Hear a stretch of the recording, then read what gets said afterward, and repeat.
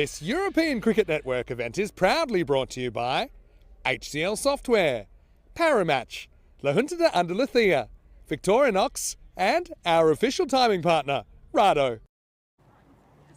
Just 2 days left in season 2024, and what a 2 days we've got of cricket ahead of you. Today, at the end of the day, we have to make the unkindest cut of all, with 5 teams becoming 4 to go into finals day tomorrow. In fact, we're starting with the defending champions England against a team who are playing for their tournament survival. I'm Mr. Maximo. This is the ECC-W Premier Division, and it starts right now.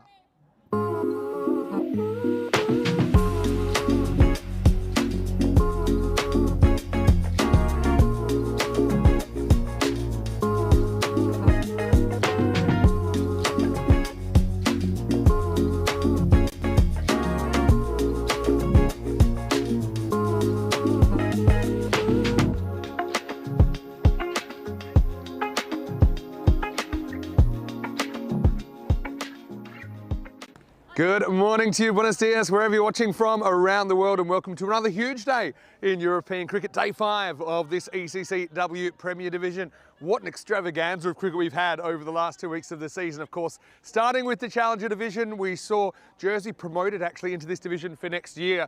But right now we're getting ready to set the table for finals day tomorrow. We have the final 4 matches of the double round robin format, starting with match number 17. And this one will see the England 11 taking on Italy. Let's see what happened at the coin toss a little while ago. We had Ian Ramage out in the middle with the 2 captains. England, you're the home team, you'll toss the coin. Italy, the away team, you'll call. Dream 11. It's been called Dream 11. It's come down European cricket, so you've won the toss. We'll have a bat. Okay, toss from England. Who will bat first? So England 11 have won the toss and they've elected to bat. No surprises there. I think we've seen a bit of a trend of teams first up, just in these conditions, wanting to bat. It's a bit difficult to field, tough to kind of grip the ball. I think also underfoot. It's obviously probably the toughest time of the day actually to bowl and field. Now England 11, just the 1 loss along the way, but they are kind of tracking nicely. They were pretty professional yesterday in their match, and I think that they are certainly very, very confident of locking up that top spot today, and of course that would mean they are straight into the final. For Italy though, they start the day 5 points behind Ireland 11, although they do have a match in hand, and so look, they need to make some results. I mean, even a point here I suppose keeps them theoretically in the race. Ireland will actually play Netherlands in the next game, and then Italy will have their final game against the Scots. So I think it's an uphill battle for the Azzurri, but still, they have beaten England 11 before. They did that last year.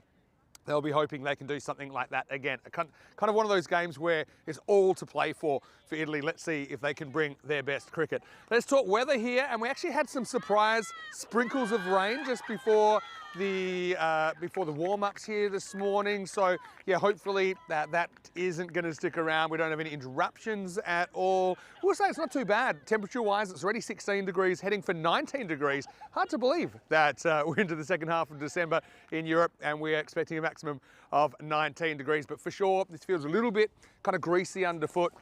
That'll cause a few problems, I think, for both the teams. First up, well, Rico Fall is in the commentary box once again. Great job yesterday, by the way, Rico, and Tina will be in. We gave her a sleep in because, of course, we had our ECN team dinner last night, so she's going to enjoy that. I'm going to enjoy this match as well with you up in the dream box really shortly. Match 17 on the way, with the English winning the toss and electing to have a hit.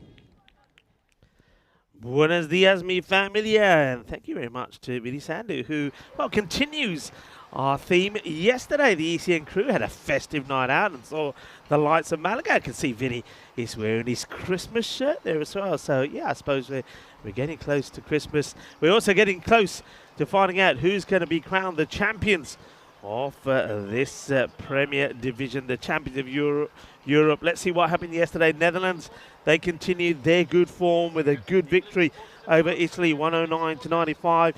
And Phoebe Mockenborg, she was in sensational form. Remember, before this match, she scored 49 the day before, scores a half-century player of the match. And then it was time to see England, and England, they proved to be too strong for Ireland. Remember, they had that setback against Scotland the day before, but they came out 123, and it was Beth Gammon, 36 not out, who shared a good partnership with Amy Gordon, 25 of 10, and McCartney bowled well, 2 for 22, but Gammon 2 for 22 as well, was the player of the match, with England winning by 18 runs. Netherlands would then come back and they would suffer a shock at the hands of Scotland, who just keep on getting better and better. Though Phoebe Mockenbaugh scored a 64 not out this time, another impressive score from her, supported by Robin Ryko, who made 30 of 18. It was Abby Akin-Drummond who stole the show with a sensational 50 of just 21 balls to give Scotland a win by 4 wickets with 4 balls to go. What a great match that was. And then to finish things off, unfortunately, the troubles for Italy would continue. Louise Little, well, there was nothing little about her performance. She started the Premier Division with a half century and she scored one yesterday. It was a big one, 78, 9 out of 34. Smashed it all over the place along with her captain, Georgina Dempsey. Then Dempsey took 3 for 6 to leave Italy 54 for 7, win by 77 runs, which meant Italy are in danger of being eliminated. You can see the situation that they're in. They've got 2 matches to play here today, playing the first against England, so it won't be easy.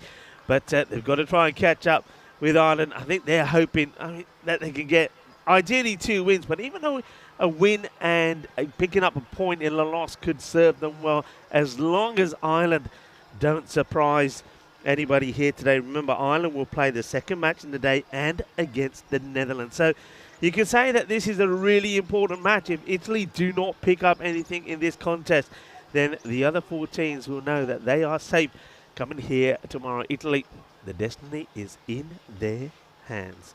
Muy buenos días, mi familia. I know a lot of people in the chat already. Hello and very good morning to the ECN Supporters Club. Nice to have you here from Australia. John Heeson in the chat, a little in there as well as Ghulam Mustafa saying good morning to everybody. And Roddy Spargan, good morning to you. Namaste, salam alaikum, sasri akala, aibawan, vanakam. And yeah, indeed, welcome to Steve McVeigh as well, who was at the ground yesterday. I don't know if I can see his signature hat. I don't see it at the moment, so maybe he's on his way here. But I think we're going to have a cracking day. I think he just gave you a bit of an update on the weather. There was some dark clouds when we left the Sunset Beach Club Hotel, and those clouds have followed us all the way to the Cardamom Oval. And we had a little shower before the start of this match, but I can see that the skies above us started to clear. The darker clouds are making way for clearer, brighter clouds that are coming our way. A quick look at the lineup. We'll see there that it is Rachel King that will take the gloves behind the stumps.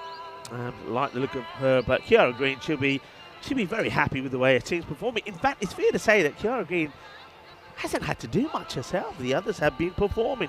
England, big favourites here, but Italy are used to seeing that, being the underdogs, 91% to 9 this time. I think yesterday most of their matches they were sort of 90 to 10.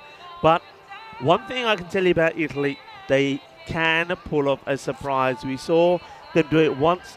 That was against Ireland when they got that run chase of 86 and did it in record time.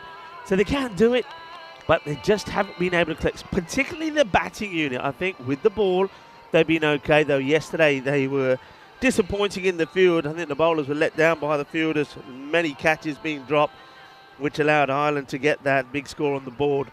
So let's see if there's going to be any changes from today. One I can see straight away, it looks like Pasindi is going to be opening up. So they're not going to go with the normal spin to start. So Mamalage is not going to be opening the bowling. That is a bit of a surprise. What's not a surprise is a dashing young man looking very festive joins me in the commentary boxes, Vinny Sandhu. Compliments of the season, Rico, and to all of our viewers. Yeah, had a lovely day off yesterday and enjoyed and you and Tina together. I thought it was a very gripping day's play, wasn't it? And look, England 11, and they've got one job and one job only, really. Just lock up top spot. And most paths you'd imagine would lead to them doing that today, but you never know.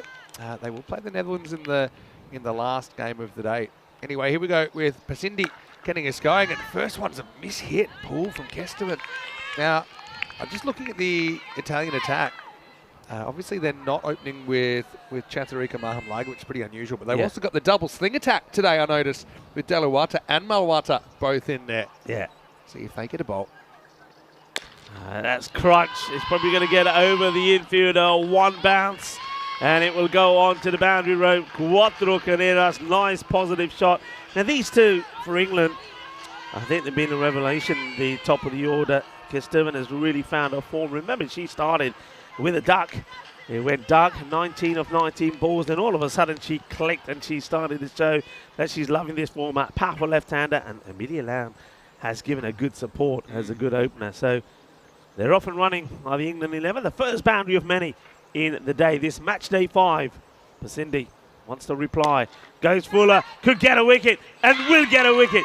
Barton holds on to the catch, and Tilly Kesteven wants to go for the same shot again, but it's that Fuller delivery, doesn't get the full swing on it, doesn't get the right timing, and Amelia Barton, the captain of Italy, is there to take the catch. Italy have taken a scalp early. Big moment early. Also, remember, it's England's only left-hander, Kesteven, who's had a really, really good week. That's why they kept mid-on, mid-off up. The instructions were pitch it up, you know, let the batter try and take them on. If there's a mishit, and I actually think the first one was slightly mishit as well, but it had enough to get over Bartram that time. The skipper stepping up to the plate and holding on to the catch. So it's basically a 4 and out for Tilly Kesteven. She's the first wicket of day 5. It's 4 for 1. Yeah, well done to Italy. And that'll just the fact that they hold on to that catch is so important. Yeah. Because if they didn't, I think the feeling in the camp would have been, oh no, here we go again. They've had a bit of case of the dropsies. And the dropsies was very real. Here's Rachel King, who will have the gloves in this game for the England 11. They've got a few options there. Maddie Ward and Libby Thomas both in the side as well. That one kind of jumps. Actually might have got her on the fingers. It's a good delivery. A little bit of masala out there in the middle. As this one short of a length, and it bites. And well, maybe bites a little pinky on the way. Look at that one, yeah. Oh, end of that. Can be nasty, that one. That's right on the end of the right thumb. That's obviously when you're a right-hander, you've got a bit of extra padding there, but when it hits right at the end of the thumb, it can be pretty nasty. But yeah, credit to King. She just kind of shakes it off. Down the leg side, gets worked away, but Italy, to their credit, they've leaked a lot of runs in that deep 45 area, so they do have a fielder there. There's Mahamalage who's there. I wonder if you will bowl the second, or they go with one of the slingers. If I'm completely honest, I think part of it might have been the fact that the left-hander was opening up, and Italy know that, so they didn't like that match-up. But obviously with Pasindi getting rid of Kesteven, maybe we'll see Chatharika bowling. Oh, this could be another, and it will be. It's brilliantly held. Oh, what a catch there. A superb Bizaway landing there as well from Mathanara Ratnanaika. Holds on to a brilliant catch. I didn't think she was going to get there, to be honest, but she does. And Amelia Lamb will go first ball. She'll go for a golden duck. And England, they're 5 for 2. I don't know if there's something in this pitch this morning. It's a bird, it's a plane, it's a Mathanara flying in from outside the screen. And she identified that really quickly. Timed her jump perfectly. And that will be a golden duck for Amelia Lamb. So just what the doctor ordered. How about Pasindi being asked to bowl his first over?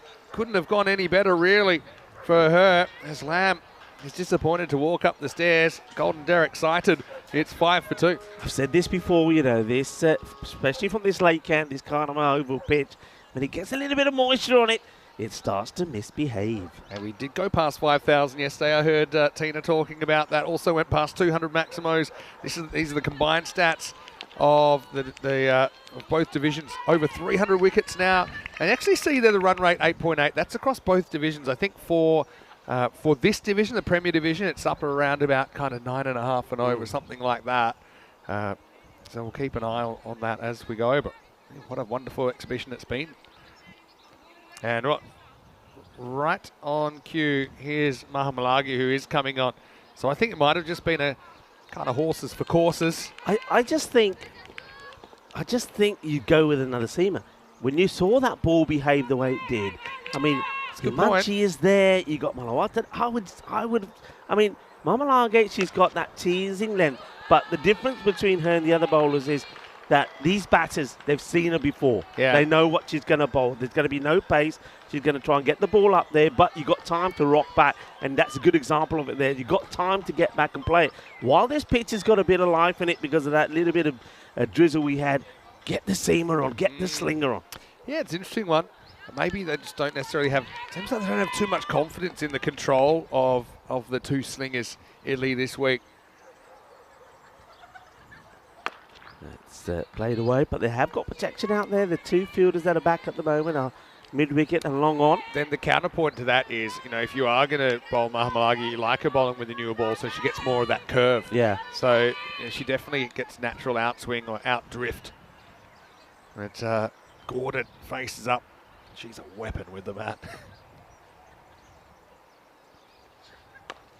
It's in the air and just out of the reach of the fielders. A wonderful effort there, but just couldn't hold on to it. I think that might have been Malawata. Yeah, it is. Suddenly Malawata, first player ever to take a forfeit in ECC-W cricket. Wow, this would have been the thing of dreams. I don't know if she gets a finger on it. She did well if she did, but man, mistimed shot. Chatarika really gives you enough rope to hang yourself, so to speak. Gordon, good running from her. Gets back for two. Has another go. It's too short, and it gets plummeted over the inner ring on the offside, and it, well, clatters into the boundary fence. That's going to be 4 runs. Amy Gordon, remember, she's shown us what she can do when she scored that sparkling 70 the other day. I've got to say, I don't like this field. We've got two outfielders on the leg side, and Chatu never bowls leg side. You know, that was just that one almost went through the fence. I think you've got to have someone out there. And it's another chance, and this time it will be taken. And it is Malawata who got so close to taking a one-hand dream catch earlier. But she holds on to this one, and Amy Gordon, after smashing the ball into the boundary fence, has sliced this, and Malawata has taken the catch. Well, how about this? They say things happen in threes, and this time Gordon, she'll be wondering, you know, how this happened. Basically, it's kind of outside half the bat, kind of hanging, outside edge, and Malawata didn't really have to move. So, yeah, the big difference today, Italy holding their catch. It's amazing what a different game it is when you take those opportunities. And disappointment for Gordon after almost breaking our fence. She'll go for 6 in the score, 16 for 3. Yeah, of course, 76 of 31 was against Scotland at the start of day 3, but not this time. They get a dangerous batter out early, so third wicket goes down. Chatu does it again. Tosses is up. That's good area. That's where she's dangerous. That little teasing. Then they're taking on the 2. It could be gone here. Could be and will be, I think. I think this is going to be out. England, when it was chaliye, na. And in the end, I think they're going to barbecue each other. She's that is not off. good running. Oh, no, that was a total cook-up in the first degree. She's already walking. I think she knows she's gone. Oh, well, we'll check it out in the replay thanks to 2 circles. But I think there's no doubt that she's gone. There you go. Just caught short. So that'll be 1 and done. It's King who'll be the player run out. And, yeah, just have a look here. It's yes, no, maybe. She actually looks at Beth, and Beth basically gives her the impression she's coming for the seconds. I actually think King does everything right there, but just gets mixed messages, so to speak, from Gammon. So she's gone for 6, and this dream start continues for Italy, 17 for 4. This is just incredible. I mean, England, who have run so well, you know what that is, though? I can tell you what that is. That's the pressure of knowing you've already lost 3 wickets. Let me show you. Look at number 10, King. She knows it's not her call, so she looks and she says, all right, you're running cool. And then basically there's like hesitation from Gammon, and that's what causes King. Normally you should do what your other, what your batting partner's doing if it's not your call. But the problem was what Gammon was doing. She was hesitating, she was stopping, and then King was forced to do the same. Eventually ran for safety but couldn't make it. And Malawata once again stepping up with a run out. 17 for 4 after 2. Gammon will face up. The first one's pulled away. Only a single. Now, you got to start saying, look, hey, if we can grab another couple of wickets here, we could really have the English even further on the back foot. They can't believe it. They cannot believe it. Thinking, what's going on here? What's this all about? Is that real? Oh, it's real, all right. Compliments of the season, but old lumps of coal in the stocking so far for the English fans. England, though, look, hang on. They still got plenty of batting. We know that, and anybody can come out there and turn it on. We know. True. We saw Maddie Ward briefly come out yesterday and showed that she certainly has got the power to hit the ball big. I know that Tina was talking about Maddie and the contract, of course, that she just recently signed. And she's not just a keeper. She's more than just a keeper. We know that. And, of course, she's still got Gammon out there. So Italy, though, it's a great start. They've got to stick with it. Crazy power play. It's well hit, and that's going to find the boundary. That is going to be 4 runs. Quattro carreras, a little bit too short for Cindy.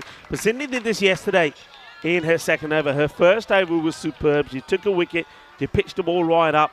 But her second over, she just started to drag the ball down. She's got to go fuller, and she's got to go outside the off stump. But I do agree with you that if you want the bowler to bowl that line, give them some protection on the offside. And that's a better delivery. Yeah, got the 4-5 field very early for that. Because we know the English team, they play very well on the offside, so they'll appreciate the gaps. Having said that, we've seen a couple of miss-hits in that area. We saw Mawata take a catch at 45. Maddie Ward, such a good player. She won't be bothered by the scoreboard. She'll go out, she'll play her game. Lorraine Hartley asking what did the Italians have at breakfast. I can tell you what they had.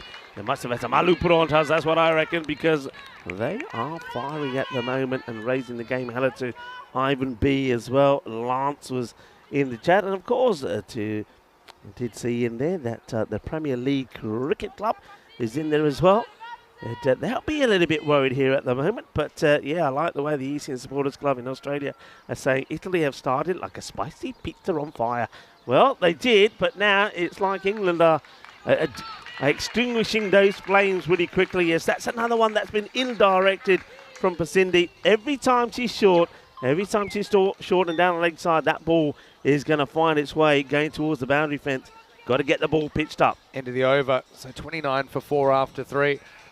And look, I suppose you look at the run rate, it's not too bad, despite the loss of those 4 wickets. So if they can keep going at that, make 100, that's going to be pretty testing, I think, for an Italian batting lineup that's kind of low on confidence. And obviously, they've been a bit short of runs at the top from Rathnayaka. She'd love to make a score here, and we've seen her do it, at a good level of cricket. Obviously, in the Melton Shield against the British and Irish Roses, she had an outstanding tournament. But with Italy, you basically need 2 wins today. And you're in now a position, you're in a winning position, even though it's early. You're in a position where you've got your opponent on the back foot. If they let it go from here, I think it'll be very tough for them to qualify. Chaturika comes back, and now the field's back. So only a single. But I mean, they're doing their job with the ball at the moment. Let's say they can keep England to double digits. Bats have got to fight for this area. Otherwise, I think this will be their last day in the ECC-W. Yeah, I think they know that, as Julian Dawson also joins in the chat. Good morning to you, sir. This year, by the way, not ever. It's up in the air, it's catchable maybe, but don't attack this. And that's Alexia out there. I could probably understand that. Alexia had a couple of chances yesterday that she put down, so she's a little bit low in confidence, but that's the one you've got to go for. Yeah, maybe, especially with 4 wickets down and 5th. Like really, wickets are worth so much at the moment. It's well bowled. That's the areas here. Pasindi could get her line the same way, the same sort of control that Muhammad Agha does. She'd be such a dangerous bowler. I know she hasn't played a lot of cricket. I know Prabhath was talking to me saying that obviously she's just come back from a pretty lengthy holiday. She's not 100% fit, but she's part of the team and they wanted to grow as part of the team. So, but still, she's bowled well, but just lets herself down with the leg side. Malage though, look, she keeps it in the right areas. Good shot played, but there's a sweeper out there who will get down and will get dirty, but can't stop the boundary. That's Emma Moore. It's a very good shot. What that does show is even though this outfield is a little bit damp and dewy in the morning, that ball has raced across the surface. Also great effort from Moore out there. It's a good shot. He uses the kind of depth of the crease there to spring back into action. Moore gave it everything she had. Look at the desperation there, but unfortunately for the Italian fans, she wasn't able to keep it in the field of play. Yeah, super effort. Unfortunate. And, that one should be stopped. Alexia will do the fielding. Hey, I'm loving these little jumpers that Italy have got to go over their team shirts. They look good. They look dashing, don't they? Those Peacock Fridays come early in the fan zone over there. Everyone's getting pretty festive. Good morning. Yeah. He's confident. Last ball for Chatu. Tries to give herself a little bit of room here, Maddie Ward, but it's nice that Malage doesn't get put up by it. It's a good spell from her. I mean, she always continues, and I think she has all the way through, actually, in this championship. She's bowled well, she's contained. She'll be happy with her efforts, and I think the team will as well. Now, this is going to be interesting. So, both the openers being bowled out now. Who do they go to here now? They're going to Alenia Sims. So now you got the, I suppose you got the slow sisters, you got the spin sisters here, the literal sisters, perhaps to bowl. And they've got this, Italy like this field. They've got the 4 back on the leg side on the boundary, and then the long off. So there you basically you've got only outfielders from basically long off to square leg.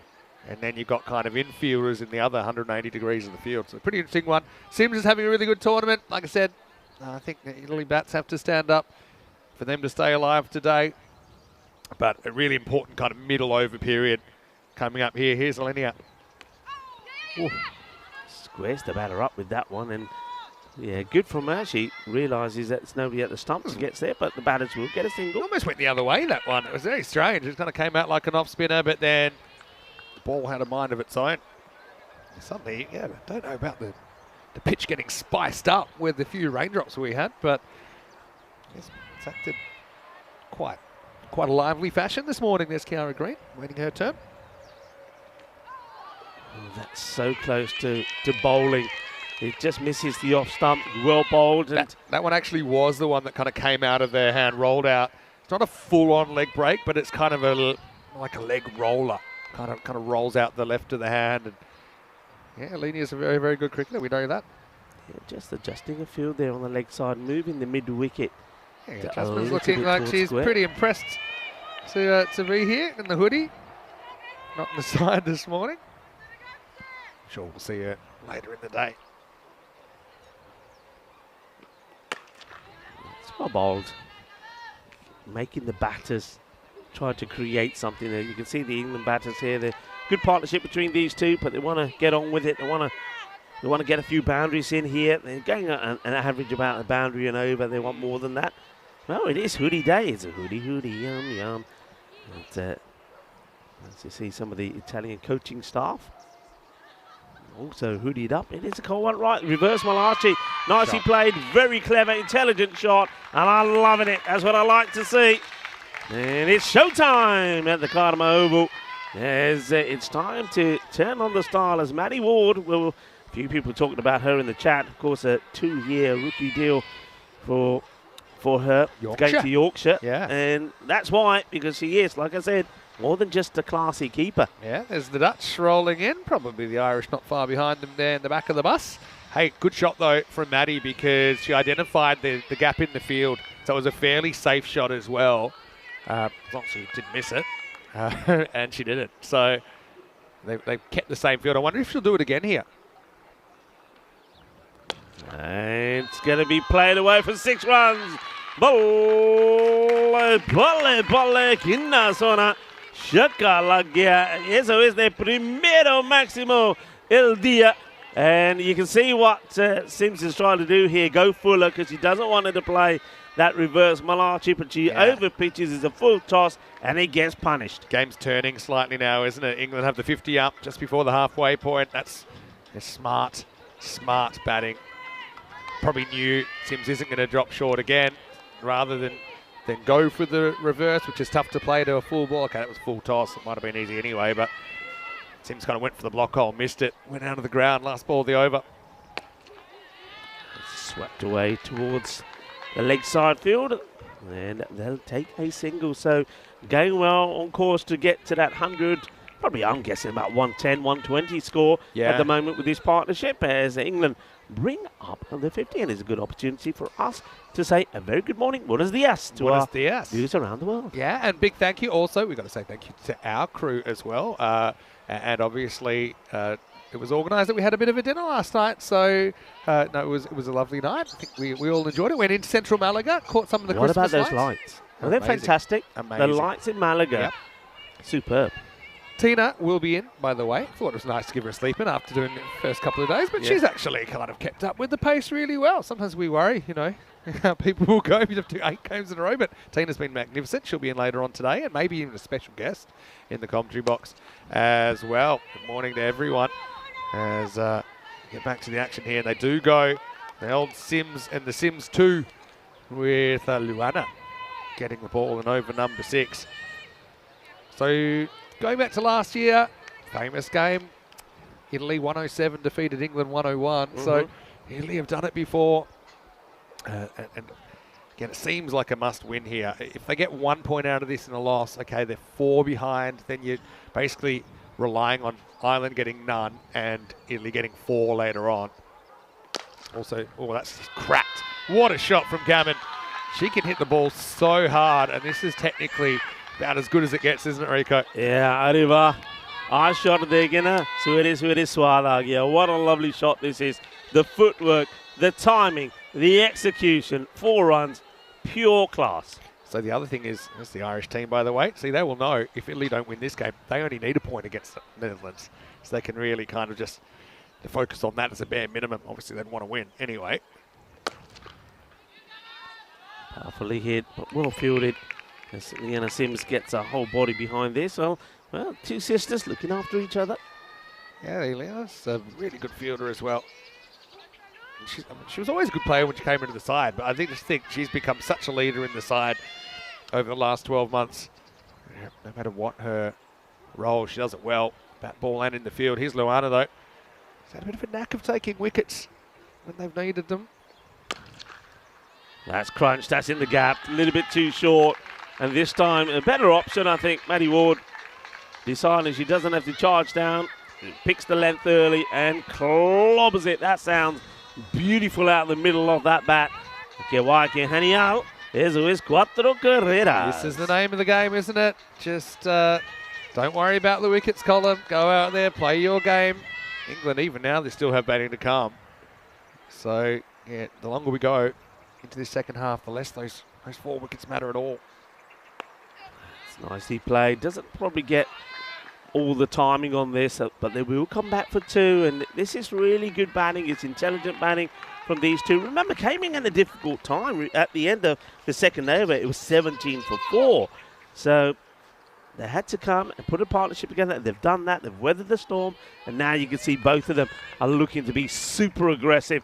They know there's plenty of batting to come. Buenos dias to Daniela, who joins us and says, buenos dias, beautiful people. Isn't that nice? Well, this is pretty nice as well. Lovely, jubbly, ball. Ginna zona, shaka lagya, eso golpe.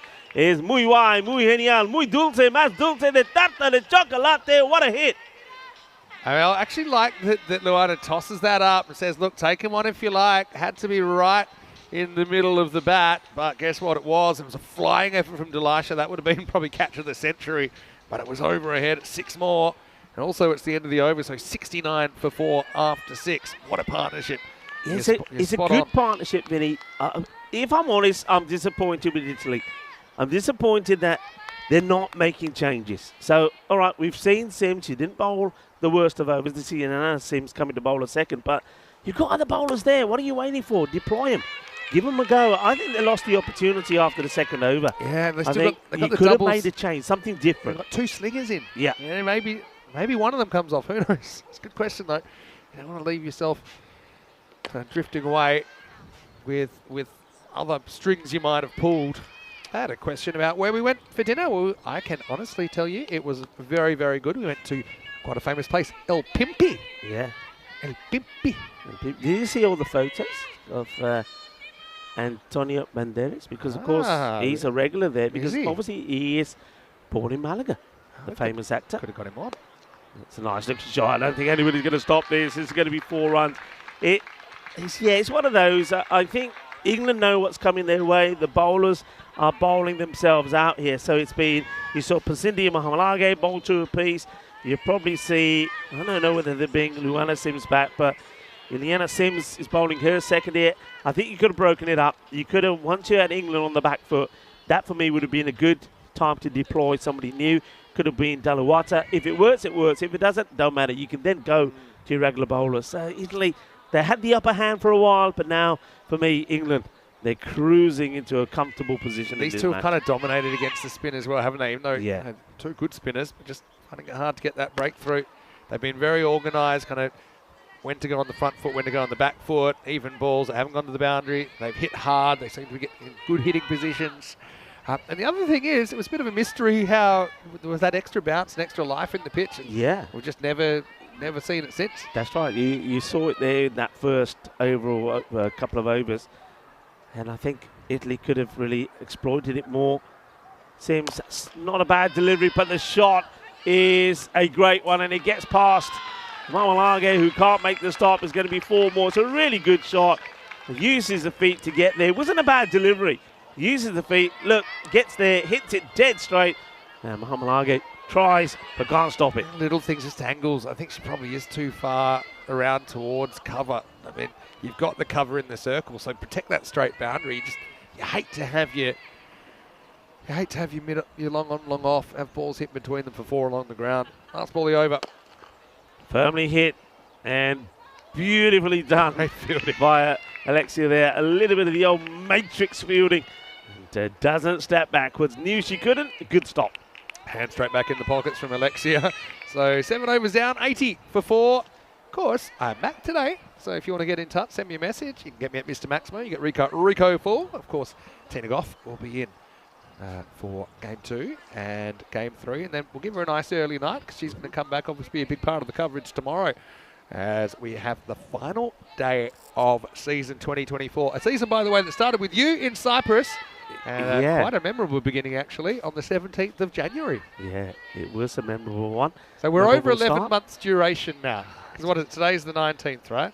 Yeah, and I noticed that I know we will talk a little bit about our upcoming season. Yeah. But it keeps changing. It keeps coming forward. Yeah, well. little by little. By either the end of the day or by tomorrow, hopefully we can give you the draft schedule for season 2025. So stay tuned. In the next 24 hours, I will tell you everyone where we're at. Okay. Just need to get clearance from the old powers that be. Now, this is interesting. Well, it was almost like change. Delisha Nanyakara was given the ball, and then there was a bit of discussion between her and the captain, and they decided, you know what? No, we're going to go with Emma Moore. So basically, they're like, all right, let's try something else. But again, they don't go to one of the 2 slingers. They've gone for Emma Moore. Again, Emma's a good bowler, but you've only got 3 overs to bowl.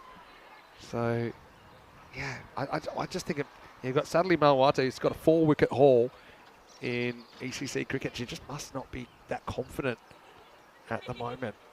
So now we're going to get a big change in the field. So we're going to go from 4 on the offside to 6 on the offside. Oh, and now Moore's basically, she cannot bowl 2 straight at all. All right, here we go. Over number 8. Well, that's fine. If you bowl every ball on the off stump, it's a good then the field works. Plan if you can execute it. But I also think that, Moore, she's not slow, but she's not like the fastest either. So I think you might see England jumping across it and trying to slam it leg side where there's only 3 fielders. You're absolutely right. That little scoop shot is definitely on here. Played out into the mid-wicket area. We saw Italy deploy this field yesterday, and it kind of worked for a while, but then it had to be changed pretty quickly because the batters started to jump across and start playing on the leg side. So far, so good, though. The other thing is, making him play a harder shot. If you're making him fetch it from outside off. The other thing is, you could still, if it's outside off, there's still gaps between the fielders, even though 6 of them, whatever it is. Yeah, that's the problem. I mean, you stray slightly down the leg side, any bat or even pad, and it's going to go to the boundary. Yeah, so England 11 on for 116. Oh, the dulcet sounds of Corey Ruckers in the effects. I was going to say, where did he turn up from? No, of course, it's been a great year. Expect to hear Corey pretty early in the new year.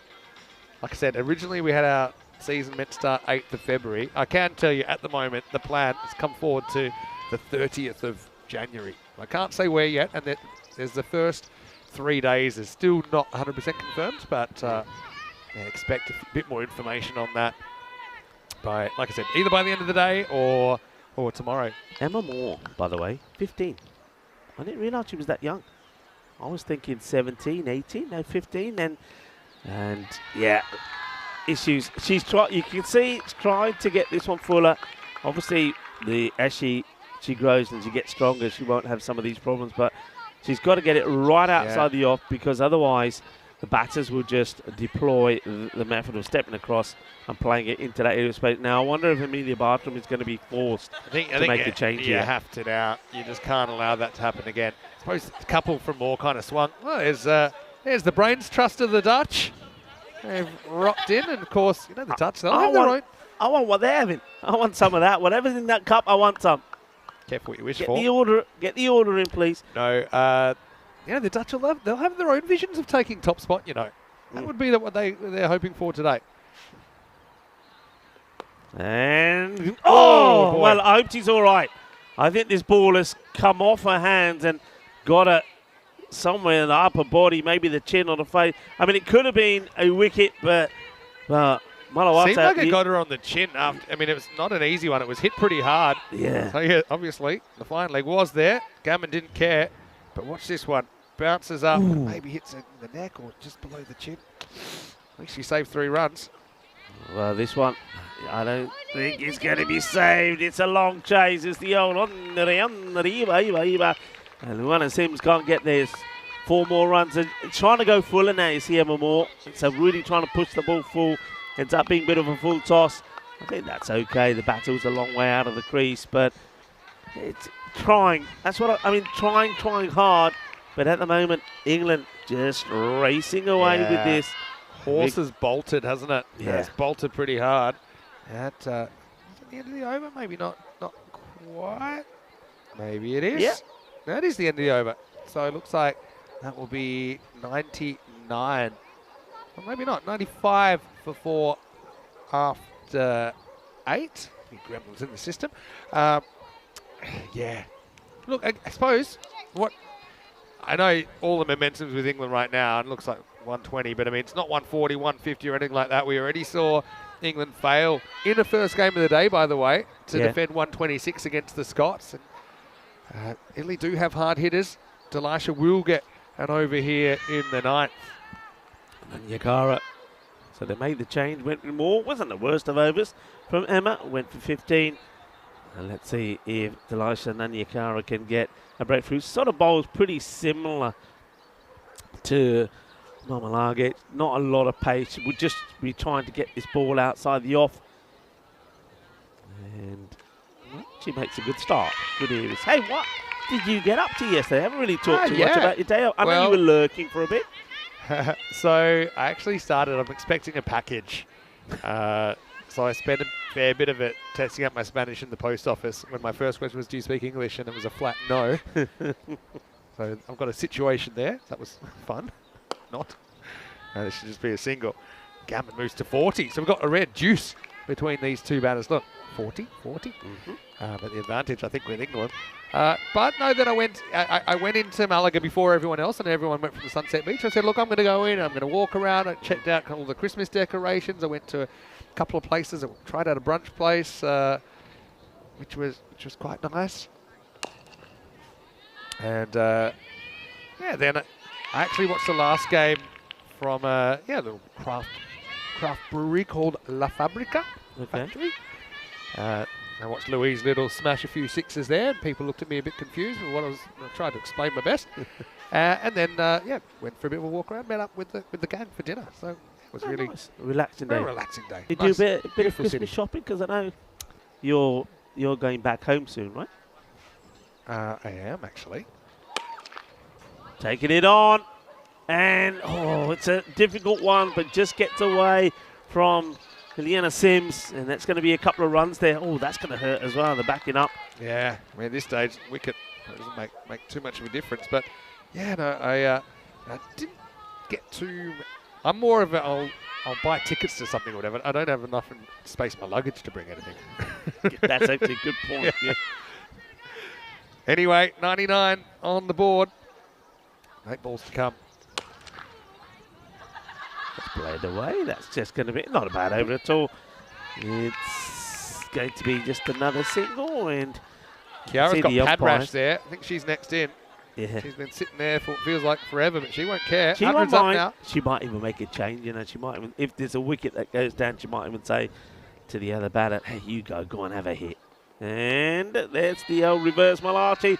It's going to be a teaser, but I think it's going to get there. It will. It bobbles over the boundary rope. And that is the end of the over. 13 will come from it. And these two batters have, what a great partnership it's been. Came together. And they certainly have been stronger together, which is our motto, of course, on the European Cricket Network. It's the old teaser, but it does get there. It's a nice shot, good shot selection. And you can see here that these English girls, they know how to play all of the shots. Race to the 50, and Moore's going to get the last over. Again, I wonder if it's just worth throwing the ball to someone that hasn't bowled yet. I mentioned, Mel Watts is in the side, Taylor Watts is in the side. For me, it's pretty crazy. I mean, Emma Moore will get another. I don't mind that at all. In fact, I want everybody to be thinking wicket. Got nothing against the English, but she's never taken a wicket on the network. Ooh. And young girl, it will do the world of good. Now, is this one? She's actually hit that, almost brought it back onto the stumps. It's a weird one. Come on, Emma. Moore's lucky that she gets away with that. Power of the chat. We want to put it to use here. Emma Moore, 15 years of age. You say that, but they're probably English fans and watching this race to 50. The English one. It'll be one or both or none. English won't mind. That's a good-looking shot. There is a sweeper out there who makes no mistakes. That's nicely done. That's Elisha makes the stop and just underarms it back. What is Christmas like in the Mini Sandu household then? Do you go big at Christmas time? Or? Well, traditionally with my family in Australia, it's swimming. You know, it's presents, normally a lot of beach towels and stuff. Yeah. So I had my first cold Christmas last year. That was a bit strange. Was that back in Czechia? Then I also got told to dress nicer. All right, here we go. Power of the chat. Oh, great effort. Super effort. I love the way that Emma Moore just goes over, picks the ball up, walks back to her mark. I mean, it was close, wasn't it? I've already seen one kind of crazy Supergirl catch earlier from Methnara. That, I think, does she reach it? Oh, kind of does, just can't get their hands together. That would have been super. Look at Emma. She just takes the ball and says, unlucky. All right, I've got the ball back. Still, so far so good last over. Looked like there was 120 plus, maybe 110 coming. Oh, that's a big hit. Or more. That's a big hit. That's a biggie. It's another banger here at the Cardamom Oval. And I think that brings up a 50. She does it in style, does it with 6. So Beth Gammon, 50 off 27 deliveries. And she does it with that. Another classy shot. And I think you probably learn, and Emma will learn, anything with length at the moment is just opening up so many more options for Beth Gammon. 50 off 27. What a rebuild this has been from the English, who was 17 for 4 after 2 overs. You see, if that's a Yorker, it's very hard to play that kind of shot. I think she feels confident she's going to get some length to be able to pick that up. She might even do it again here. She will try and go full out. We saw Emma Moore trying to do that in the last over, but that ended up being a bit of a Grinch. Well, they've got a lot happier, haven't they? Last time we saw funny story about that yesterday as well. Better. Oh, where's that gone? Nowhere. Well, there's a few giggles out here. Not really. I think it's the attempted shot, but I wonder where she goes down here for the shot. Yeah. Does she end up out the... It's the old dirty dancing moves here. That's sensational. I want to see that again after this ball. Like a wishbone. Anyway, here we go. Last ball coming up. And it will be 4 runs. It's played that really well as Gammon. She knows that the bowlers tends to be a little bit short. Hasn't really got the pace, Emma Moore, the young bowler. And it's going to be more runs. That's what it's going to be. And a 116 for 4. But you said this, and I'll sort of back you up on it. They haven't batted Italy out of this game. Yeah, no, they haven't, but they've almost done that. So Italy, points minimum. Really, you'd love to pull off a chase. They can maybe find some inspiration with the Scottish, who chased down 10 less than this in that famous match earlier in the week. So, yeah, Italy, they have made their bed. They're going to have to line it. They're going to have to take on some good bowlers here as well. Yeah. There's Steve McVeigh in his famous England hat. You can see got the Welsh flag. That's out as well. Wow. They are the English and Welsh 11, if you want to be super technical. The Azzurri, though, they have some work to do. 117 will be the target for them to pull off the win and improve their chances of surviving to tomorrow. England winning the toss, elected to bat here in match 17. But let's just say things were off the rails early for the English, despite Kesterman hitting a 4. It was 1, 2, 3, 4. 4 wickets in the first 2 overs. Yeah, and Italy, they started doing what they couldn't do yesterday, and that was holding on to the catches. And what a difference it made. We saw one for Bartram. That was a spectacular one for Matanara, who came from nowhere to take that one. So a good start. That was Lamb gone, Kesterman gone, and wickets more would come as we saw Malawata comes into the side, holds onto a catch. Nicely done. That was the end of the hard-hitting Amy Gordon. And something had to give, and the pressure took its toll when there was this mix-up, and then we had to say bye-bye to Rachel King as well. Smiles at that time on the faces of the Italians, but then came the fight back, and it was led quite beautifully by Beth Gammon, who was 54 not out, and Maddie Ward, 46 not out. The two putting 99 partnership together. In Italy, they tried hard, they battled hard, and my only criticism would have to be you get some new names into the side. Himanshi Daluwata and also Sadali Malawata. They're there as bowlers. And Italy just went with what we already seen, and that's disappointing for me. I think when those wickets went early, I mean, even if you thought it might be a bit of a gamble, well, sometimes you've got to pick the right time to make a gamble.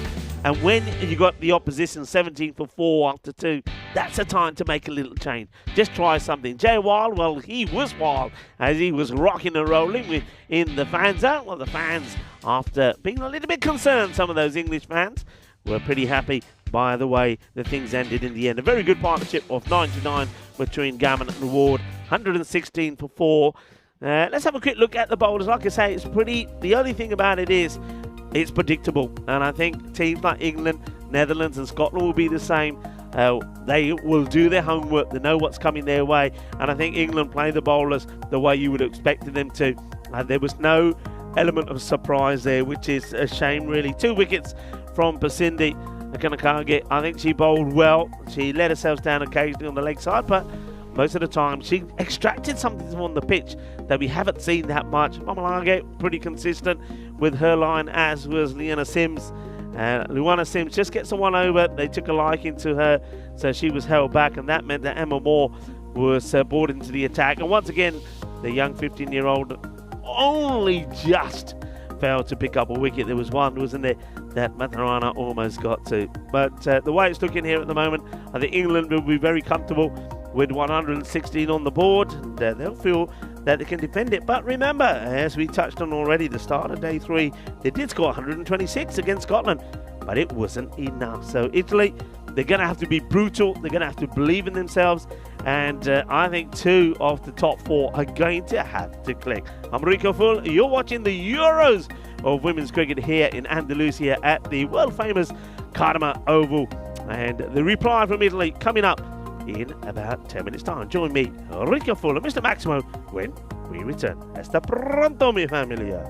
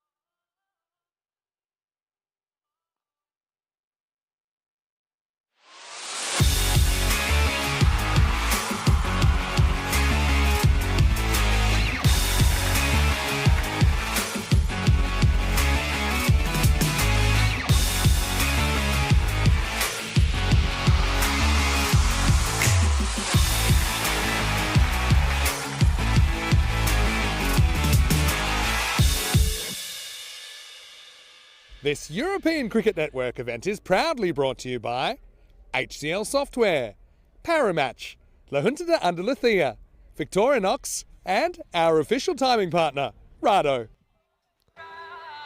Welcome back, viewers, and well, it is coming up to the Christmas holidays, and on this day, back in 1843, English author Charles Dickens published A Christmas Carol, which became one of the outstanding Christmas stories of modern literature. On this day in 1843, 81 or less becomes the bonus point equation if England want to take all 4 points, so restrict to Italy to 81 or less. Italy know that if they're to stay alive in this competition, they need to get past the 82. And ideally, they'd want to get a win, and to do that, and 2 batters for me really have to go big. We know they can. If they get in and stay in, they can cause a bit of an upset here, but will it be the case? In comes Caitlin Belcher with the first. Gets played away with soft hands. They will take the single. Partnership. That's what you've got to be thinking, partnership. I mean, even if you're sort of saying to yourself, I know you don't want to fall too far behind the rate, but even if you were to say to yourself, look, we're staying together for the power play. We're staying together for the power play. We're not giving a wicket away. Elisha takes the first ball, takes a single, hands over to Ratanaika. So they go back to these 2 opening. Millie Bartram did have a go yesterday.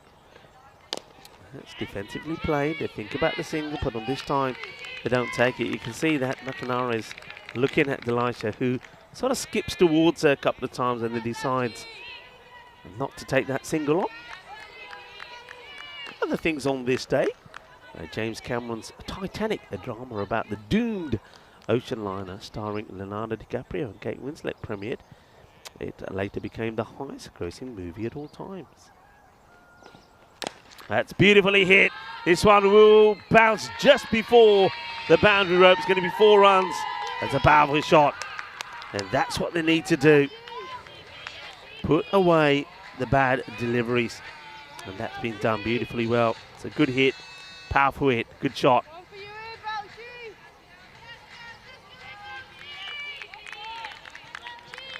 Four runs. One of many boundaries that are required. And that's up in the air, gets it just over the infield. Risky shot. We've seen Mathanara get out to that one a few times.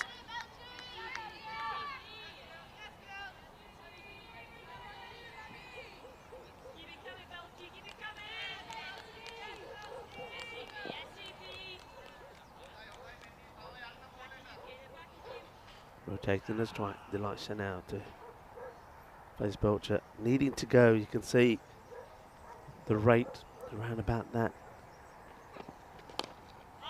Well bowled. Got to be going at 12. You see the rate going up to about 12, just over the 12. It's going to take some doing, we know that, but these 2 can catch up in a couple of overs. That's why this partnership is so important. Got to stay together. See if they can catch up.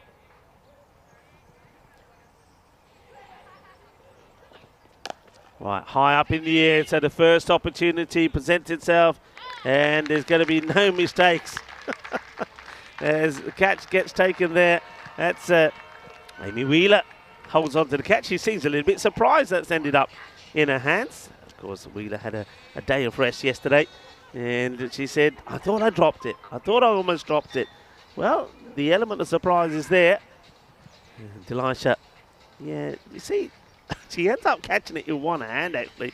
That's why she's a bit stunned. I think she gets 2 hands there, misses it completely with the left.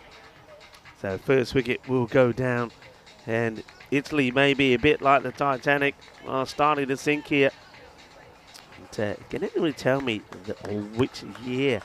So on this day, in which year did the Titanic, a drama about that doomed ocean liner, starring Leonardo DiCaprio and Kate Winslet, premiere? It later became one of the highest grossing movies of all time. The Titanic, in which year? Come on, I'll put that, an early one to the chat. 8 matches since that incredible golden ball.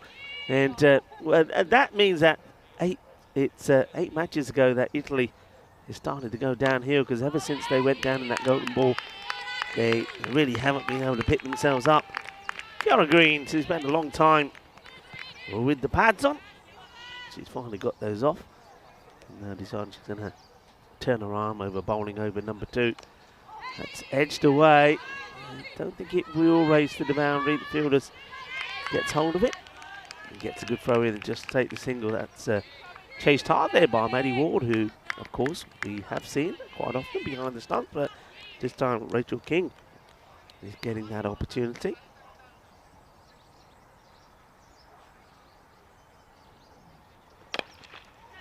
Doesn't really get this out in the middle. It just loops up. But it'll be a single now. At least that's off the mark. Leanna Sims, she put a great effort in with the bat yesterday. And scored 48 of 21 in the chase against the Netherlands. And that one is going to be taken.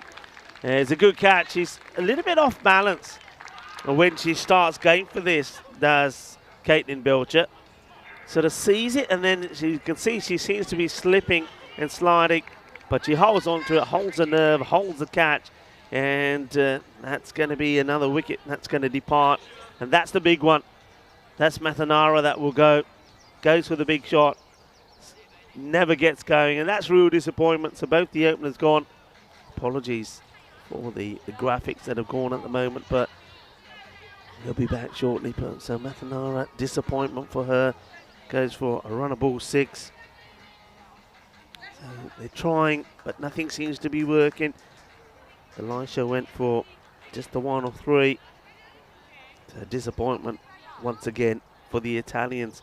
A lot of people, I think, around the globe are waiting for Mathanara to click. We know what she can do. A lot of people, of course, saw her explosive style at the Meltel Shield.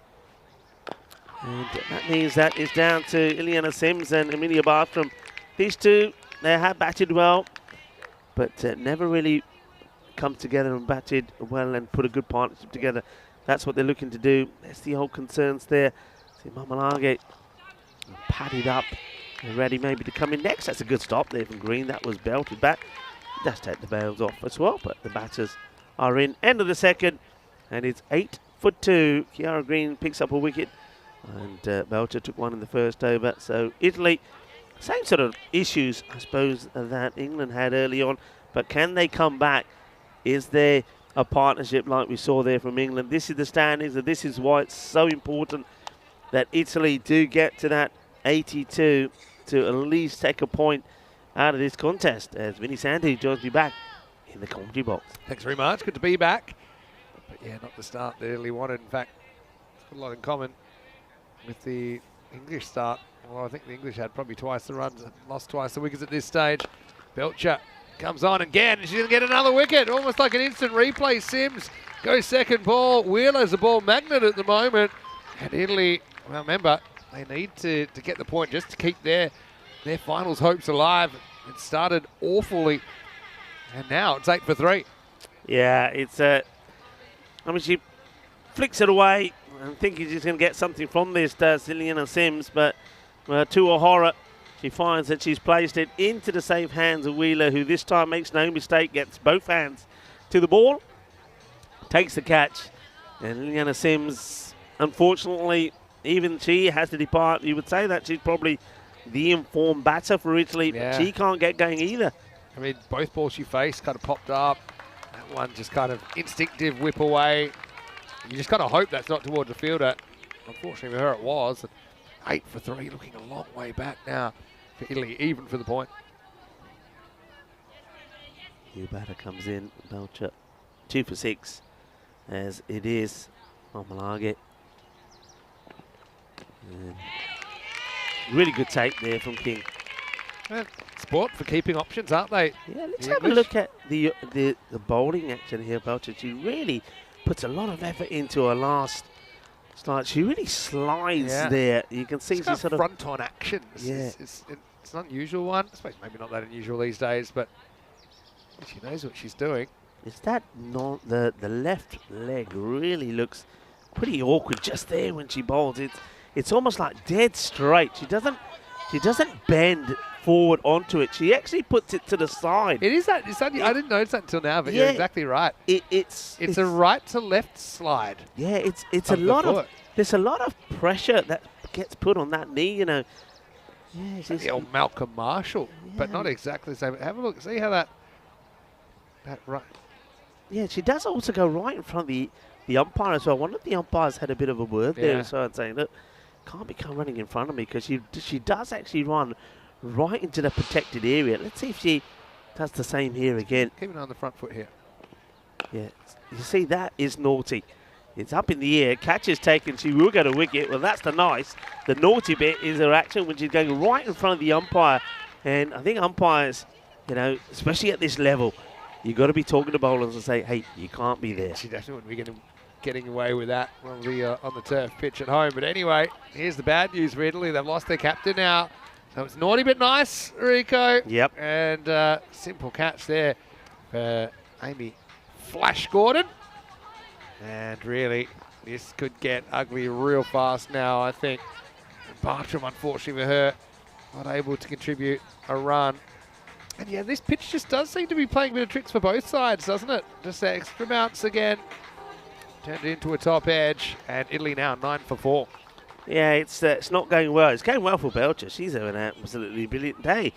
She's taken a catch and took the catch for Kiara Green, and then she's been involved in all the other wickets. Kontraprakis, the new batter. Look, it's an opportunity though, isn't it, for someone like Alexia to step up and look, maybe you can contribute something, get your team a point from here, 82, if they could somehow manage that. We saw England recover, of course, from this kind of a position to score 116. But at least it gives you a chance. That was wild, by the way. It was wild. But the thing is, okay, if the Netherlands smash Ireland and take 4 points, then you've got to do the same to Scotland. Then you're probably in. But if you don't get 82, you're not in. Yeah, and that's for sure.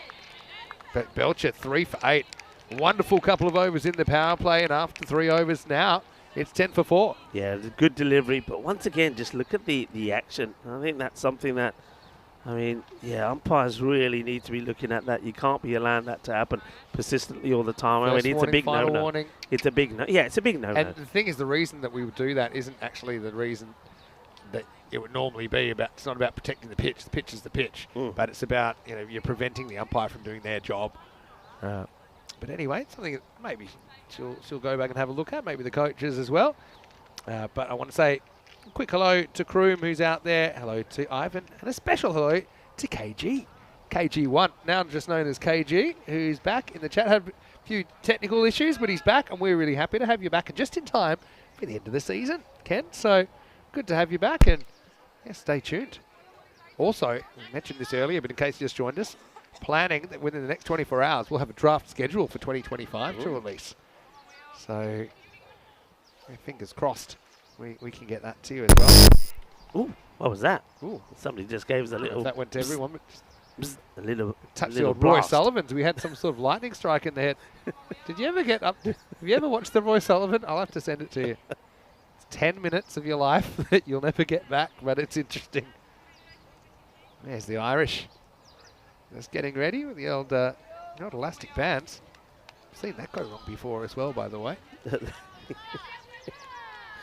Certain people I would not pair up with in my team for the elastic band one-on-one stretching. It's nicely guided away. It'll just be a single. Alexia. Now these two. And the thing is, you can see the Italian camp. They're very down at the moment. I can see them sat there behind the Italian flag. But somebody's got to just say, hey, you know, look.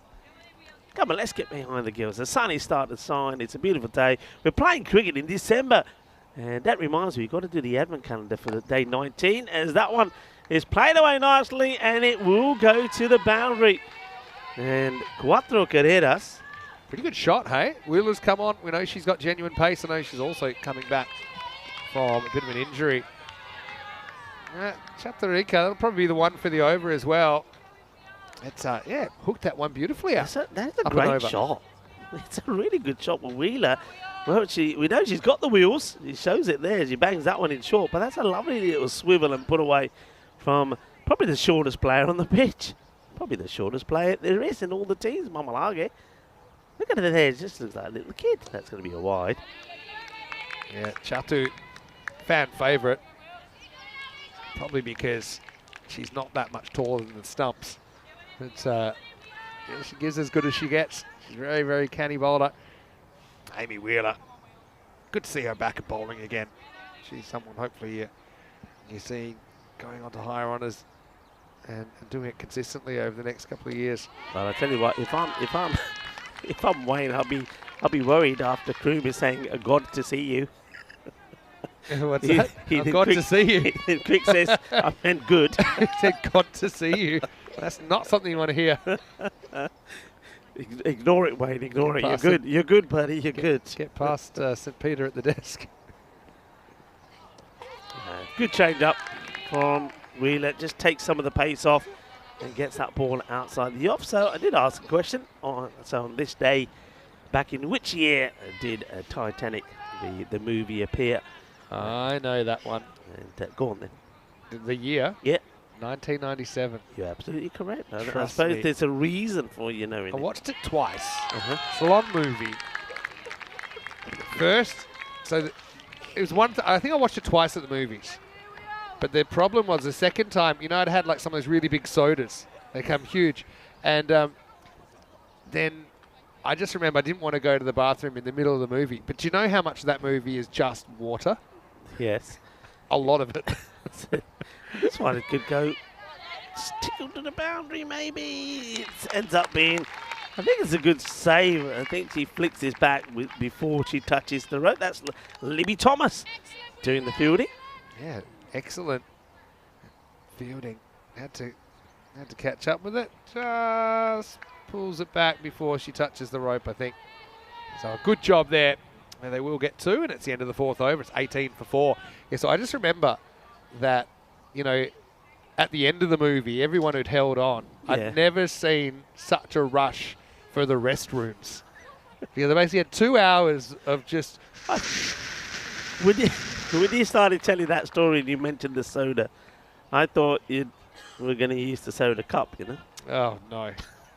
Not Bear Grylls. When you said you were desperate to go. On to Paracas. Oh, well done for holding one. It's a great movie, though. Great movie. It's a fantastic movie. Of course, we sometimes bring the old Kate Winslet reference. Sometimes we see do. catches taken in a certain pose.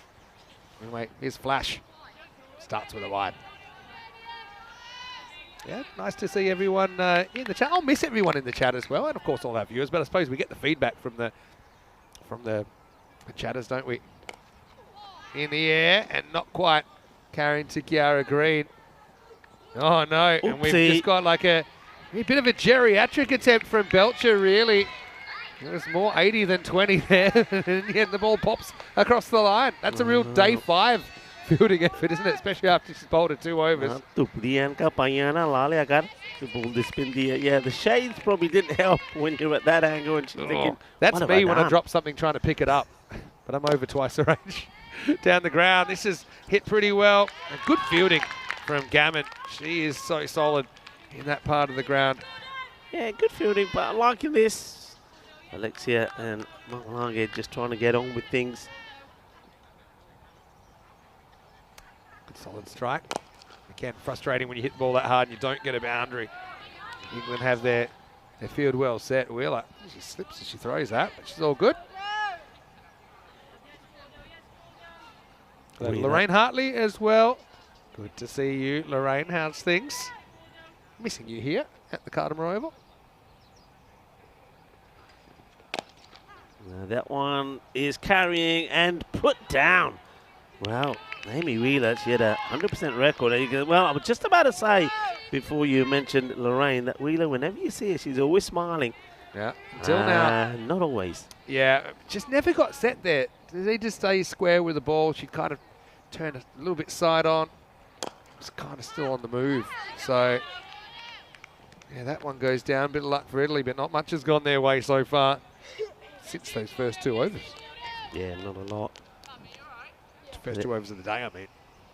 They're just going through the motions here, aren't they? I mean, you can see Amy Gordon not trying to do anything extravagant. They're just, you know, getting the ball up there and just saying, right, let's just get this match done and dusted. Well, another thing 26 4 after 5. Hey, time. Let's we've got go. to get something done and dusted as well. Day 19. Day 19. All right, it's on my side. Yeah. So, yesterday we had a nice Santa one. yeah, I saw the Santa one. That was good. Oh, I like this one. Well, what goes well with Santa?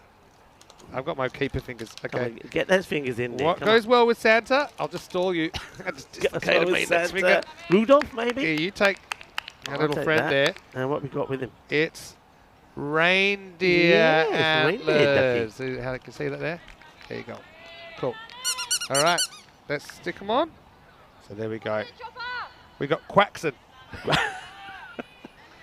Here, Quaxon. Nice. Do they make that sound? What is that noise? What is that? It's Quaxon. Paint his nose red. I'm not very good with my hands. I've noticed that. It's cute. There you go. It's cute. Like Quaxon. him. Well, so we'll find I actually got an idea who might get Quaxon. Oh, have you now? Yeah. In the air. Well, chance and well taken. Such a good fielder out there. We see her make a superb save earlier on, right in front of us. This time takes hold of the catch, no problems whatsoever, and safe as houses, you could say, from Beth Gammon. She's having a good day and holds on to the catch, and Amelia Lamb picks up a wicket straight away. Yeah, and Alexia, again, you admire the effort, but she's not able to get it over the boundary. And Gammon, you can bet that she's going to take whatever comes her way. So, 5th wicket down. Still, Alexia, we'll see you later in the day, hopefully, against Scotland. Good young player, good pickup for Italy. Right now, she has to go for 8, and Italy, 26 for 5. Sure, she's got everyone in Stellenbosch here in South Africa cheering her on. Just east of Cape Town. You ever been to South Africa? No, I haven't. I haven't really been sort of anywhere that far to the Far East. Lovely. Australia, you know, we've talked about that a bit. Lovely part of the world. Is more getting about. King behind the stumps has done a good job so far. Yep. So we've got Libby Thomas available, obviously Maddie Ward available.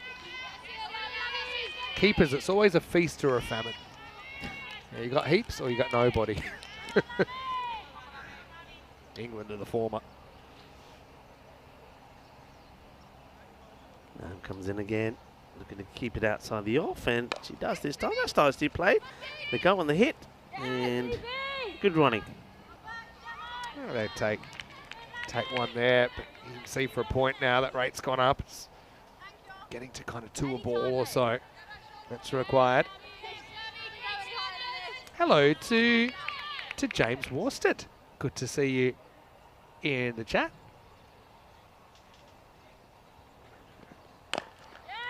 He's saying he loves listening to these. Sometimes when he's driving, so he's grateful when we describe the action, as obviously we put the phone screen down. It's not by accident. We know a lot of people will do this, and they're not always driving. Often they'll be at work. That's true. And we may be on the kind of back screen, if you know what I'm saying. They might be lurking while working, and so it kind of tells you when you want to pull it to the front, basically. But James, yeah, good to have you with us. Good bounce, good carry through this time from Amelia Lamb. And Mamalage, she's a very wristy player, isn't she? She's always trying to get a wrist involved there, just trying to cut that one away, trying to get in the gap between 3rd and point. There's a sweeper out on the offside, long off his back, long on, mid-wicket and square leg, so a very straightforward classic field, if you like. Well, there's the wrist involved, and this time she will get it in that gap, and it's going to be 4 runs. Well. Belcher trying to catch up with it, but takes a bit of the rope with her. One thing's for sure, Belcher was never going to go the Zimmer frame style pickup the second time around, so she does the right thing. But this time the ball just beats her to the rope. Down she goes. That's what she probably should have done the first time. Runs out of real estate, 4 runs. Yeah, nicely played though, just using that pace from Amelia Lamb, that Mamalage. She probably knows it's going to be in that area again. And yeah, she does get those wrists involved and finds the gap we were just talking about. So in between the 3rd and point and 4 runs. Good job. This is James Worston I'm thinking of. He's actually from France. Oh no, he's a big Irish fan. So hopefully well, James. Of course, we'll get to see the Irish next game. He played down the ground, and Phil G in the house as well. Hello, Phil. Tell you who's loving this is the Irish, because they know that if Italy don't get a point, they're through, and they just got to get basically a practice hit out against the Netherlands. But the Netherlands, well, they still have their eyes on top spot, so they won't be taking it easy. End of the 6 over, 33 for 5. Hello to Phil G. Hopefully you will. And, he's been watching from Prague. Daniela watching from Romania as well.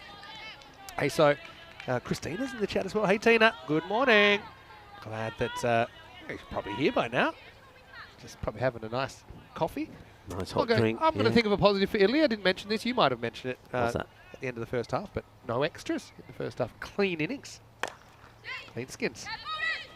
So I suppose that's one reason they're not chasing more. Ooh, that was spicy. That They just caught a bit of this, you know. The bowler. Belcher, she's been a bit of a talking point in the field. Gordon was not impressed. This is one way to stop Amy stealing your overs. Break her arm. Well, she'll be happy with that one. Well, I'll tell you what, don't make me angry. And maybe you should give Belcher the reward for this. You make me angry, I get a wicket. And unfortunately, Mamalage, who plays some nice shots, but it's not Mamalage actually, it's Moore that will go. Mamalage is non-strikers then. But Moore tries to go down the ground, but doesn't get any power in it, and it's an easy take. And, well, it's nice to see she's smiling, because the ball before, when it was thrown back to her, Belcher, she wasn't smiling. Well, there's the serious face, and then finally said, "Come on, smile." She said, "All right, I will smile. I'll give you just a little one." Yeah, well, Moore's a really fun player to watch. Again, still very young. It's hard to believe she's that young, but a long future ahead of her, and of course, any chance we'll see her in the later game today when Italy will take on the Scots. Right now, she will have to walk back, and the score 34 for 6. As we get a look at Sally Malwater with the batting number 8. Took a couple of catches, and yeah, that's more like it. Smile. Well, she won't be, because this one is going to be, and can we get there? Oh, it's so close for being an incredible team catch. So close. Oh, boy. Wheeler takes an absolute humdinger, and then it looked like she was going to take this ball over the rope, flicks it back, but it was almost like Beth was stuck in the mud. She couldn't move. It was an ambiguous flick. She couldn't quite get enough on it. And so Beth was worried, are you going to go for this yourself, or is this mine? Just kind of flicks it. See, it's like an in-betweener, isn't it? It's not back to her, and it's not back to Beth. Gee, great effort, though, from Wheeler. That was spectacular. Oh, it's a great save, but that could have been a wonderful moment. Not so much for Malwatlow, who could have been out very first ball, and now I think she's out here. I think this is a genuine bat plug. Well, I don't think that she has the ball here, King. Well, let's have a look. I mean, first of all, it's Malwatlow that ends up on the floor, but we'll have a look at it. It's a genuine pole vault. She's not out. I don't think there's even an appeal, to be honest, because I don't think King has the ball. The ball got away. Kiara's putting the divots turf back. Let's have a look. This is going to be pretty explosive. See here, the ball for me, yeah, she never has it. And meanwhile, that's an interesting shot of the bat. About time we had a bat plug. It's yeah, let's have a look at it. This is acrobatic, by the way. Bails, divots, everything. And actually now, just getting a little bit of a medical attention here. The old magic spray through the 2 or 3 layers for Sadali. I don't think that works, does it? There's a lot of layers on there. Magic spray, you need the super forceful can. Oh, there we go. That's a bit of action there. So the genuine bat play. I mean, if the ball was taken cleanly, she was gone. This is to be honest. So I really hate this trend of keepers standing in front of the stumps. It's not what God intended. It was just, I don't mind it if you can reach in front of the, but it's just you're an awkward angle. You see there, someone thought of it. Everyone thinks it's cool. Give it 5 years. They'll be back to standing behind the stumps. You can reach in front of the stumps if you want to steal a bit of time, but yeah, it's an unnatural kind of way to take the ball. And when it looks good, everyone applauds, but Yeah, didn't look too good that time. All right, anyway, all's good. Here's Gordon. Oh, almost a mini clothesline from Meter. Nice, kind of like a waist-height clothesline. 36 for 6 here, 2 to come. In the air and Oh, just drop his shot. He could come back for 2, actually. Oh, well. Good effort, though, from Gammon. Why not? I tell you what, my Thanks, water, Becky. she's having a bit of luck. She was, first of all, almost caught in that brilliant team catch. And then she was almost run out, but King didn't have the ball. And that one almost carries to Gammon. So she's having a bit of a charmed life, and then she'll end up with 2. She's not there to hang around, though. I like the fact that she's giving it a good belt. Hits this one pretty nicely as well. We'll just take a single. So I like this. Be a bit positive, be brave. Can they get something special? I mean, just to get that point, though, they need to go at almost 15s here. So you get the feeling here that Ireland that are just doing some gentle warm-ups at the far side of the pitch, and they also keeping an eye on the score because they know that if Italy don't get a point here, they will make it through. Let's see what's coming up then. Netherlands 11 taking on the Irish. The Irish, I think, can breathe easy. I think they have played their way into the 4 even without playing today. But Annemijn van Bergen comes in for the Dutch for the first time in the series. So good to see her there. Denanga leads them. Malcolmore is in great form yesterday. Karana's having a good week as well. Ireland 11, well, obviously, Louise Little, a huge key for them. But yeah, Georgina Dempsey's been getting better as the week's gone on. Squires has scored some runs. They've listed McBride to open. Loughran back behind the stumps for the Irish today as well. That game's coming up in about half an hour's time. Now, Italy, to have any chance mathematically of making the finals, they need to get 43 off this last 3 overs. Beth Gammon gets the ball. Okay. Bat on ball, we'll take the single. Italy, obviously, it looks like that they will be the team that go down to Challenger Division next year, but that's also a very good challenge for them. I think they'll go in as one of the favourites, if not the favourite. I know there's some talk Isle of Man might be in that division next year as well, and then you know the others. You know you're going to get a slight fumble here. It's probably a run-out chance if you picked it up. But then you know you've got Spain as well as Germany and Austria. So I just think that's a good grouping of teams. Teams that certainly Italy and Spain have played each other a fair bit. That's well struck. It's going to be a single. Hitting the ball. I'm liking the way Malwada's hitting the ball. Considering that it's the first time we've seen her with the bat. I mean, I'm still disappointed for her that she didn't get a bowl, actually. But with the bat, she's got a good eye. She's hitting the ball cleanly. They'll run again here. Well, it takes a double time to get to the other end. Mahmalaga. She's so little. I said this yesterday when I was with Tina. She's got to do double the work to get there, but she does. And, well, what's that? Third hit again, down the ground, takes a single. It's different though, isn't it? I mean, the English are kind of forcing Italy to hit where there's outfielders. When you think about this stage of the innings, Gammon was just kind of playing around, so was Ward, just kind of jumping around, being able to exploit gaps, and this English 11 haven't been able to do that. End of the 8th over then, and Italy 44 for 6. Yeah, it's a bit of a disappointing end for Italy when you consider the potential. Yeah. They were certainly looking like they were more likely to stay up than not earlier in the week. And actually, when you look at the fact they have 7 points out of 6 games, don't forget, 4 of those points came in one game against the Irish. Yeah. And even if that was like a 3-1 win to Italy, they already would be out of contention before this day started. There's the Dutch getting ready to go. But still, positives there, young side. And like I said, they'll have the chance to contend for the Challenger Trophy next year and earn promotion back. Here's Kiara Green in the 9th over. Top ball as Green coming around, firing it across the batters.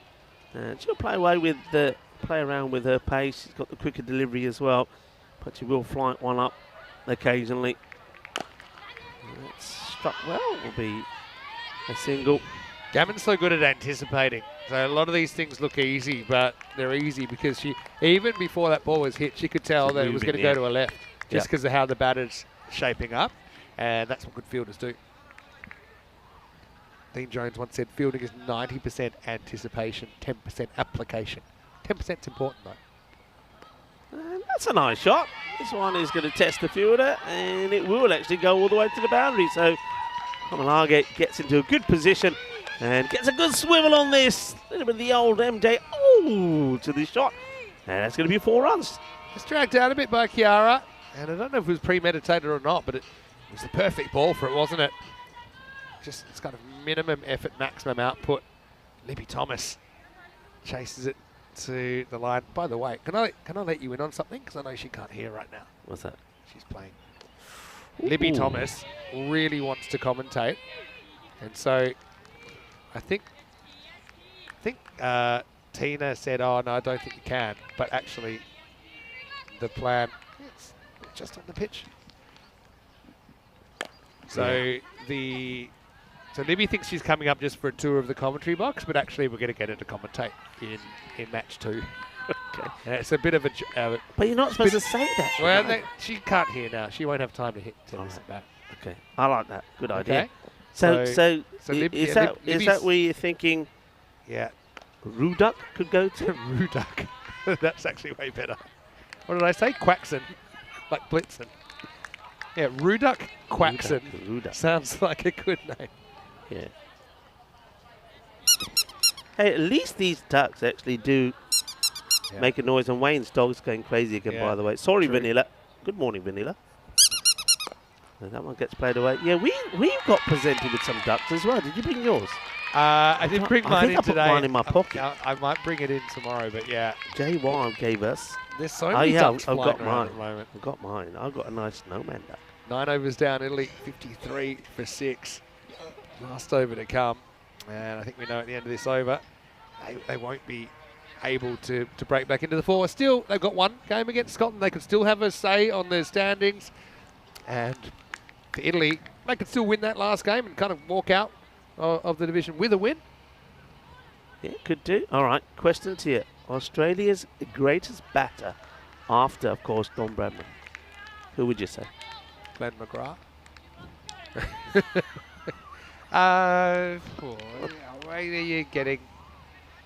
Probably people would say Ricky Ponting. Yep, born today, 1974. Arguably Australia's greatest batter after 50. Don Bradman. He's 50. Ricky Ponting's 50. Oh, oh, man. People are getting old. He's 50. We're getting old. Anyway, we have to finish things off. No offence. Oh, that's a lovely shot. Good pick up, but goes straight to Ricky Ponting is 50 years old. Yeah, he was born today in 1974 after he soared off for 96 on his test debut. He's going over the stumps as well. Chaminda Vas. Yeah. That's one that put right. DRS that. He would have had a test 100. They say he was the most aesthetically pleasing batter in the world to watch. Yeah, I wouldn't argue that. And the clock at Lords with that swiveling pull stroke, as good as any in the game. So happy birthday, Ricky. This one gets pushed away. It's a bit of height on this. I mean, Wheeler's not the slow as a bowler, so be interesting if this is coming down or not. If this was to Mahamalaga, I think it would have been a no ball. But it's probably, you can see it's thigh high. A nice high elbow there. Good technique, actually. Wheeler. Love a late wicket here. Oh, good shot. Really good shot. And Hamalage, she's really stepped up her game. I mean, I like the confidence. She steps across, knows it's going to be a short one, and plays it beautifully. What a lovely shot. When we talked about Ricky Ponting and his swivel pull shot, well, this is as good as Ricky Ponting's, I think. Nice shot. Hamalage. She's aesthetically pleasing to watch as well. Wheeler won't like it. I think you might see the short one in here. When she goes full, and it gets played down the ground, and a single taken. This could be fun as well. Malwata doesn't like to hang around. She can hit the ball pretty well. She'd like to have a good old swing here as well. Yeah, let's see if Italy can provide a firework here.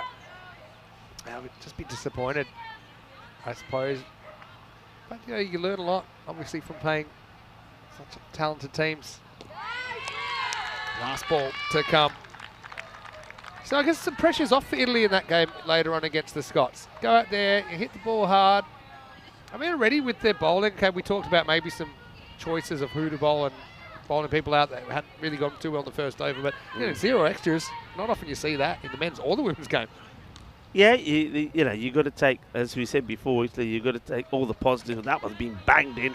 It's going to be called a wide. I think Amy Wheeler just wants to show that she's got enough pace to hit the deck hard and get it over the batter, and that's a big wide. Only just into our screens there.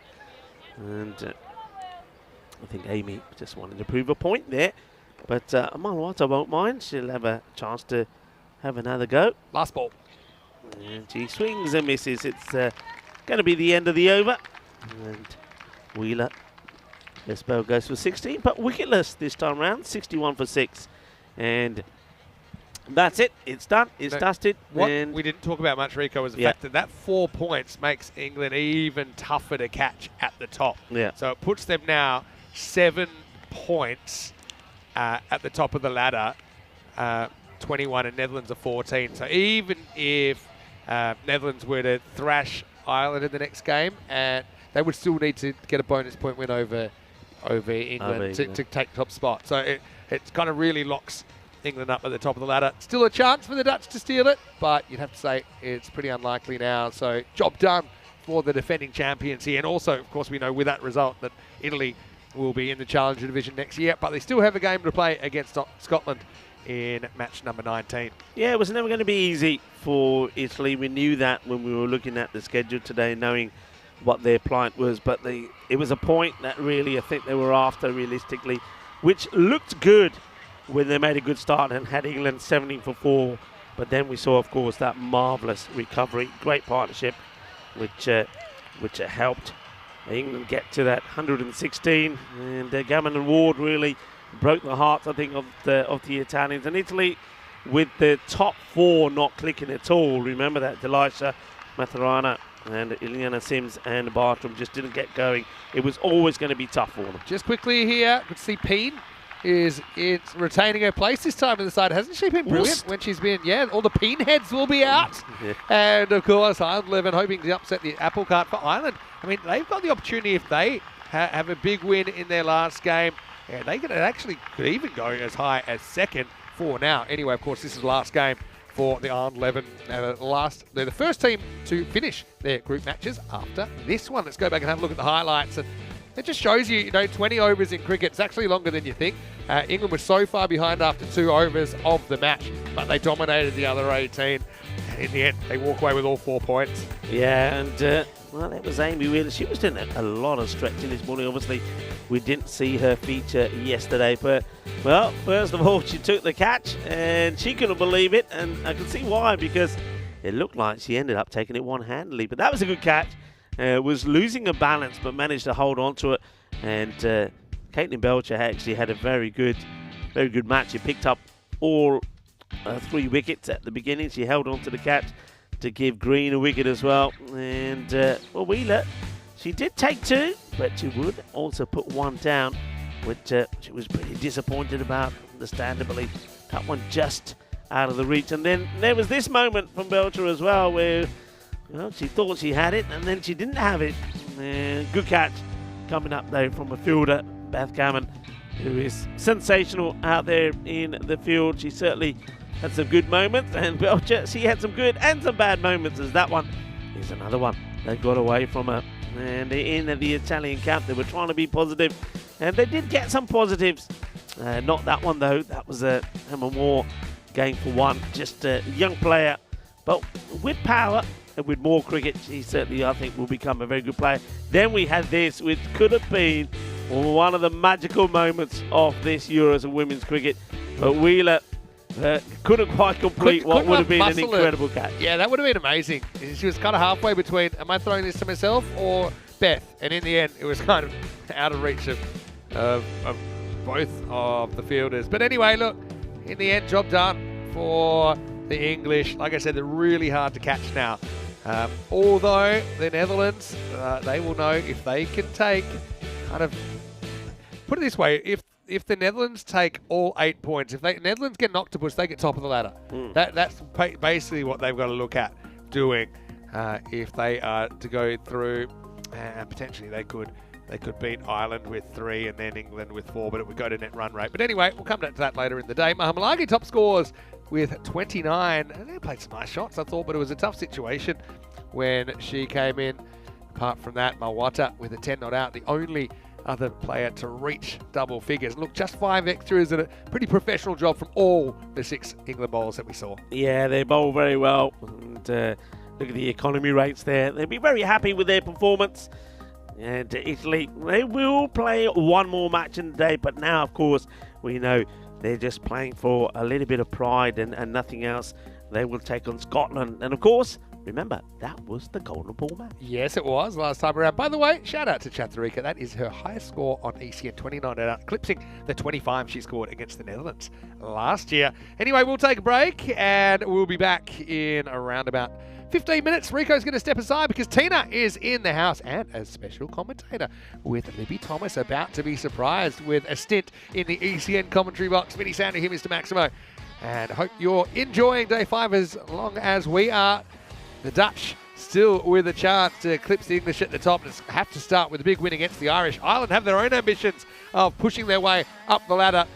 We'll take a break and see you in just a few moments live from the Kartama Oval for more ECC-W.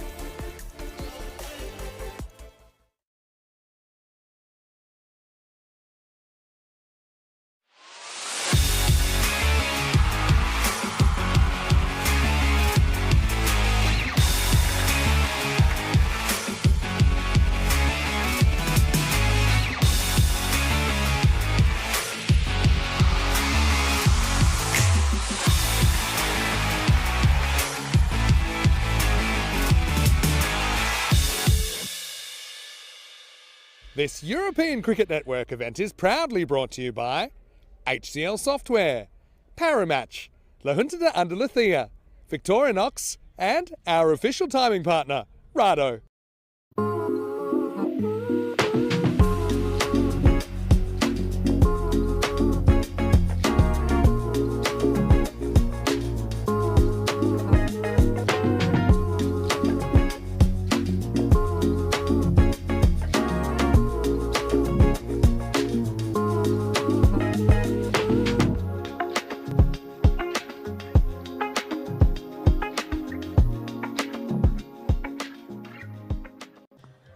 Hello and welcome back as we get ready for the second game of the day, of course, final day of the round robin matches before we head into finals day tomorrow. Coming up next, we have the Netherlands taking on Ireland. So Netherlands 11 and Ireland 11, probably kind of hoping for results to go their way today. And of course, the teams are just trying to finish as high as possible.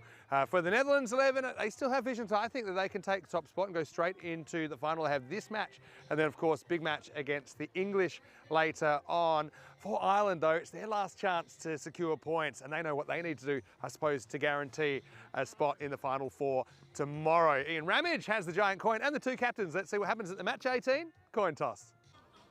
Netherlands, you're the home team, you'll toss the coin. Ireland is the away team, you'll call. Parry match. It's been called parry match. It's come down European cricket, so you won the toss. We'll have a bat first. Okay, toss from the Netherlands. Who will bat first? So the Netherlands 11 win the toss, and Caroline de Lange has decided that they want to have a bat. And one thing about the Netherlands 11, they have a lot of power in that batting lineup. And I've said it all week, but this is an opportunity with some of the players we saw last year not in the Dutch lineup for other players to shine. Phoebe Molkenboer, I always felt like it was a matter of time until she got going, and she certainly got going yesterday.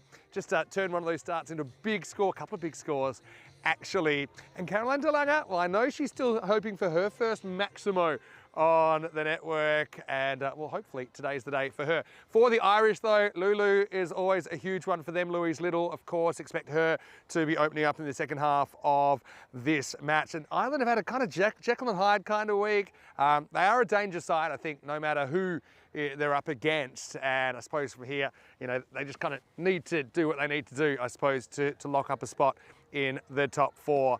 And then, you know, Italy obviously have to play their next game against the Scots, and then we'll see how it all works out. But big game here, first up with match number 18 on the way. The Dutch winning the toss and electing to bat as we get ready for the first ball. Christina Goff in for the first time, and maybe even a special guest coming during this 10 overs as well. Tina, well, welcome to the big show here on day 5. Let's get ready for the start of match 18.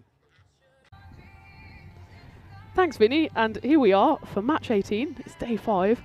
The sun's not quite shining yet, but the sun is shining down on Ireland, who, after this morning's result, we know they will be through to finals day, as will the Netherlands. The Netherlands go into this with a quite strong record, of course. They lost last night to Scotland by 4 wickets in that big run chase for Scotland, but the Netherlands' record is strong. They've won 4 and lost 2. Meanwhile, Ireland, they got off to a great start in the tournament, but then they flagged a bit. They went 5 games without a win before coming back strong against Italy last night with a 77-run win in that big proverbial 8-pointer. So Ireland's record, 2 wins, 5 losses, but as we know, they will now be through to the finals. So for the Netherlands and for Ireland, it's more about just getting through that confidence to get into finals day with a bit of momentum. So as we see that the Netherlands won the toss, decided to bat, and Ireland are starting up with a bit of spin in the form of Kaya McCartney.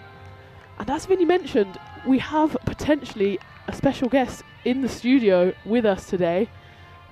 The commentary box is a bit more packed than usual, elbowing my way through to get to my seat. Rico, of course, is off for this game and the next, but we'll see him back this evening. So Kaya McCartney will be taking the first ball. Meanwhile, for the Netherlands, of course, Phoebe Molkenboer is in tremendous form, having scored big in the last 3 games. She scored 52 off 23 for Italy, 64 off 30 against Scotland. So she'll be wanting to repeat that form again now against Ireland. First ball is just a dot for Kaya McCartney. Joining Molkenboer in the middle is Sanya Karana. She got 24 off 11 for the Netherlands against Italy. She's been threatening to go big a few times, but hasn't quite got there like her strike partner at the other end. So she'll be hoping today will be the day for her as well. And joining me early in the box today, because we've had that tease of that special guest, is none other than Mr. Maximo himself, Vinny Sandu. Hello. Yeah, I'm excited for the special guest as well. It's Kaya getting the first over. And it's someone, every so often you see a once-in-a-generation talent. I don't know if this will be it or not. But, hey, you know, one thing that we were able to do last year, and it's something that I've had my eye on all week, is, you know, we've got so many games. Like, there's an all-female player and umpire crew out there. Which we love.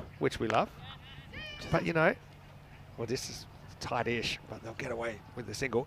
Last year we were able to do an all-female commentary team. So, Tina, I'm actually going to step aside. Yeah. Gonna give up my duties, and we have a special guest commentator coming in. Well, I mean, within a few days, I'm taking over and I'm bringing the women with me. So, no offence, Vinny, but None taken. that one's gone high. It's going to be a chance on the 45, and it's taken. I think that was Jennifer Jackson there on the 45. So Sanya Karana, again, she doesn't quite get going like she would like to here. She goes for just one. It's 3 for 1 in the first over. Good start for Ireland. Yeah, and it's the right arm around tactic that's worked here. Karana can't quite square it up. Jackson took that ridiculous one-handed catch earlier in the week as well, didn't she? Statue of Liberty style. But this time, more regulation. JJ coming up with the goods. And so the first wicket falls and Netherlands lose an early one, 3 for 1. Yeah, and I mean, we were saying before the game that this is a bit of a free hit for both sides. Of course, we know now that Italy will be going down, joining the likes of Germany in the Challenger division. And England have also got an unassailable lead at the top of the table, which we might have some comments on from our special guest in a minute. Yeah, no doubt. So this is a bit of a free game for both teams. Yeah, no, it is. The Netherlands, if they chase the octopus here, if they got 8 points out of 8, then they will actually finish top. I think that's something that our guest commentator will be pretty desperate to avoid. That's the end of the first over. McCartney, very good one from her. Only going for 4. It's 4 for 1 after 1. Well, let's give you an early welcome into the comedy box here, and compliments of the season as well. We had our Christmas dinner last night. I liked it. I like the stripy number as well. I'm liking it as well. Getting my style in. I mean, I've got a hard bit like wrapping paper, actually. If I'm the tree, I think maybe you're the wrapping paper. Yeah, I like that. I thought you were going to say I'm the gift, but hey, I tell you what, we do have a gift, and it's Libby Thomas of the England 11. Libby, come on down.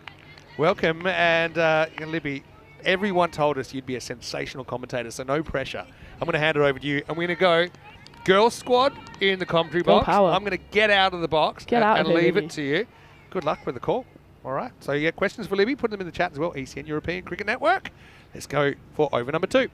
And over number 2 will be Jennifer Jackson with the left arm seam. She comes straight in and gets a wicket straight away. So girl power there for Ireland as well.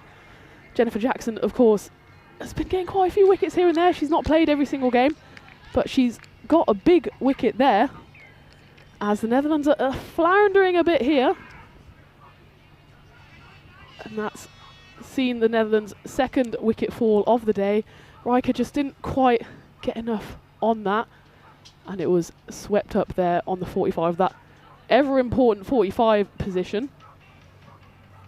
As we see, Robin Riker goes for 1 off 2. So the Netherlands 4 for 2 off 1.1.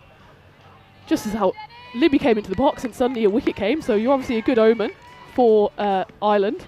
Welcome. How you feel? I know this was a bit of a surprise for you. So how are you feeling being up here? Oh yeah, I've been really enjoying. I've been really wanting to come and do this. The girls have been egging me on to come up and have a go at commentary, so I thought I'd give it a go. Well, we're very happy to have you here, and Ireland at the moment are very happy as well. Not quite finding the line there was Jennifer Jackson. Yeah, they've had a very good start here. Like 2 wickets on the board is a very good start. That's all what you want, especially in the power play. Hopefully they're aiming to take a couple more now before they're out of the power play in the next couple of overs. Yeah, exactly. And they'll be full of confidence after that. A big win against Italy at the end of the day yesterday. We kind of called it a bit of an 8-pointer. So that one has turned around the corner, and unlike her teammate just a few balls ago, Meryl Deekeling makes sure that is out of the grasp of the 45, which is Judy McNally. 4 runs, and that'll be a welcome 4 runs for the Netherlands. They'll need a few more of those, won't they? Yes, definitely. That was a lovely shot to get into it. I think they've got a couple of balls now to get back into the groove and hopefully score a couple of more runs to get on the board. Yeah, Jennifer Jackson just strayed with her line a bit there. And it looks like Ireland are tinkering with the field as a result. It's always a bit of a way, if you bowl a bad ball, suddenly all the arms are flailing. Fielders moving all over the place. Can't just say, just get it on the right side of the stumps. And that is a much better ball. It's just going to be hit. It's going to be a bit of a run on, but the Netherlands scamper through for one. So as we were saying, the Netherlands, they could still sneak top spot, but England are very much at the top of the table at the moment. How are you feeling after your win this morning? Yeah, no, we're very happy. I think it was a very solid win this morning. The girls with the bat and the ball put a very good performance in today.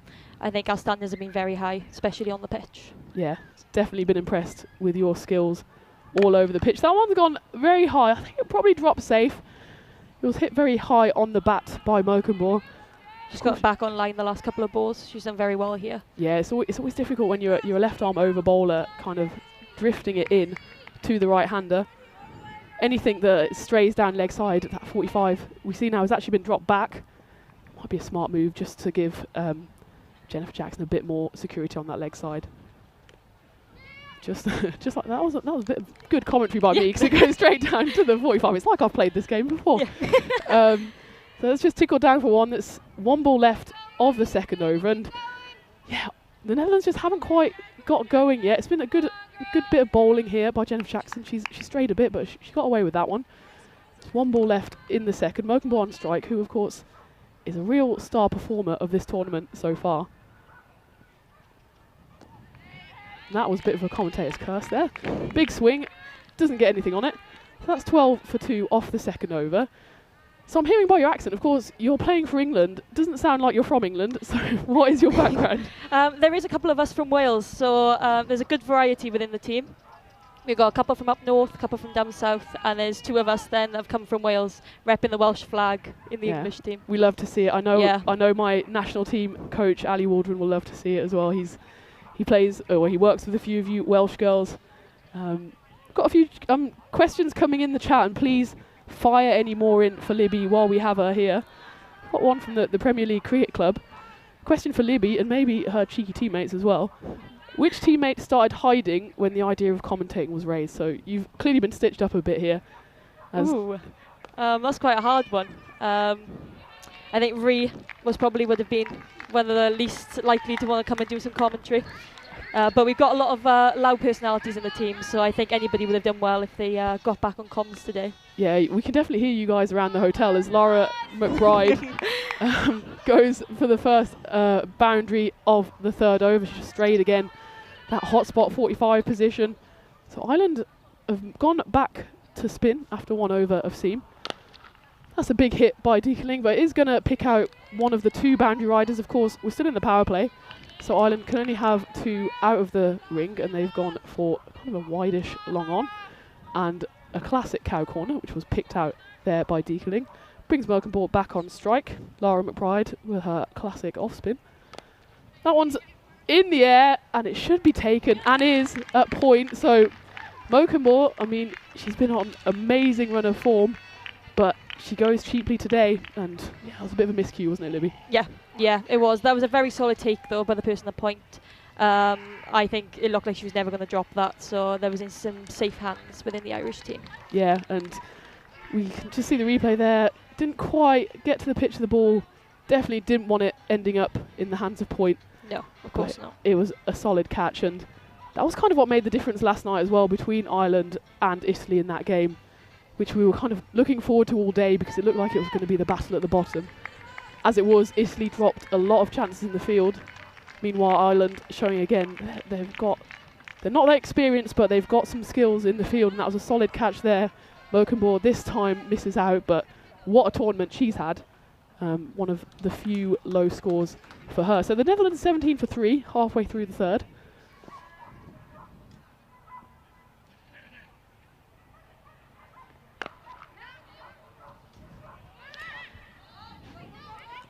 Oh, nearly a close run out there, but it looks solid in the end, to be fair. The Irish team are doing very well in the field to start with. They're not giving many runs away, especially within the ring. Oh, it's a very good ball bowled. Yeah, in this format, you'll take any singles that come towards you. Singles and dots, They're all landed here, so the Irish team are doing very well within this power play. I bet they're hoping to take another wicket now before it ends. Yes, final ball of the power play, and it's been definitely a win for the Netherlands so far, 19 for 3. Maybe another chance. Oh, and it's taken. Oh, that's fantastic. That's a great bit of fielding. Annabelle Squares. Oh, that was a great bit of fielding. You definitely want to be watching that back on the replay. Yeah, we've had a lot of amazing catches this week. Yes. From you guys included, but that was a beautiful one. Running back kind of over her shoulder, went for the full-on Supergirl dive and just hung on both hands as well. Yeah, she looks solid throughout all of it.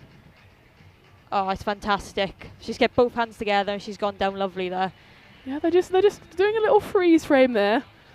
It was one of those ones, was it? Who was it? Was that Mitchell Stark against England where she kind of catches it and grounds it? But I mean, I'd give her that catch just for the catch alone. I think we might need to forensically analyse that in the future just to see if she grounded it. But it looks like, oh no, it does look like the batter is, she's still on the pitch. So they are going to check it. Of course, that angle won't help us at all. No. We just see the bottom of Squires' feet there. But it looks like, if we see that angle there, it looks like she does actually ground the ball as she lands. What do you think, Libby? How would you call that one? Yeah.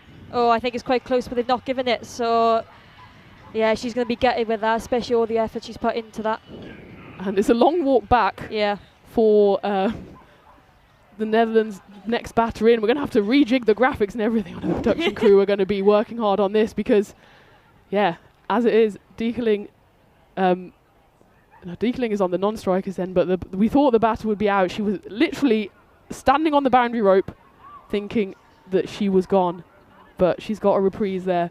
So it is Dekeling, in fact, who will use her second life. And I'm sure the Netherlands are hoping that she will use it well. Yeah, definitely. I think the Irish are going to be a bit gutted with that after all the effort the Squires have put in there, but that's a fantastic piece of fielding nonetheless. She did indeed. Yeah, it's a bit of confusion here. Who's batting? Because, of course, they went for the run there.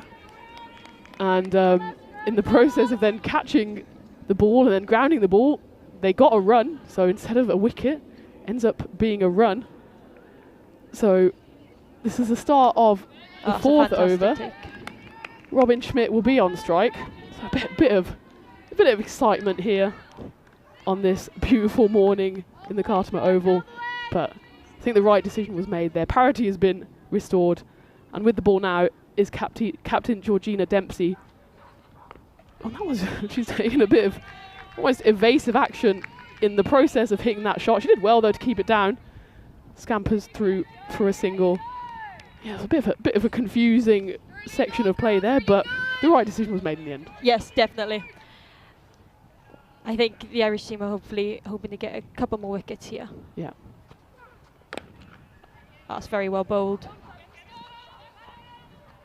Georgina Dempsey, of course, has had a great tournament with both bat and ball.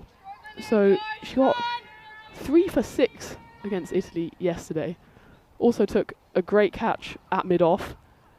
She got 42 off 20 with the bat as well. So a bit of a play of the match star performance for Georgina Dempsey. I'm not sure she actually got given play of the match for that performance because she had some stiff competition from Louise Little, but she's really leading from the front here. Of course, she's only 20 herself, and it's a very young Ireland team.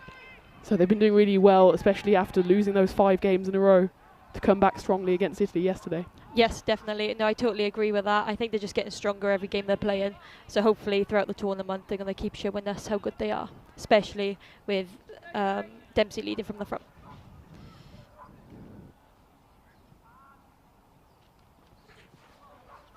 That one's just strayed down the leg side, and that will go all the way for Rico's Minimo.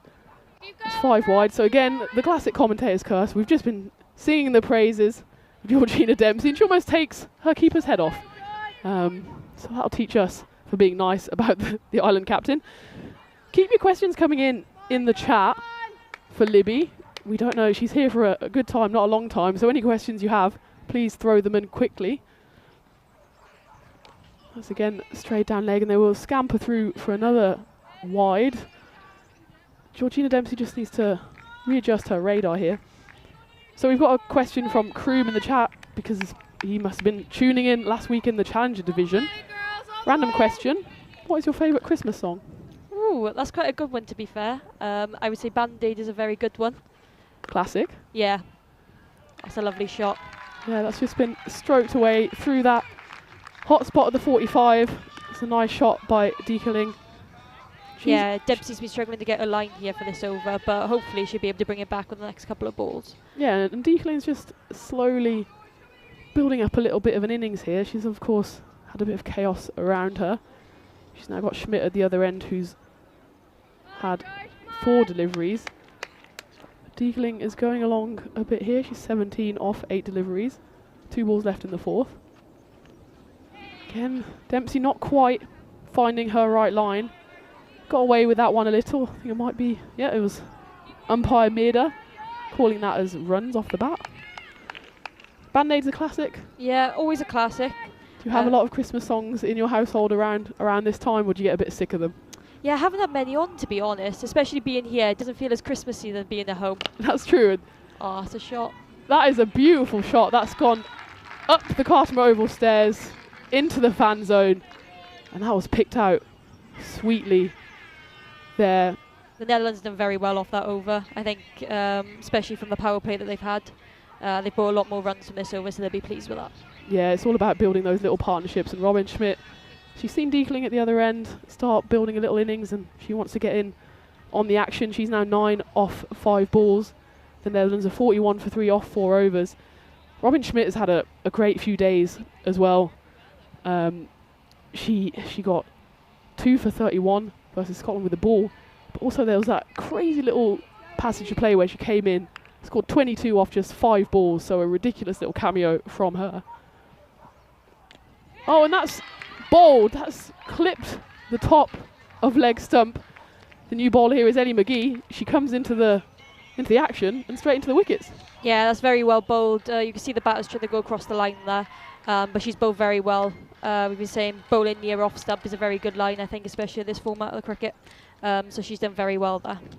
Yeah, that was well bowled by the 18-year-old. Yeah, I think it looked like Deekeling just got a bit deceived by the flight. There wasn't enormous amounts of turn. You're never really going to get much turn on an AstroTurf pitch, but just deceiving the batter in the flight of the ball there. Yeah, definitely. I think she thought it was going to be more of a full toss than it was, but that's ended up being very well bowled. Hopefully she can do the same again now for Ireland. So the Netherlands are now 41 for 4. Yeah, as you said, Libby, it's a bit sunny. The sun is kind of coming through now. I suppose living in England, you're used to more of a cold, miserable cricket Christmas. Well bowled again. Cricket's on the mind. Miserable Christmas. What are your plans for Christmas? Oh, I haven't got much planned, to be honest. Just to chill with the family. I'm at uni at the moment, so I haven't been back home much. So it'd be quite nice to see them. And that one's up in the air, and it will be out. There's a bit of confusion there. Going for a run. I don't think the batter quite knew where the ball was there, but the ball went straight up in the air and straight into the grateful hands of Joanna Loughran. So the Netherlands lose another. They're losing batters at a rate of knots here. It's quite good for the Netherlands team. They can bat all the way down to 11, so I don't think they'll be too worried, hopefully, with all the batters coming in, especially in such a short format. But Ireland are doing very well here, especially in the first couple of overs, that they're just keeping these wickets coming at a good rate. Yeah, and that's Annemien van Buygen, who came into the team.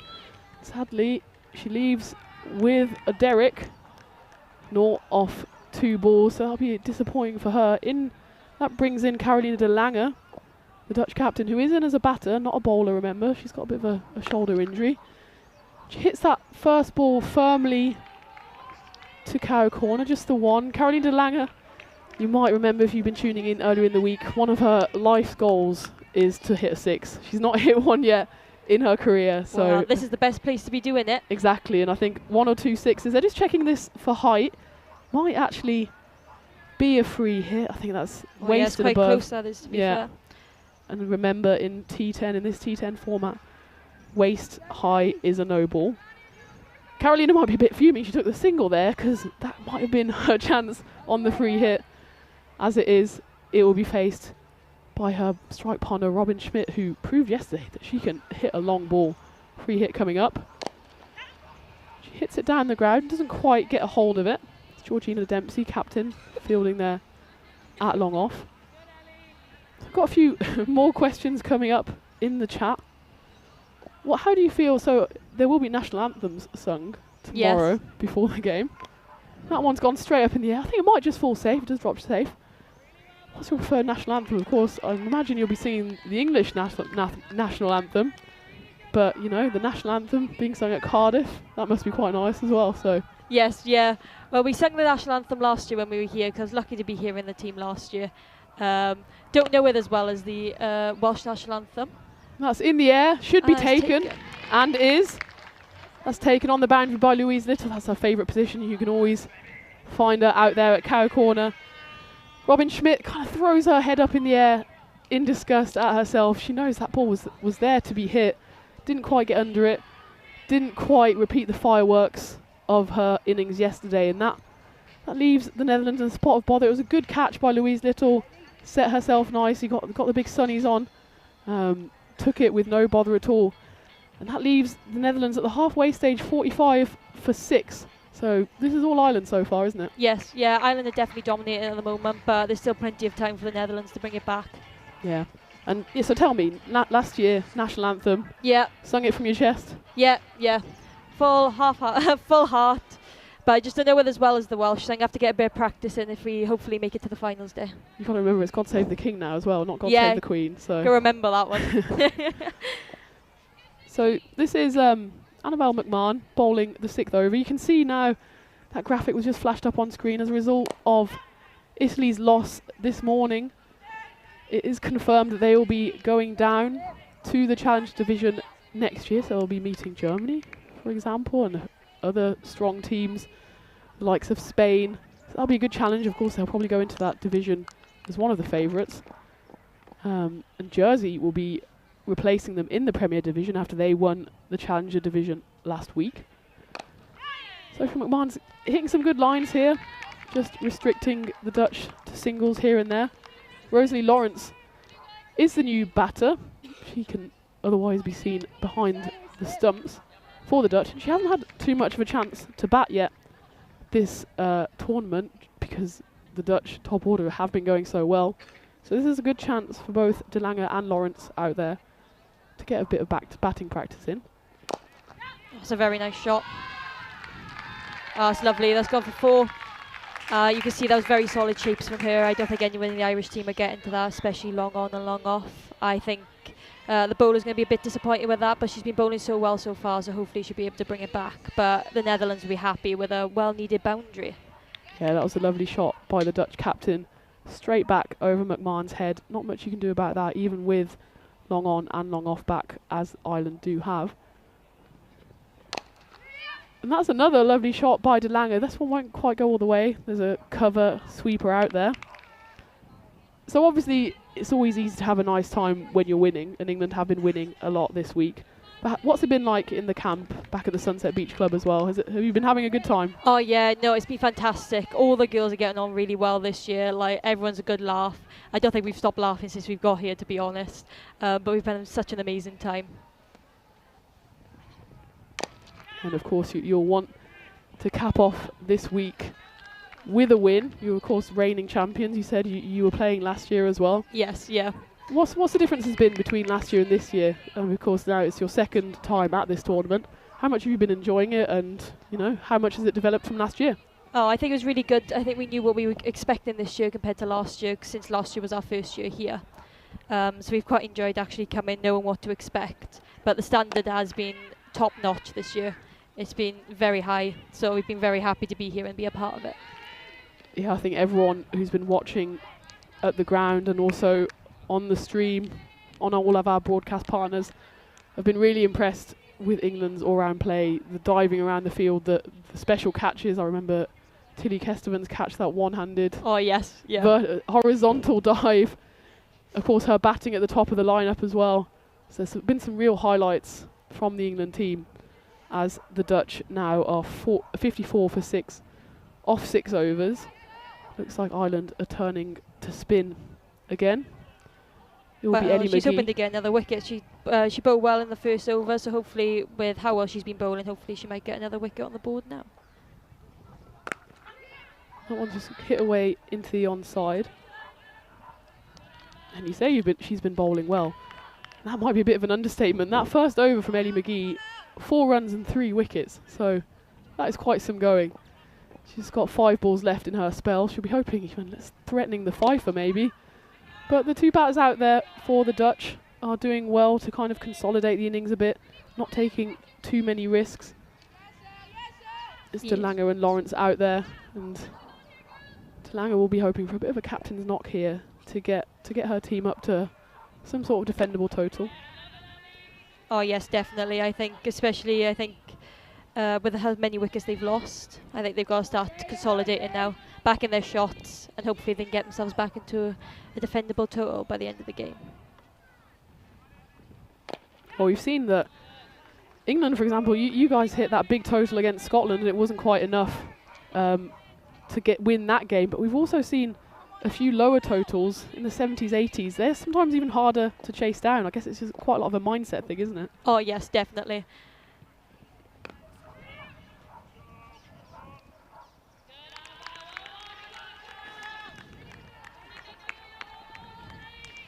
Yeah, it's always tough, isn't it, when a lot of this T10 game, there's not much time to do anything, so it's all a lot about what's happening in your head.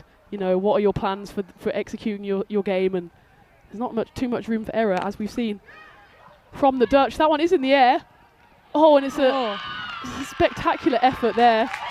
That would have been a good grab if she actually got there, but that was a fantastic shot from the keeper. Yeah, that was Rosalie Lawrence, who's hit it all the way. It was a one-handed dive out there by Louise Little. And the way the Dutch have celebrated that 6, maybe that's Rosalie Lawrence's first 6 of her career as well. And that was a lovely hit going all the way. She's going to be hoping to do that again. That was a very good shot from her, so I think she's going to keep taking the bowlers on. I think that's going to be the plan from the Netherlands now. 3 more overs left, not long. Yeah, and that's the end of the 7th over as you join us here in the commentary box. Thank you, Libby Thomas, for joining us. You've been doing an amazing job so far. And you also Thank you very much. are well kitted up. You want to tell us about your partners here? Yeah, our sponsors, Kebra, they've been kitting us all up with a bit of kit. So it's been really fantastic to wear, especially when it's been a bit colder, especially in the morning. Well, I was going to say, you're looking nice and cozy. Yeah. And I need to get some of that kit myself as we go into the 8th over now. And that's up in the air. And again, it has been taken at point. It's another catch and another Dutch batter down. I think the Dutch there, I don't know what their game plan's going to be from here. I think they're going to keep taking on the Irish bowlers, but the Irish are bowling very well. Good line and length here, so I think they're struggling to put them away. Yeah, and that's Kia McCartney coming in for her 2nd over of the game. She again went 1 for 4 off her first over. That's a top start to her 2nd of the day. That's Carolina DeLange departing. A little cameo from her. She'll be disappointed not to push on, but she got 12 off 10 balls. It's nicely taken there in the outfield by Ellie McGee, who herself is having a bit of a spectacular innings so far with the ball and in the field. Yes, definitely. I think the Irish are looking really strong in this game. I think they keep bowling the same areas and they keep getting the results. So hopefully if they keep going, they'll end up having a low score for them to hopefully be able to chase in the 2nd innings. In comes Silver Seegers, who won't have had too many chances with the bat either. First one she hits well. But it's a lovely way to go off the mark, that is. Yeah, it gives you a bit of confidence when the first ball, you crack it nicely off the bat. Should be hoping to go a bit bigger. Ones at this stage I don't think are quite enough for the Netherlands.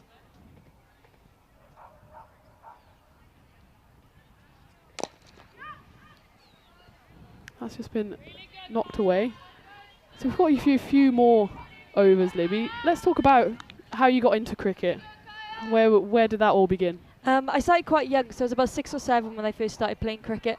My brother used to play, and I used to get bored watching him. So I thought, you know what, I'll give it a go. And now, hopefully, I like to think I'm a bit better than he is. It's a very similar story to mine, actually. Mine was also brother playing in the garden, you know, and yeah. Obviously cricket is a very exciting sport to watch, we have to say that, and that's why we have so many people joining in on the chat. Yeah. But I guess as a 7-year-old, you just want to be out there throwing the ball, hitting the ball. Yeah. I was always a kid with too much energy, so I was doing about 20 sports at a time. But cricket seemed to be the one that stuck at the end of it. Well, and stuck it did. Yep. It's got you to here, playing cricket in the sun, in Spain, in December, as worse places to be. Definitely. Here in this beautiful Andalusia region, where the sun is breaking through the clouds now. It's kind of a hazy sort of day, as we have one ball left of the 8th over.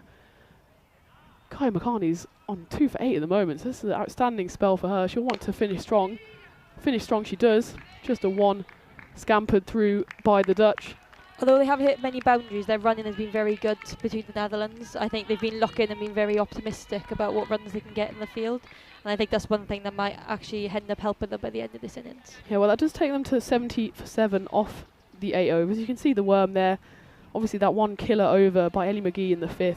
3 wickets falling. But their run rate has been slowly creeping up towards that 10 mark. They'll be hoping to get, well, with 2 big overs as close as possible to even that 100, that magical 3-figure score. But, of course, the Irish have been bowling very well, and they'll continue with spin in the form of Lara McBride, who's also 1 for 8, and that might be 2 for 8. It's a good take there by Joanna Lochran. I think she's quite happy that that is out. They will go upstairs. What's your thoughts on this one, Libby? Yeah, I think from here it looks like it was out. I think the keeper made it look like it was very convincing. Some very good hands from behind the stumps. Yeah, and they'll have to go slowly on this one, frame by frame. Maybe it's tighter than we thought. Of course, Libby, you've been keeping a bit as well.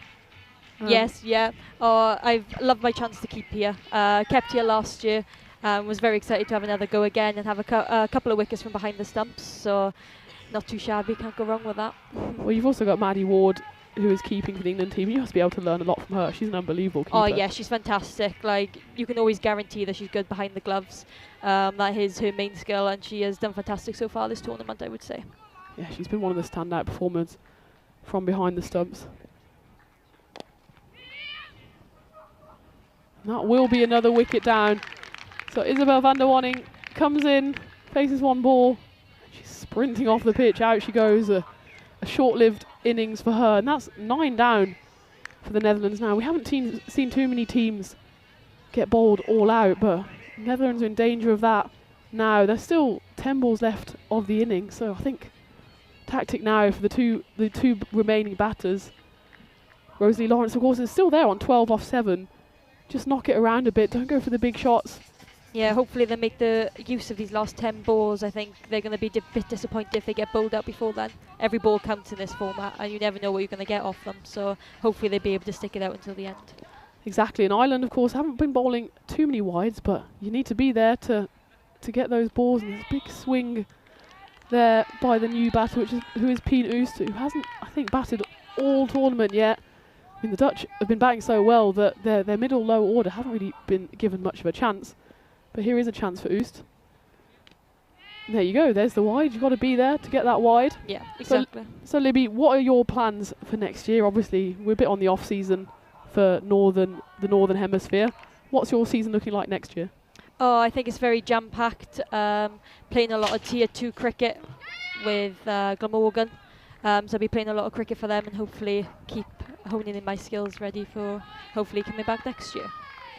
Yeah, so Tier 2, of course, is part of this Project Darwin, this new domestic structure in England, and it's exciting to see Glamorgan also then representing Wales, being in the Tier 2.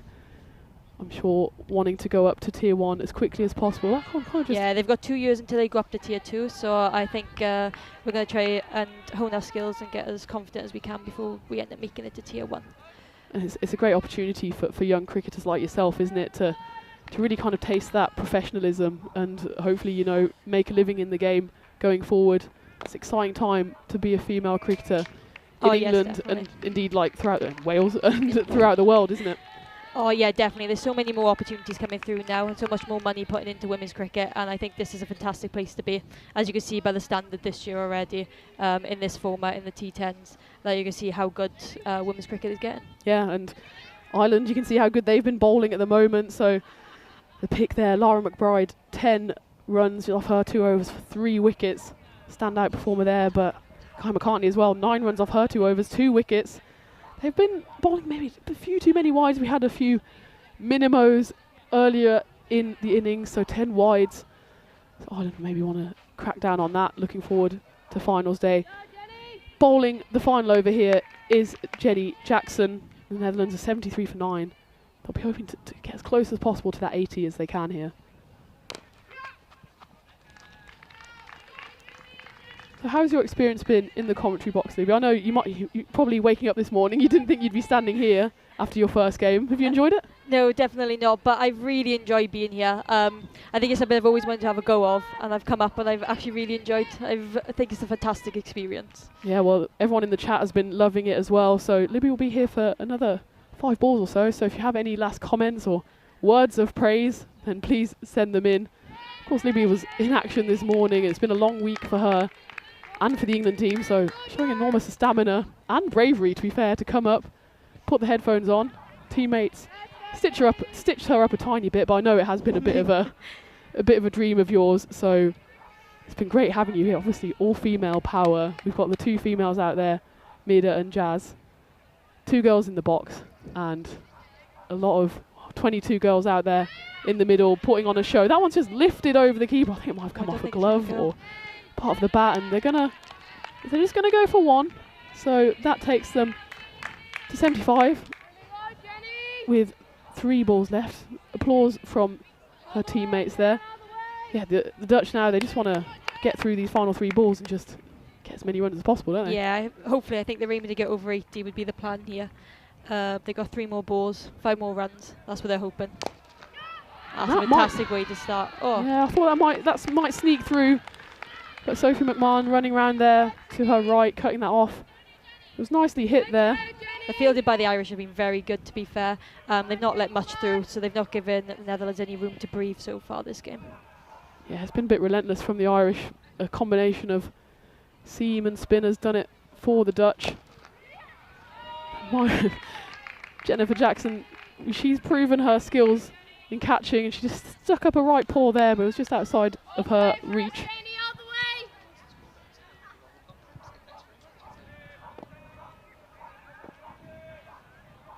So there's the final ball now coming up of the Netherlands innings. A 3 would take them to that 80 figure. Might scamper, they've called for a 2, they'll scamper through here, they've got nothing to lose. They're going to try to push now. But again, that shows the skill of the Irish fielding, and it's been given out on field. Umpire Jasmine, no hesitation, putting the finger up. And that was again symptomatic of the whole innings for Ireland. They've been outstanding in the field, haven't they? Oh yeah, they've been brilliant. I don't think they've let anything go here. I think the Netherlands are going to be a bit disappointed with that batting innings, but we know how good of a bowling lineup they've got, so hopefully they'll be able to bring it back, but it could be anyone's game from here now. Yeah, and the Dutch running off the pitch, of course. It's always a quick turnaround here, having to fit in 4 games in the ECC-W. The Dutch finish on 78, all out on the final ball.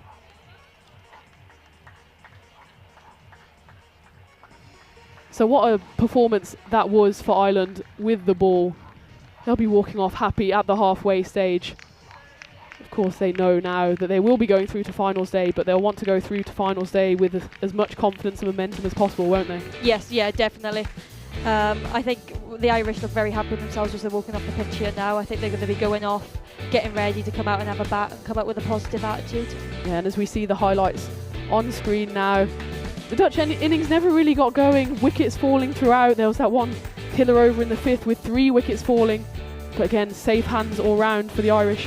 Yes, definitely. I think all the catches they took, they made them look solid. I don't think they gave any room for the Netherlands to even try to do anything else. I think they set their fields very well for how the Netherlands were batting. And they bowled really good line and length, and there just wasn't much they could do with it. Yeah, there was a bit of a fight back in the middle by Mera Diekeling, who got 18 off 10. Robin Schmidt would be disappointed after her heroics yesterday that she only got 10 off 7, but as we see here, it was just an exhibition of catching from Ireland. There was that really unfortunate catch. It was an amazing catch in the outfield by Annabelle Squires, but she just grounded the ball on the replay. She'll be happy that she got her hands anywhere near that one. And some great bowling as well by Ireland. They strayed a bit towards the start of the innings, but came back strong and happy all round for Ireland. And again, the Dutch maybe got their game plan a little wrong. Too much aerial action and not enough just hitting the ball into the gaps. Yeah, definitely. Their running was very strong throughout the whole innings, but they were just trying to go a bit too much, aiming for the sixes, with maybe a couple of twos and threes, and maybe even some fours just along the ground might have helped get them over that 100 mark that they were aiming for. Yeah, maybe they've been victims of their own success because they have been so strong at the top of the order. Their middle and lower order haven't had too much of a chance to get a bat, and maybe that lack of experience showed here a bit. But Ireland, they're probably the youngest team at the tournament, but they're certainly not lacking experience and confidence the way they've been going about things. And that takes their total to 3 wins and 5 losses, but they've got 2 wins at the back of the group stage, so they'll be going into finals day with a lot of confidence. Great hands there behind the stumps by Joanna Loughran, who has been a standout performer as well. We can maybe look forward to the game coming up. We've got Italy against Scotland. How do you see that one going? Oh, I think it's going to be quite a close game. I think you never know which either team are bringing on the day. Scotland had a really strong day yesterday, so if they carry on with that, I think they'd be favourites to win. But I think between both of them, you never know what you're going to get. Exactly. So we're going to have to wait and see. You never know. And here for the Netherlands, they've been so strong with the bat, but 78 for 10, skittled on the final ball. No one really got going. A couple of fight backs there, a couple of teen scores in the middle, but of course, if your top three go for 3, 1 and 1, you're always going to be in trouble. Yeah, exactly, especially how long they've been batting for. Yeah, and Agent 311, Phoebe Mulkenber, and maybe that didn't quite pay off for her today, as the top 3, as we said, go for low scores. And here, absolutely standout performers with the ball, weren't there? Yeah, Laura McBride with 2 overs for 10 runs and 3 wickets. That was fantastic work from her. They weren't seeing her off anytime soon. And Ellie McGee again with 2 overs, 15 runs and 3 wickets. That has been absolutely fantastic, and they can't really go wrong with that. Yeah, so Ireland, they really performed with the bat there and with the ball, in the Netherlands. You know, they think they'll be disappointed there. But what won't be disappointing is your contribution in the box. I know you've been thrown in at the deep end.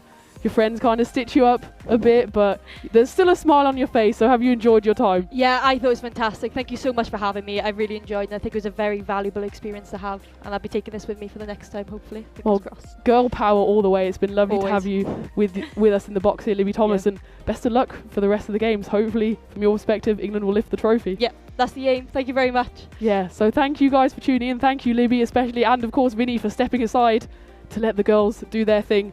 So come back and join us for the run chase in just a few minutes. I'd say the Netherlands are up against it here, but they've got a strong bowling lineup, so we'll see what happens here in the ECC-W very soon. Join us in about 10 minutes.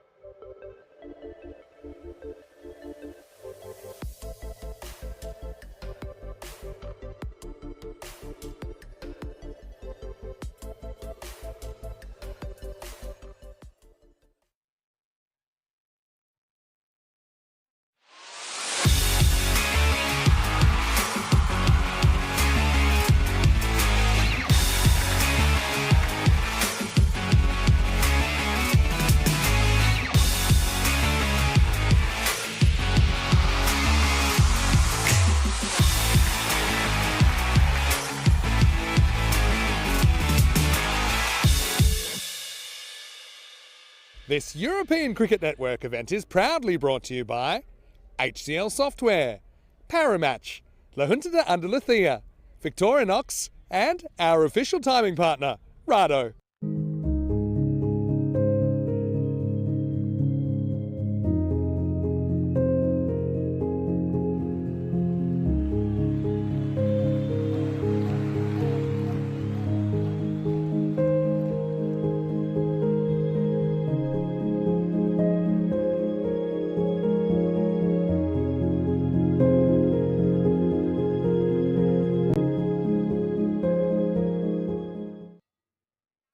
Welcome back to the Cartama Oval, where the Netherlands have a bit of a tough task on their hands here. They've been skittled by the Irish for just 78 runs. Disappointing performance by them with the bat, but you have to say an outstanding performance by Ireland in the field, taking a lot of chances, holding on to them, but also with the ball. It's the combination of spin and seam that did it for the Netherlands. But of course, for Ireland, that's only half of the job done. They've still got to chase these 79 runs. At the top of her run-up with the ball is Robin Schmidt. We look what the equation is for the bonus point. The Dutch have to restrict Ireland to 54, and Ireland have to achieve that target of 78 runs, 79 runs in 7 overs to get the bonus point and take home all 4 points.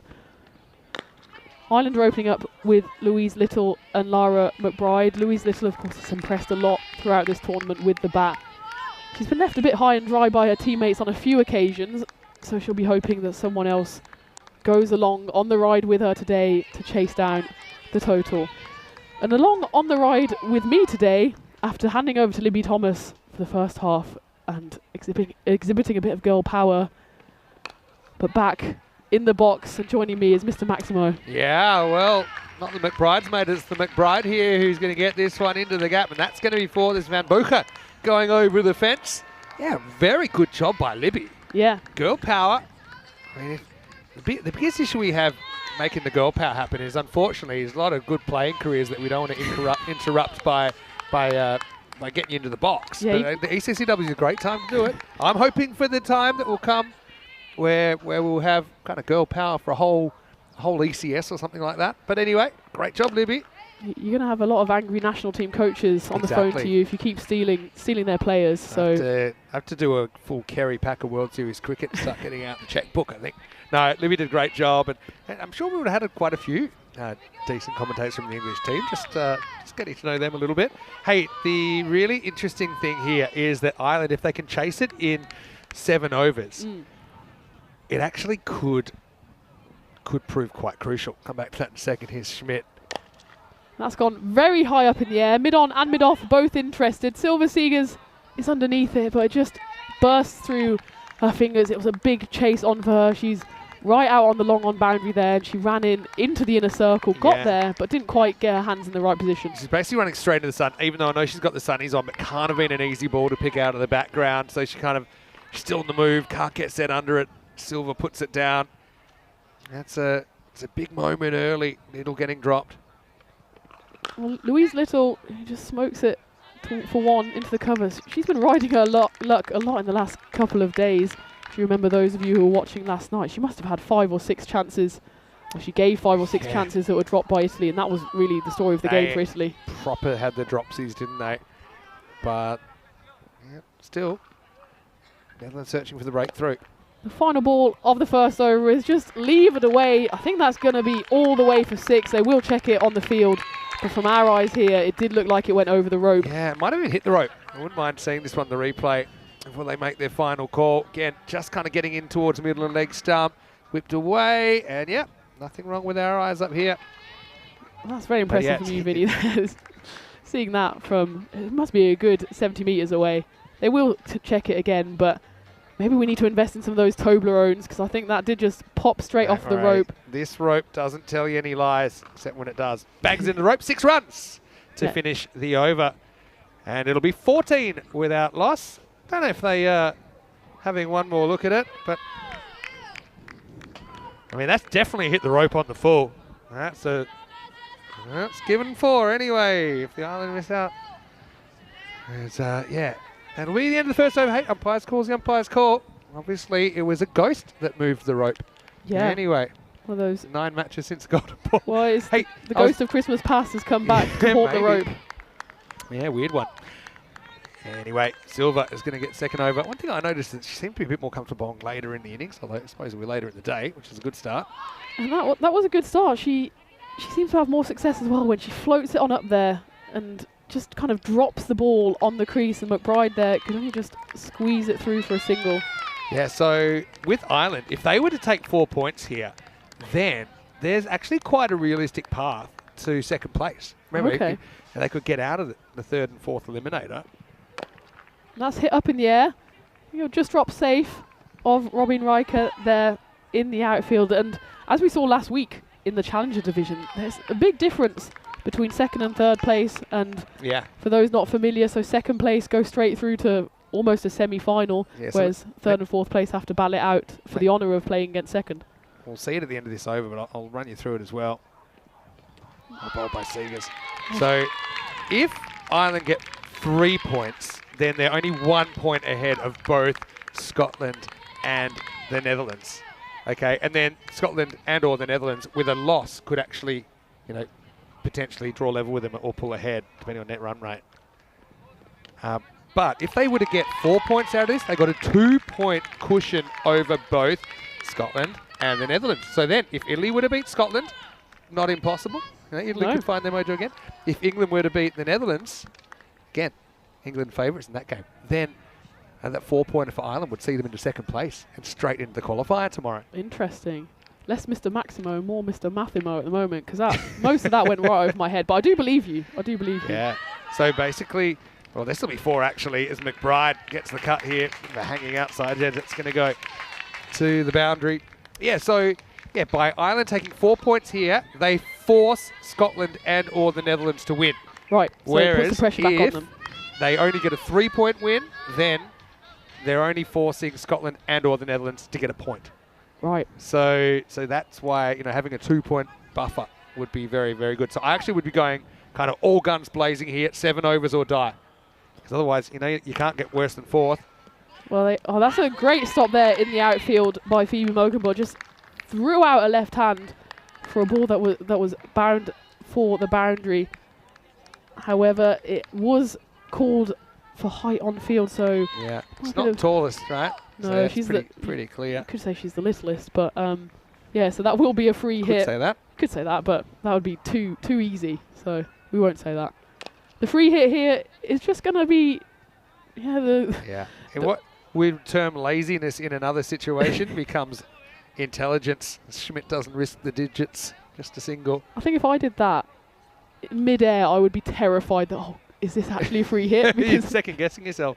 End of the second over then. 21 without loss. So here, now you'll make more sense. If they go to 16, you can see that Netherlands and Scotland will equal third on 14. So Scotland play Italy, Netherlands play England. So for me, if I'm the Irish coach, I'm saying, look, go out there, treat this like you got 5 overs to get these runs. If we lose, we're going to be in the...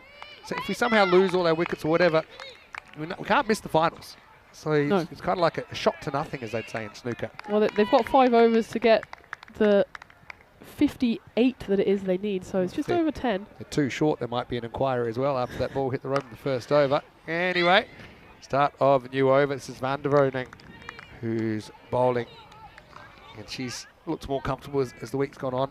Very good young bowler. Again, coming back from some injuries. Good to see her out here. Yeah, Van der Woning, she got hit around a bit yesterday. She went for 40 off her 2 overs against Scotland in that memorable run chase. Scotland becoming the run chase queens at the moment of this ECC-W, but she'll look to come back strong here. And that one is in the air, and it is taken. It's taken in the outfield there by Robin Riker, who's the safest pair of hands.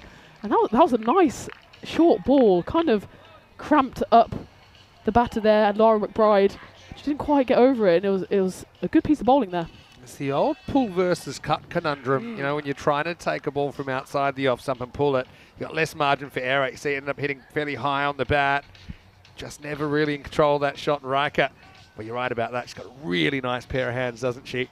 And so that will be the first wicket to fall. McBride strikes a couple of boundaries in her 11, but now has to step aside. It's 22 for 1.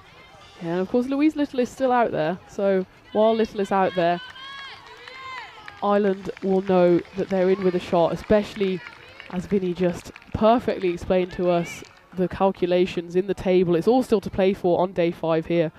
BTW. Go on. Netherlands aren't out of this, and if they could maybe catch the other side of that, if they were to remove these two and then run through, maybe they could still feel they could take all the 4 points. Very interesting scenarios. There's a lot of ifs.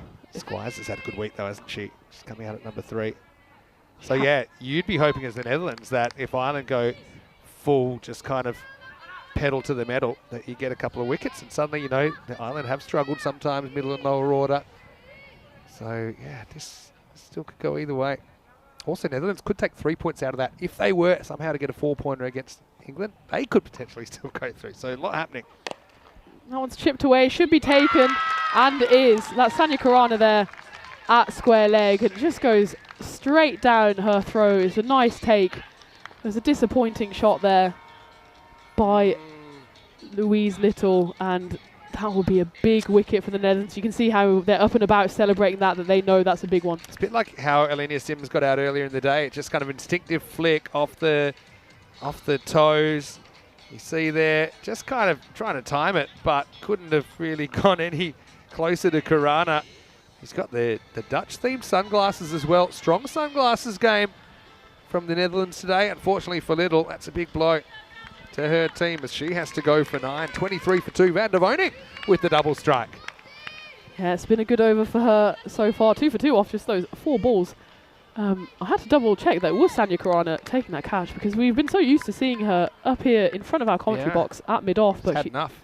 She's had enough. She's got sore ears. Couple to come then. And it might be an action replay. And is the exact same shot, the exact same outcome. Georgina Dempsey, the captain, is absolutely furious with herself. She's just seen Louise Little chip it to Sanya Khurana at square leg. She's not learnt her lesson from that. She's just done exactly the same thing. I mean, you couldn't do it if you tried. And Georgina Dempsey, the skipper's gone very first ball. Poor Squires, she's left holding the baby again. She's had more partners than the quarterback at the box social, really. And Khurana, once again, doesn't have to move. Well, she is in the hot spot. And right now, Netherlands, well, they think they can pull this off. And who's to say they can't? Ireland have certainly had the goalposts moved in this over. Dempsey goes without scoring, 23 for 3. Yeah, and Ireland are in a spot of bother here. They're still in the power play. 1 ball left of the power play. And you can certainly say at this moment that the power play belongs to the Netherlands. You can see Georgina Dempsey couldn't be dragging herself off the pitch any slower. Yeah, just thinking, why does the universe hate me? But that's cricket. Sometimes the cricket gods are with you, sometimes they're not. Hey, guess what? Hat-trick ball here. We've never had a hat-trick at the ECC-W. McMahon faces up. What a ball that was. That was too good for a hat-trick. Well, Izzy's obviously come back from injury, but that's one where she bent the back. And you can see it really exploded off the length. I think you got to get her out there back in the next over she can possibly bowl, because she takes 3 for 2 in that over, and this game has changed just like that. It's 23 for 3. And that's why we love this game, Vinny. We thought at the halfway that this was Ireland's for the taking. Within the space of a few balls, 2 balls really, 2 action replays, it's swung back in the favour of the Netherlands, who are now going to turn to spin. Can I be honest though? Tournament play, I'm still going for it if I'm Ireland. Yeah. Got nothing to lose. Okay, I know theoretically you get 1 point ahead and hope that neither Scotland or the Netherlands get a point. So yeah, how's their net run rate? I'll check that in a minute. Here's Van Berker, who's into the side. Oh well, this is a crazy run, and it should have been out, but Rosalie Lawrence has missed. I think Rosie Lawrence couldn't believe her luck there. She just had all 3 stumps to aim at. She must have been surprised that Ireland even attempted that run, but they do scamper through for a single. Of course, Ireland want to take every run they can get there, but this was close. I don't think she would have even been in the frame. Oh, gee. That really should have been out. So just looking, okay, let's say they do settle for a 3-pointer. Ireland's net run rate, it's better than Scotland's.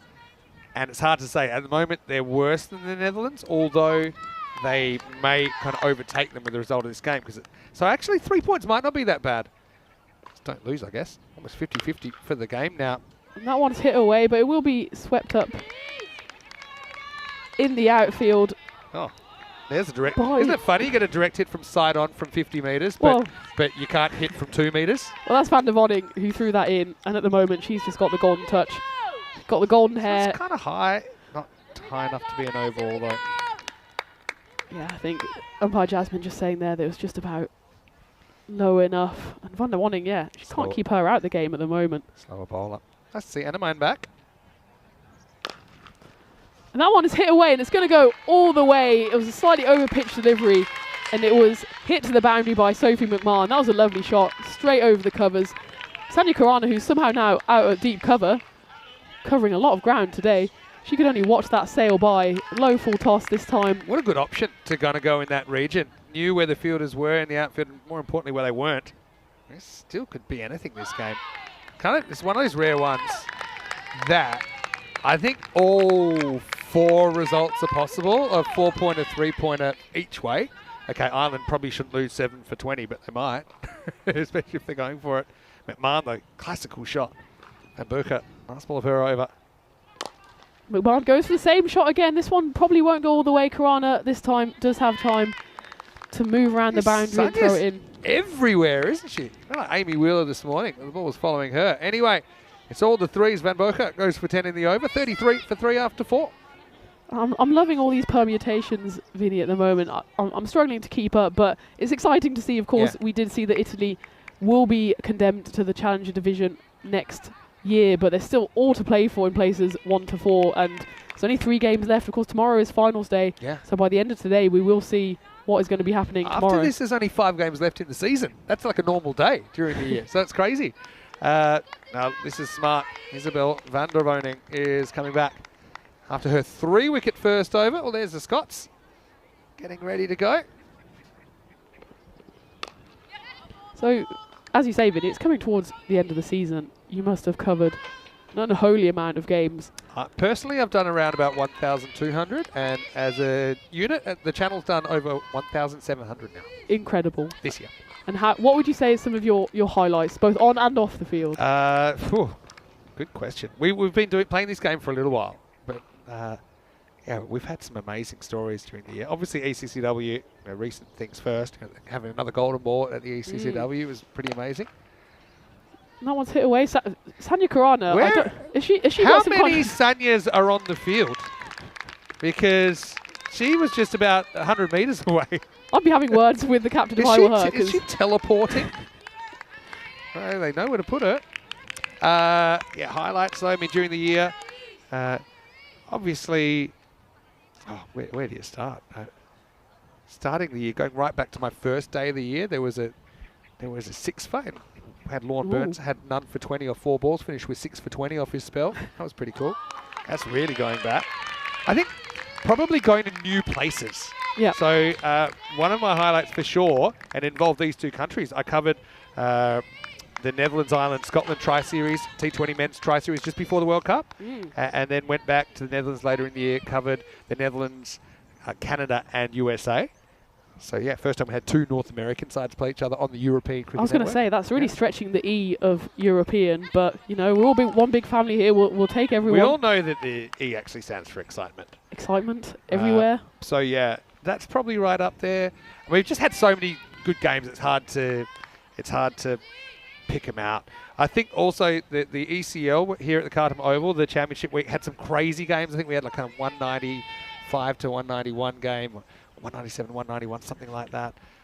We've had our highest chase ever on the network that got broken just recently in Barcelona. Obviously, women's records have gone down here as well. Yeah. Oh, what a shot. Well, this is the old try not to hit yourself in the head, and if you don't hit yourself in the head, you'll get 4. That's a remarkable shot from Squires. Well, Squires, I think she had to have a concussion check yesterday with one of her efforts in the field, and she almost knocked herself out there. Yeah, keep your eye on the ball, but don't let the ball hit your eye. That's going to be up there for play of the day, because she played about 3 different shots and decided, okay, well, I'll get my head out of the way and hope for the best. And what a shot that was, all the way 4. Oh, love that. The that keeper is was crazy. It was like you're shoveling snow. That was crazy.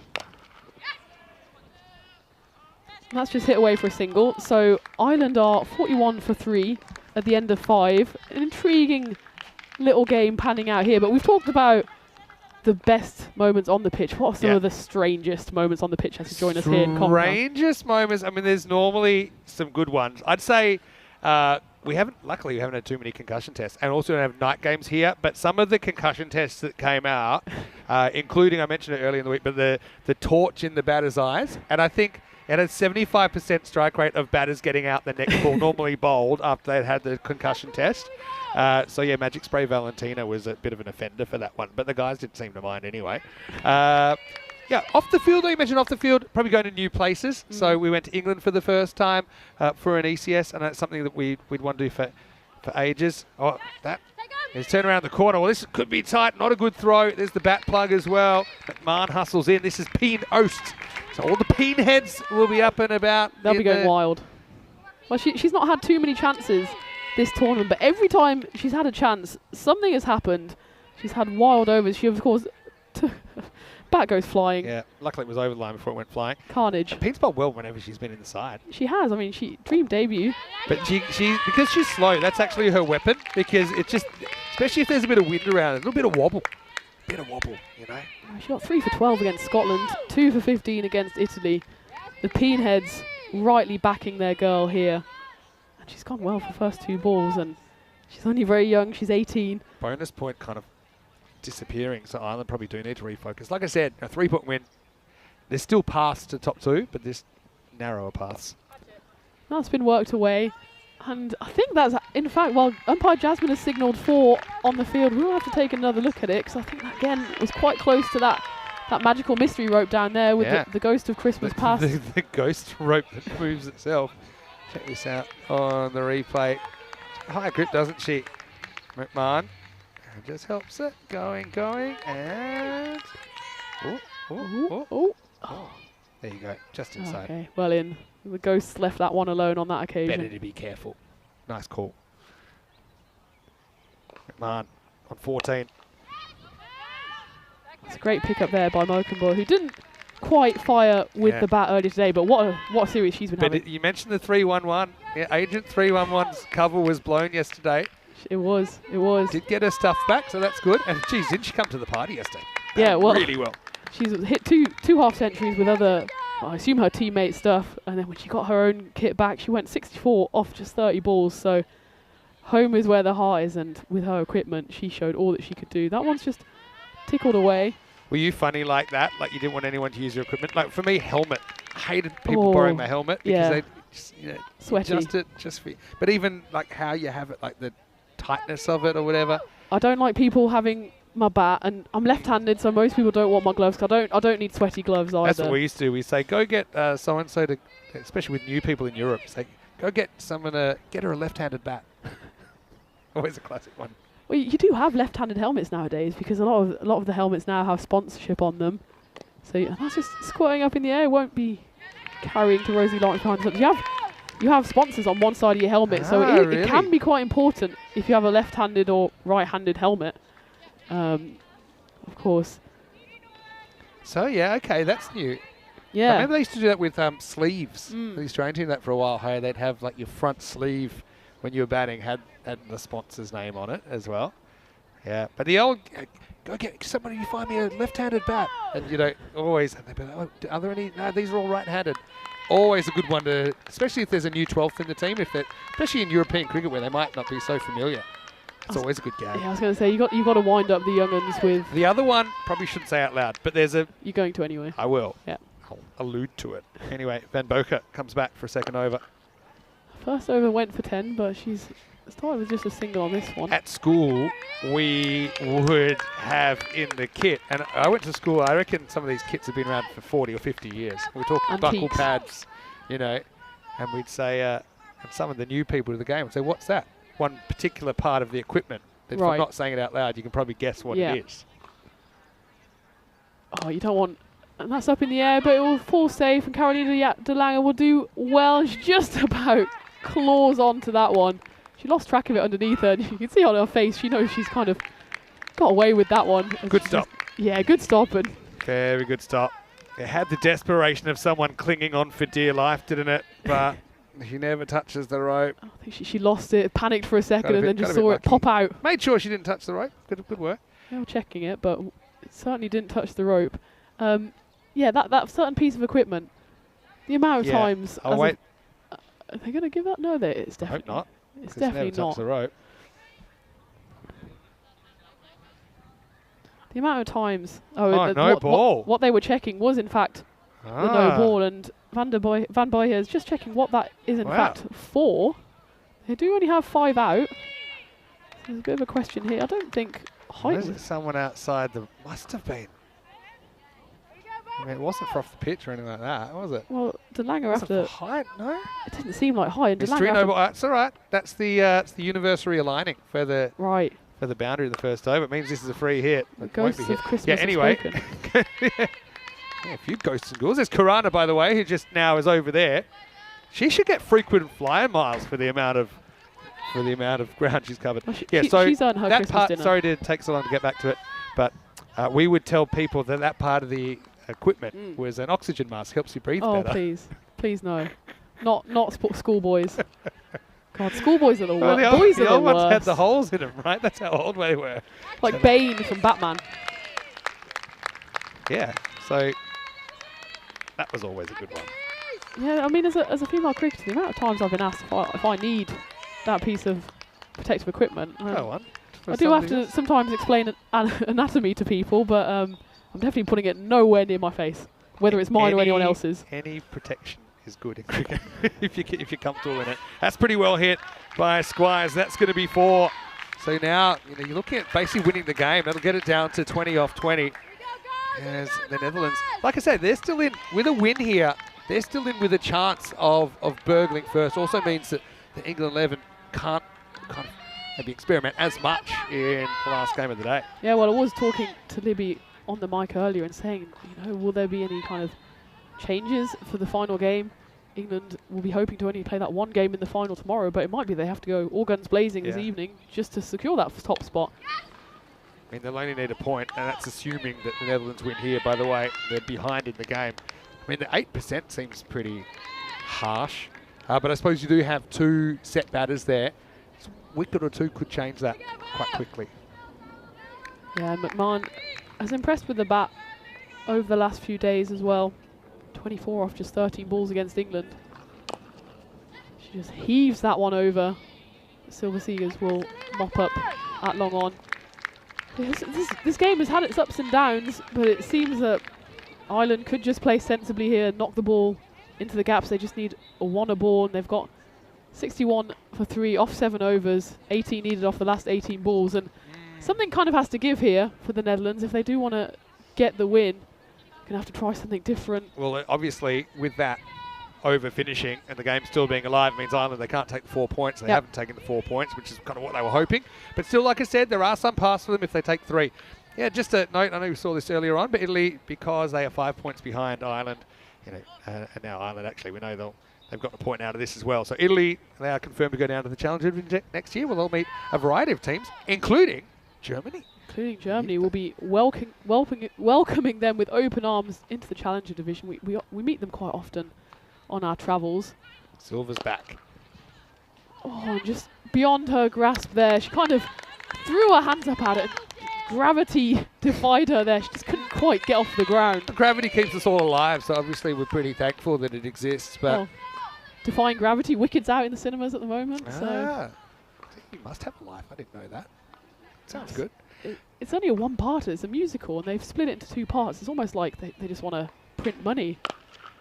Sounds familiar. Yeah. Anyway, that's pretty well hit, but only a single. I was just thinking as well, with Italy and Germany being in the same group next year in the ECC-W. Again, I look back at the men's. Obviously, the men had, I think, 3 ECCs before we were able to hold a women's one, but there's some great history between those 2 countries. Probably our first real classic in ECC men's cricket in 2021 was Italy versus Germany, with Germany edging a 6 off the last ball to win it. Take them any way they come. Yeah, and it was a really, really good game. I'm sure there'll be good contest next year. And hey, you're not going to hang up the boots anytime soon. all things willing. Well, the way you're going at me, Vinny, I won't have time to play with all this commentary I'll be doing, but, you know, true, I'm still young. I'm still, despite knowing the Macarena and all these other weird young. references. Let's not forget that. I found out Ricky Ponting turned 50 today.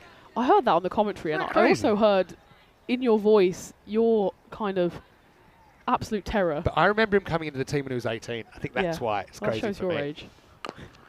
Yeah, I'm 43, so I'm not far behind him. But it's just, you know, and I still remember his Test debut. He made 96.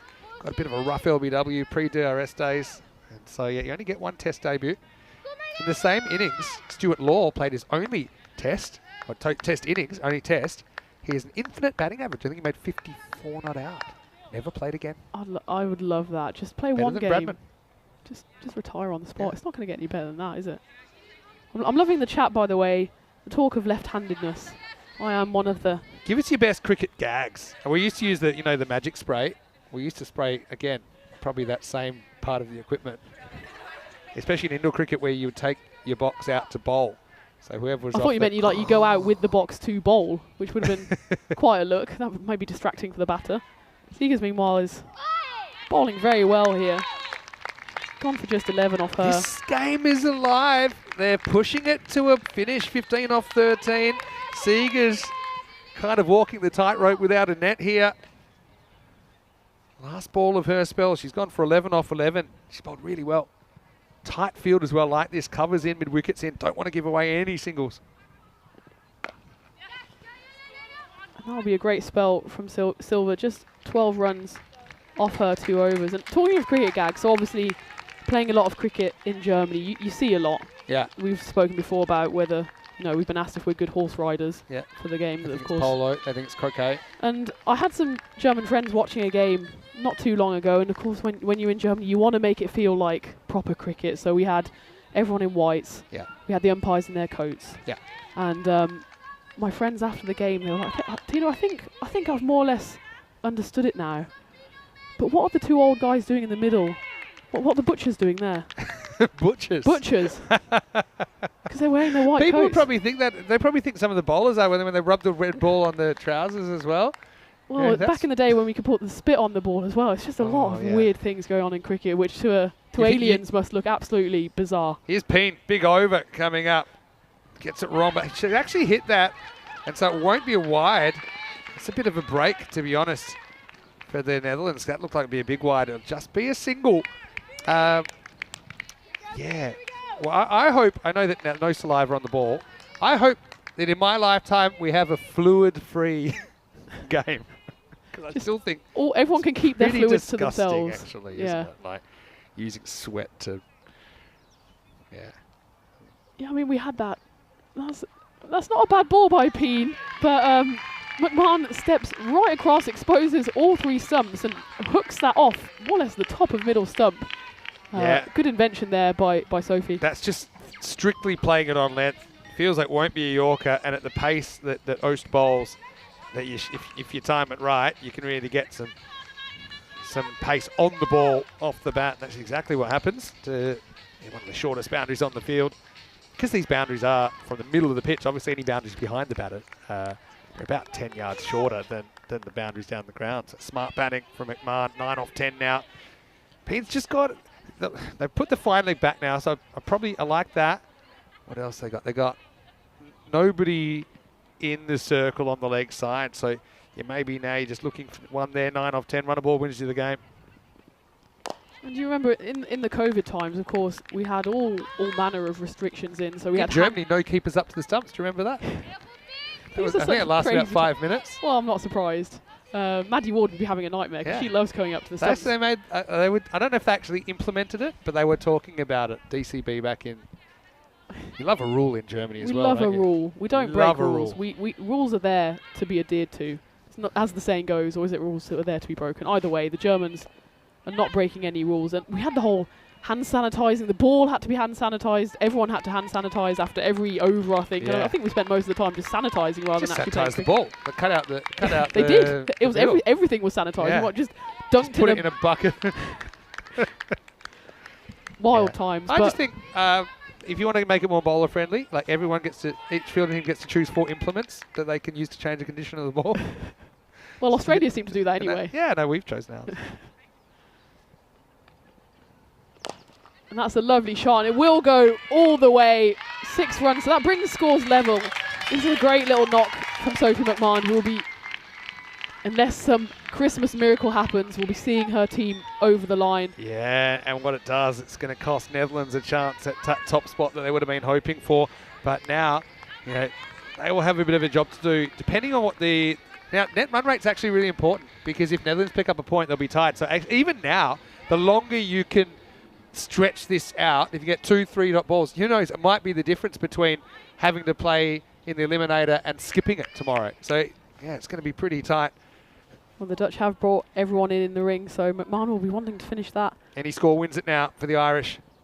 And that might be the score, because that will be called a wide. That was a bit harsh there for Peen, because she saw that McMahon was going right across her stumps, but of course in the ECC-W, anything down what the leg side will be called a wide. And yeah. I think that's the second time we've had a game finishing on a wide. Yeah, it is actually. But yeah, Peen kind of goes at the stumps, doesn't she? If she hits the stumps, it's going to be a wicket. That's just, you know, it's a tough one for Peen, obviously. She's had a really good week so far. Probably didn't bowl quite as well as she would have hoped there, but that's all part of the process. She'll find a way. But hey, Ireland, they are the ultimate Jekyll and Hyde team in this series, aren't they? But they're going to get the win. They'll end up doing it with 7 balls to spare. And yeah, I'm going to run some numbers here, because I have a feeling that will make the net run rates really close between these two. And of course, Ireland, they've finished their 8 games now. They're the first team to do so, but the Netherlands will have one more game against England in the last game of the day. But congratulations to Ireland. They deserve the victory, and really they set it up by continuing to take wickets in the first innings. Yeah, that was an outstanding set of 10 overs for Ireland in the field. They held on to almost every grab, even that one catch that in the end, as you see here, we've gone almost back to COVID era. Elbows all round. I know there's a few people feeling under the weather, so can't take any chances. Of course, with finals day tomorrow, people want to be fighting fit. So all that talk of sanitizer has clearly made its way out into the middle as well. But Ireland were super, super impressive in their fielding innings. They took all the catches, even that one that was then deemed to be grounded was an outstanding catch by Squires. It's put them in a good position. I'll give you another one as well. Ireland, if you remember earlier in the week, they needed 1 run off the last ball to take a point out of the game against the Netherlands, and the Netherlands never really defended it. Yep. So that's like a 2-point swing there. Ireland picked up that point, means they're still in the hunt for that top 2. Coming up, Italy versus Scotland 11 in match number 19. Battle of the Blues, last chance to see the Italians as well. We know they're going down to Challenger Division. Nothing to stop them taking a win out of that game as well. Maybe they'll try a few things. They've listed Bartram at the top there with Rathnaka. Really hope that Rathnaka can kind of show a bit more of what she's capable of, and it's been a tough series for her. For Scotland 11, Ellen Watson, well, she belongs at the top of that order, doesn't she? And Eve Muir, maybe this is the game that she is able to make a bit more of an impact. Stay tuned for that game with Scotland winning the toss and electing to bat. In 30 minutes, we're back with that. Of course, Rico will be back. I'm going to sit this one out and watch the Battle of the Blues from the sideline. But it was a kind of any scenarios possible kind of score, wasn't it? The Netherlands needed to make some early inroads, and they did, to the Irish top order.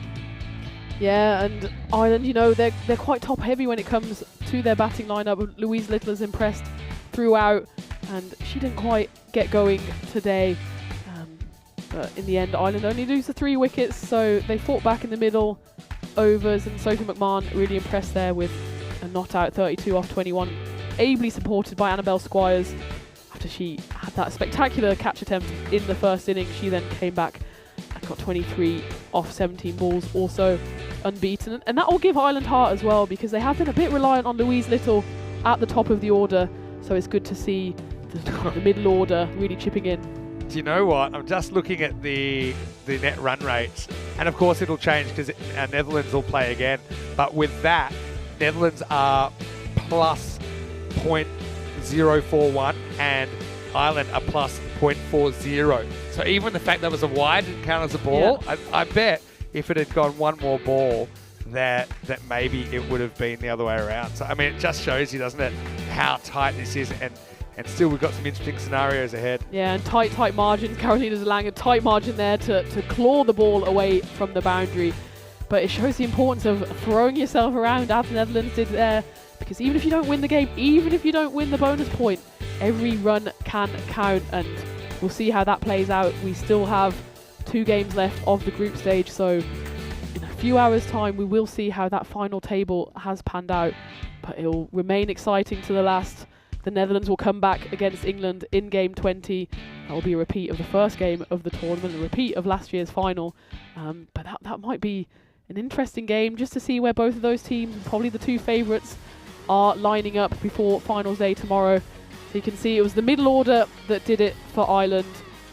The Netherlands didn't bowl too badly, only a couple of extras here and there, but they always had a mountain to climb with that low total to defend. I think this reminded me a bit of the way England recovered this morning. You know, McMahon comes in, she's a specialist batter. I mean, even Locke and even McGee, I mean, they weren't running out of batting anytime soon, but just the fact they were able to find that partnership. I think Squires, once again, kind of probably played better than even her numbers suggest, just kind of holding it together and also allowed her partner to thrive, McMahon, with a really stylish 32. Bowling-wise, Isabel van der Boning was excellent, wasn't she? 3 for 10, but no one else able to get a breakthrough. Seegers, I thought, kept them in the game, did pretty well. I still think, she's a bowler I'd bowl to outside the power play. Let the ball get a bit kind of banged up a little bit. I just think she grips it a little bit easier, although I suppose her power play over was pretty good as well. Van Boker into the side, but couldn't get a breakthrough.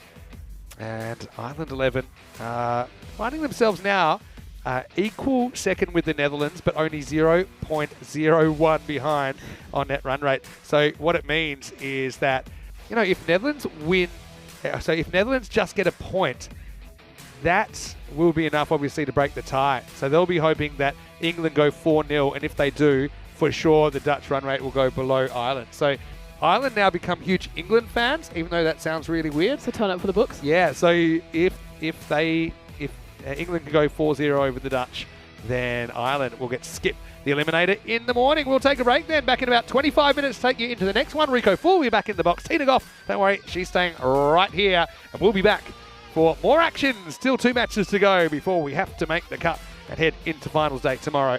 So enjoy a quick break, and then we'll see you shortly at the Karma Oval for more ECC-W.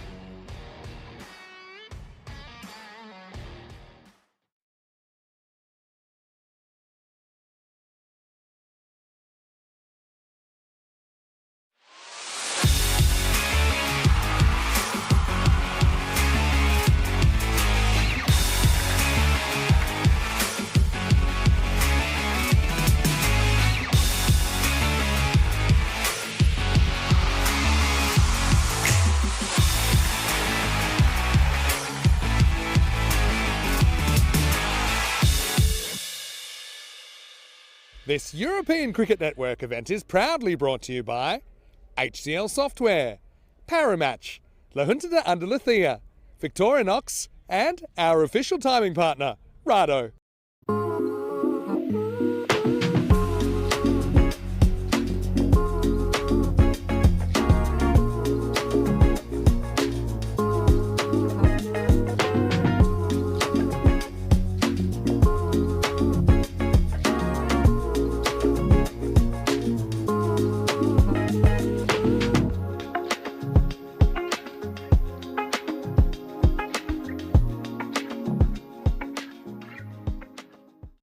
Hello and welcome back as we get ready for the third match of the day and just the second last match of this group stage as well before we head into finals day tomorrow. We know that Italy, unfortunately for them, they won't be part of the final four. We know that they will now play in the Challenger division next year, but they still get one more chance to pick up a W, and it will be Italy taking on the Scotland 11 in match number 19. Let's see what happened at the toss. A little while ago, Ian Ramage had the giant coin and the two captains. Italy, you're the home team, you'll toss the coin. Scotland is the away team, you'll call. Ready? European cricket. It's been called European cricket, it's come down. European cricket, so you won the toss. What about that? Okay, toss won by Scotland, who will bat first. Catherine Fraser of Scotland wins the toss and wants to have a hit. I can understand why. She, in particular, has been brutal. She's kind of hit her straps on, around about day 3 or so, and has been absolutely smashing the ball. She's not the only one as well, and yeah, her teammates, I think, have been inspired by her leadership. She's been great in the field as well. Obviously, with the ball, she's very handy.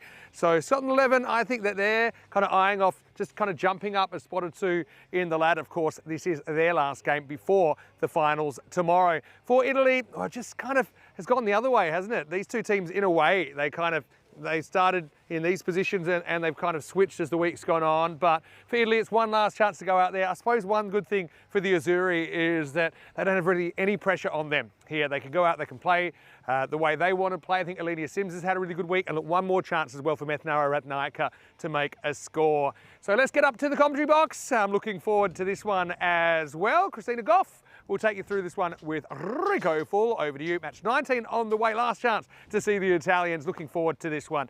Battle of the Blues with Scotland 11 winning the toss and electing to bat. Over to you in the dream box. Thank you very much to Mr. Maximo, and it's good to be back, and welcome to everybody in the chat that are waiting for this fixture. So Scotland, a huge opportunity for them to get a win, and they could even go and cement second place here. So there's plenty at stake here.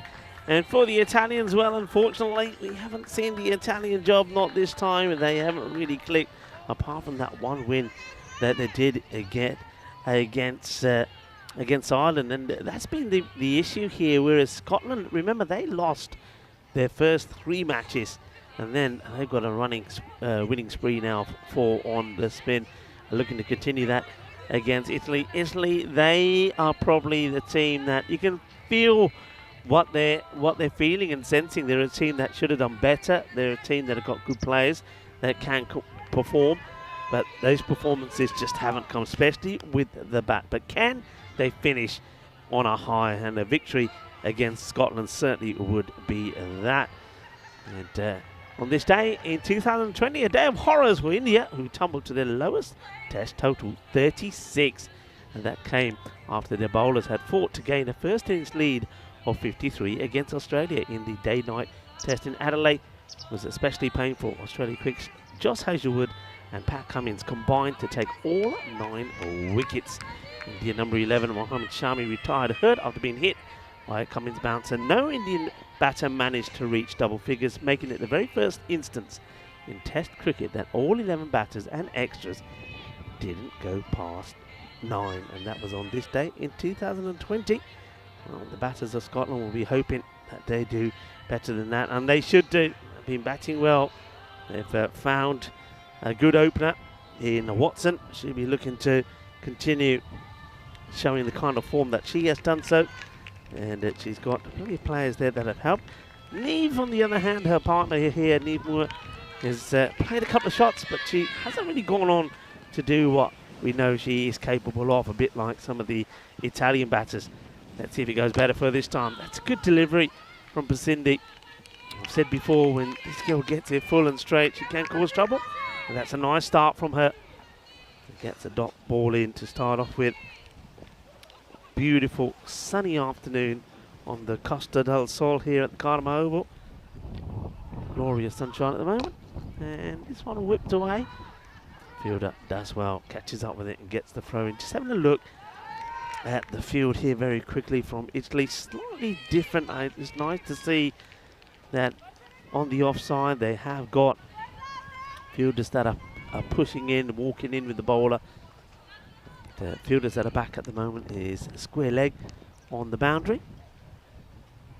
And in fact, you've got two. You've got behind square and square leg are back. That's firmly hit. Well attacked by the fielder. In fact, brilliant fielding. And, well, you're not supposed to jump over the ball when you're backing up. I suppose the fielder who's in that position, I think it might be Malwata, maybe doesn't get the memo. In fact, I think it's Daluwata. Throw gets thrown in. It's missed by the bowler. Daluwata jumps over it. Unfortunately for her, Delisha was there to do the stop. That's hit nicely along the ground, and Amelia Bartram dives, makes the stop. Now, think about the second. Probably wouldn't have been wise, actually. Now, welcome to all of our viewers that are tuning in, watching via fan code. Lovely to have you all with us as well. Vinny Sandhu will have some lunch, and I've already snuck in there. That's probably a little bit too high. It's called on the field of play. That's going to be a minimum. As Pasindi just this time round doesn't get that Yorker length right. It's a full toss and a gentle one on the leg side, and Neve plays that away quite easily and gets 4 runs. And the 1 extra. This also means that this becomes a free hit now, and Neve will be looking to cash in once again. Here's the free hit signal from the umpire.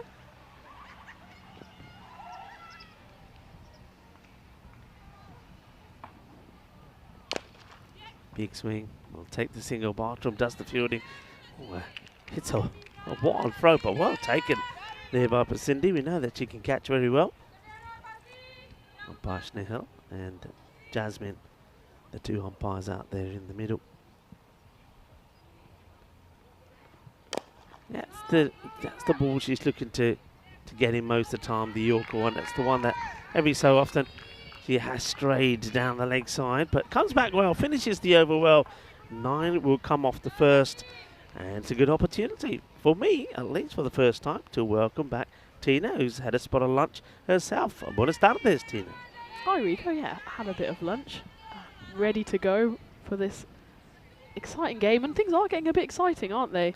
They are, not for Italy. They've got, unfortunately, the red arrow. That means that they will go down into the Challenger Division next year, join the likes of Spain, Austria, yourselves.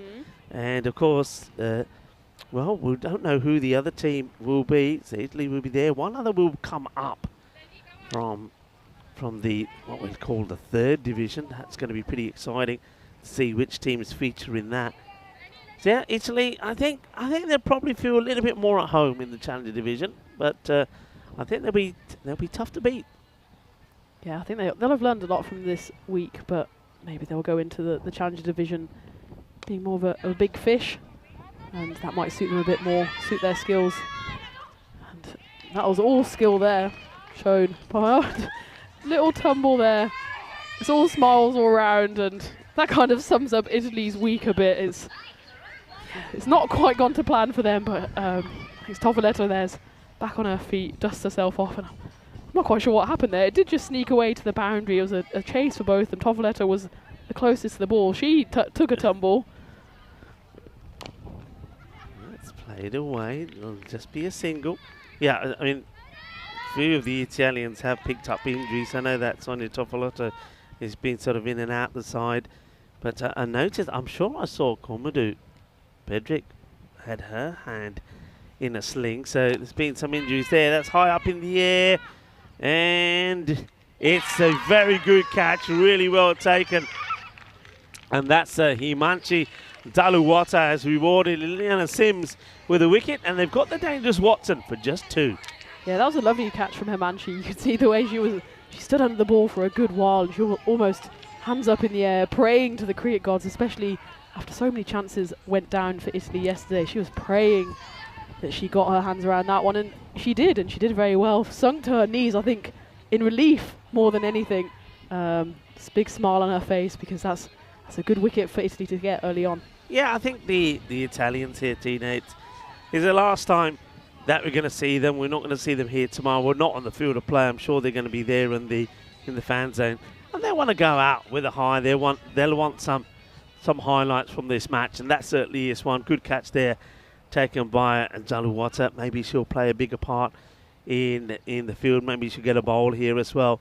But that's all Italy want to do here. Get some highlights, and if they can get a win, they'll take that. They'll take a win against Scotland, who, remember, they're on a run of 4 matches undefeated. Yeah, absolutely. And for Italy, it'll be a big year for them, I'm sure, next year with both ECN highlights and also ICC highlights. So any momentum they can take out of this year will be gold dust for them. That's picked up pretty nicely, but they have got that field nicely set. So this time round, as well as the infielders, they've got a sweeper out there mid-wicket, and that's dealt with pretty nicely. So, yeah, I mean, you mentioned the ICC, and when I was talking to Prabhat, he did say that, you know, they are preparing for that, and this is a good tool for them to get themselves into preparation. It's that throw again, and making them run hard, just throwing that a little bit high, isn't she, Bartram? A couple of shy she's at the stance, but she's sort of been going around about the shoulder height for the bowler, but the bowler deals with it well. Ileana Sims will be happy with that over. Just a 7 come from it, and Scotland after 2 a 16 for 1. Yeah, I think Italy will even be hosting the World Cup qualifiers, Division 2 for Europe at the end of May. So any time they can get out on the field between now and May will be invaluable. Of course, Northern European or even Central European winters aren't the easiest to play cricket in, so they will be looking to make the most of these opportunities that they have here. And here we see England doing a bit of modelling. They've been firing all cylinders, both on and off the field. Big smiles there, and yeah, it looks like they're fitting in a little catwalk show there. That's nicely bowled. What they got? The sort of little all team fleeces on there, have they? Yeah, I was speaking to Libby Thomas when she joined us in the commentary box about them. I was trying to get my hand on some of that merch. I've got my hands on some European cricket stuff, and I'm scouting about for a bit more. That's well bowled. Good bowling here. Like this from Basindi. Obviously, she knows. She would have looked back and her bowling so far. She would have had Prabhat telling her as well, outside the off. And she's done that pretty well so far. Just the one that she has straight down the leg side. And that's again good bowling. Out on the leg side, gets thrown in. So, yeah, can Italy get a good finish? They've got a lot of support. Got to say, Paul Kempin, he hasn't given up on them. He's been supporting them all the way through. And Monica Ramos Acosta is flying the Italian flag there. So, and Mark saying, Forza Italia. Let's see if they can do it for their supporters as well. And that's played away nicely. It's a good-looking shot, but once again, they've got that field right here. I think Italy have learned, haven't they, the last couple of games, that they have leaked a lot of boundaries in that square leg behind square area, when sometimes the bowlers have either overpitched or dropped it too short. And the field so far seems to be working. Yeah, it was good to see Amelia there just having a pep talk with her bowler, telling her she's doing well and just keep plugging away. And that's hit well, and that's going to go all the way to the boundary for 4 runs. A little bit shorter this time, and Neve gets a good bit of this, hits it powerfully, and as soon as that gets past the fielder there, Daluwater, that's going to go all the way to the boundary. Yeah, that was good stuff from Neve, and she's been playing, well, since she got promoted up the order, she's been playing a bit of second fiddle to Ellen Watson, so it's good to see her get off to a flyer here. That's her up to 17 off just the 10 balls, and she'll want to continue with that. Oh, that's that one that, again, is a little bit high now there. Now then, there's 2 things to check here. Well, one thing to check, because the umpire has given the decision has run out, and I think that's correct, but the height of the ball first up. Let's see if this is going to be a no ball, but of course the wicket stands and the run out. I think she just felt she had to get something from this. That's it, Neve, and she hits, she runs straight away, but the pick up and throw was fantastic and on the money, and that's gone. You can see that Schnehl is giving that out in the field of play. No ball has been called now as well. So good work from the umpires there on field, and also the third umpire. They got it right this time. Yeah, it was all going on that ball, and Amelia Bartram must have been listening to you up here, Rico, because you did say the first couple of shies at the stumps were a bit too high, and she was right on the money with that one. So it was all going on, the no ball, the almost kneecapping of Pasindi, the bowler. She, in the end, did well to jump out of the way of it and left it all down to her captain to do the business. Yeah, well, I wonder if that was Amelia just saying, well, I'm going to keep throwing them over the head of the bowler, but then when it matters, I'm going to hit the target. That's exactly what she has done. Good wicket to get because Neve was going well. And she'll go for 17 off 11. And that's, it's another chance.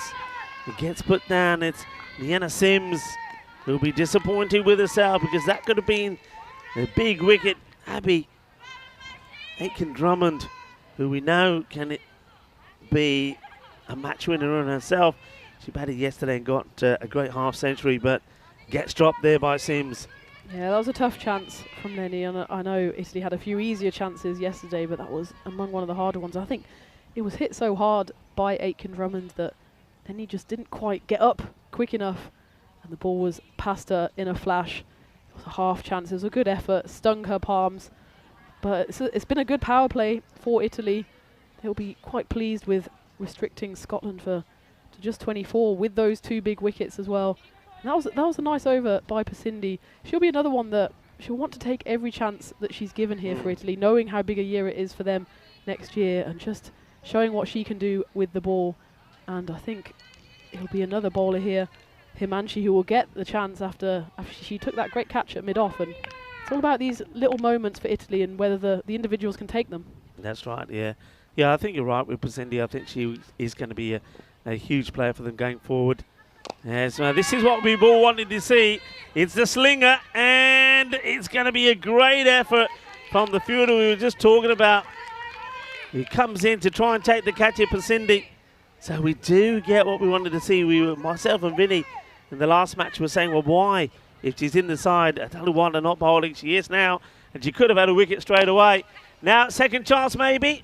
This time doesn't quite carry to Pasindi. Great effort from her to take that catch. If she held on to it, it would have been absolutely fantastic, but the catch goes down, and, well, Fraser, she was given a chance, given a live. Drummond has had a couple of chances as well on the pad, but probably going down the leg side.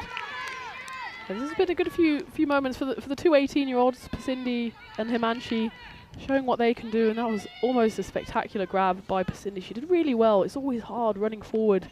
You've got to make sure you get your face out the way. And yeah, this slingy action will be paying off. Yep, that's what we're talking about. I'm so glad that she's getting a bowl here. And this is Himanshi Daluwata. She is a slinger. And we've seen a bowl in Rome, and she's very effective. And she's been in the side, hasn't had a bowl. And here she is in the first over when she could have had a wicket off the very first ball she bowled. But she does get one here, and she gets the dangerous Abby Aitken-Drummond for just 4 of 7 deliveries. Good catch there taken by Mamalage. She says, it ain't coming out of my hands, not this baby. And good wicket to get. Yeah, Aitken-Drummond was just trying to lever it over Chatu there, who is probably the shortest player on the pitch, if not in the tournament, but didn't quite get the elevation, so she has to go for just 4 off 7 after an impressive match for her yesterday. And Italy are doing well here, 26 for 3. Yeah, they've been here before though, haven't they? In the field, Italy always tend to get those early breakthroughs. They did it earlier today, didn't they, against England? They had England at 1 point 17 for 4. It's true.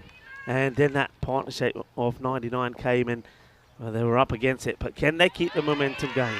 Great first delivery this to Pippa Kelly. Got ball.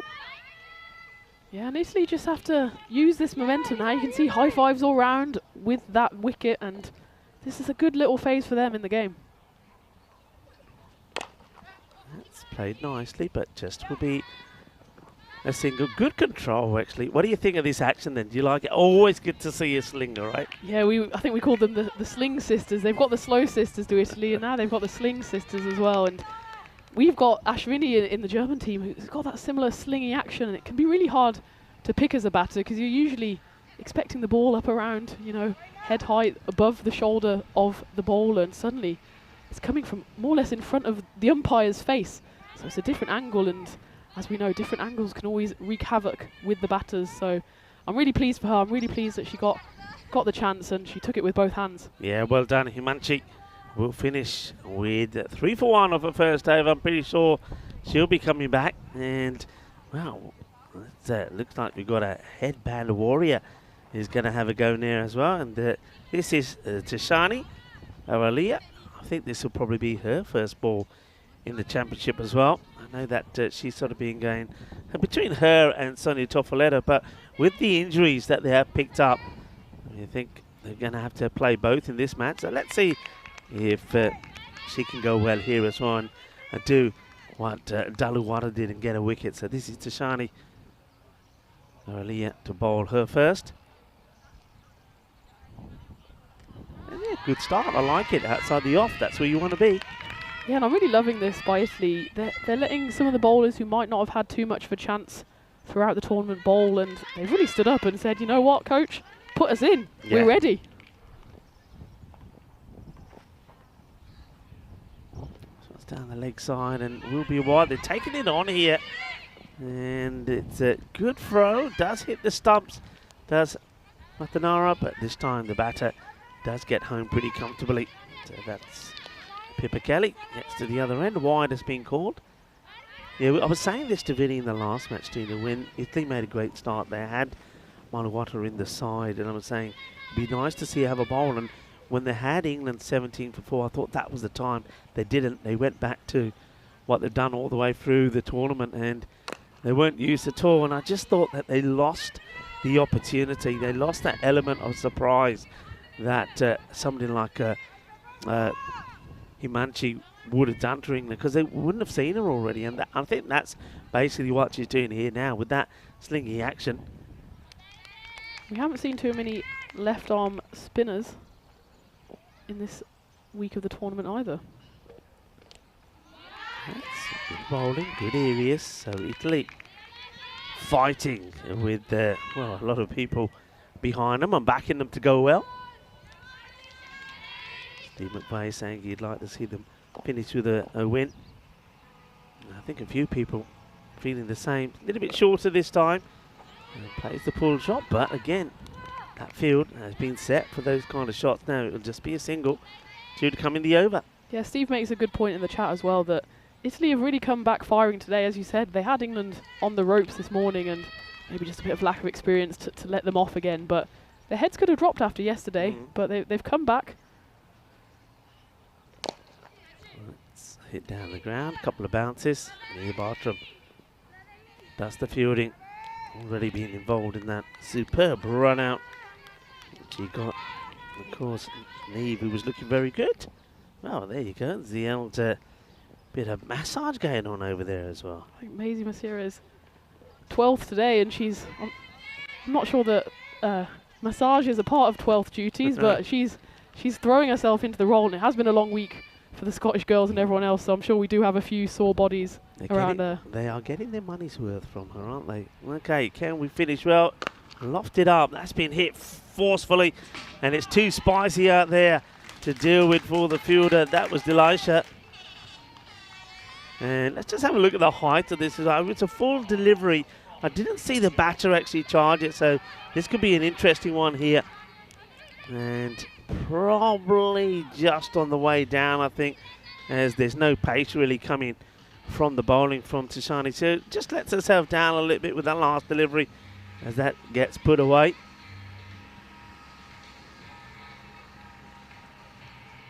Well, looks like, yeah, they're going to give 4 runs there. So there we go. It's an opportunity to welcome you into the commentary box here. And the first time that we've been together. Have you had a nice morning off? Yeah, I was grateful for the line, especially after we had our dinner last night. You two were doing the hard yards early this morning. It was a nice day, wasn't it? Nice day and evening. We had a great day together, and then of course an evening together with the rest of the gang and into Malaga. I've been before, but of course it looks completely different with all those Christmas lights on it. It was it was quite spectacular, I think. Yeah, and I think having been here for the last 2 weeks, this glorious sunshine, you kind of forget it's Christmas. So it was beautiful to see the city up in lights, the Christmas tinsel going as well. So I'm really looking forward. I'm really in the Christmas spirit I now. think when I got there yesterday, I know we got the Christmas tree at the hotel, but it's when I got into the town yesterday, seeing all the lights. I think it was the first time it sort of really clicked and say, actually, it's only just round the corner. I better start thinking about some things to take back. I was going to say, get your presents ready. Get the presents ready. How about you? Are you done a bit of shopping here? I have. Luckily, thank heavens for online shopping. So we had that question from the producers the other day, what I would do if the internet goes down, and I'd definitely be in trouble when it came to my Christmas shopping. Luckily, I've been saved this year, so I can go home and just have to do a big wrapping job on a lot of those presents. 37. And was the 5-over score, 37 for 3. It's going to be just a little bit too wide as they do stick with it. I like it with Himanshi Daluwada, but it just goes a little bit too wide this time. And just as we were talking about the opportunities here for the Italy players, Pippa Kelly, she's also not had too many opportunities. She didn't play against England. In the air, should be taken, will be taken. It's the second wicket, so Himanshi Daluwada takes another one. It's another good catch there by Matanana Ratanaika. She may not be at her best with the bat at the moment, but behind the stumps, she's been pretty clinical. Holds on to another, and that's the 4th wicket that goes. So Italy well ahead here. I mean, we know that the attack can come at any point. Catherine Fraser, the captain, is still there.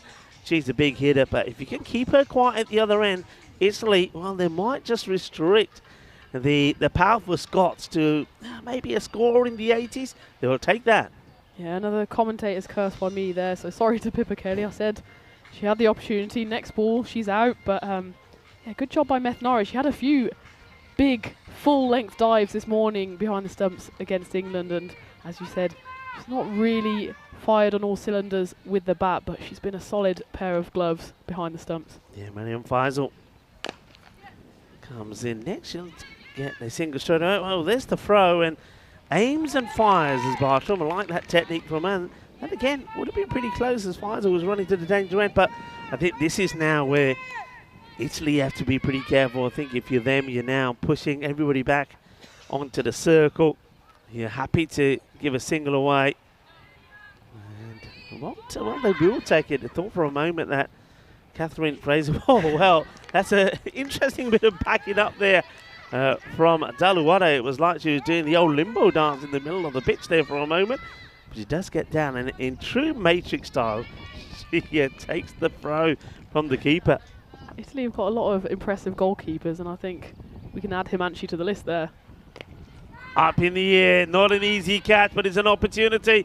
And in the end, you can see what happens here. I think the fielder is getting set to take the catch, but because Matanara is running in with the gloves, then it gets left, and Matanara is nowhere near it. Yeah, I think that probably should have been Emma Moore's. She was coming in, she could see the flight of the ball, but if you've got Methnara charging at you, I can see why she backed off, and in the end it landed in a perfect triangle of 3 Italian fielders, and a half chance goes bang, I'll say. Again, given how Italy fielded yesterday and how many easy opportunities they did drop, I think that one was a tough one. They've been much better in the field today, has to be said, even against England. They took those chances earlier, and got to focus on this bowling from Himanshi Daluwada. That's her 2 overs completed, 2 for 7. And, well, it's a pity that we didn't see more of this from Italy. She bowled extremely well. A great spell from her. Yeah, well done her. She's taken her opportunity, made the most of it. And maybe for Italy it's a case of, oh, the pressure's off now. There's nothing really to play for, so now we can play with a bit of freedom, and maybe that's why the hard hands came in with the catching yesterday in that, what we dubbed the 8-pointer. So maybe now they know the game's gone, or they know the tournament's gone, so they're playing with a bit of freedom now. Yeah, I think you're absolutely right. I mean, that doesn't go to plan as that gets clubbed away to the boundary. But, yeah, I mean, you haven't got that pressure now. They know where they'll be next year. They know they're not going to feature here tomorrow. So, you know, try to go out on a high and do your best to try and win this match. If you do, it'll be great. I think there'll be a lot of positive vibes about it. But you just want to go out without letting yourself down. I think that's what they're thinking. Shani, that's a very good shot. It's going to be back-to-back boundaries. Has beautifully played. And Faisal at the moment stealing the show away from Catherine Fraser. Yeah, and Faisal, that's back-to-back boundaries. And of course, this isn't a dead rubber for Scotland. Vinny was going all Rain Man earlier, telling us all the permutations of the table. And yeah, the net run rate is so close. And of course, the bonus point again is up for grabs. So Scotland won't want to lose this one. Scotland win this one. They take, oh, that's going to probably, yeah, no ball is being called here.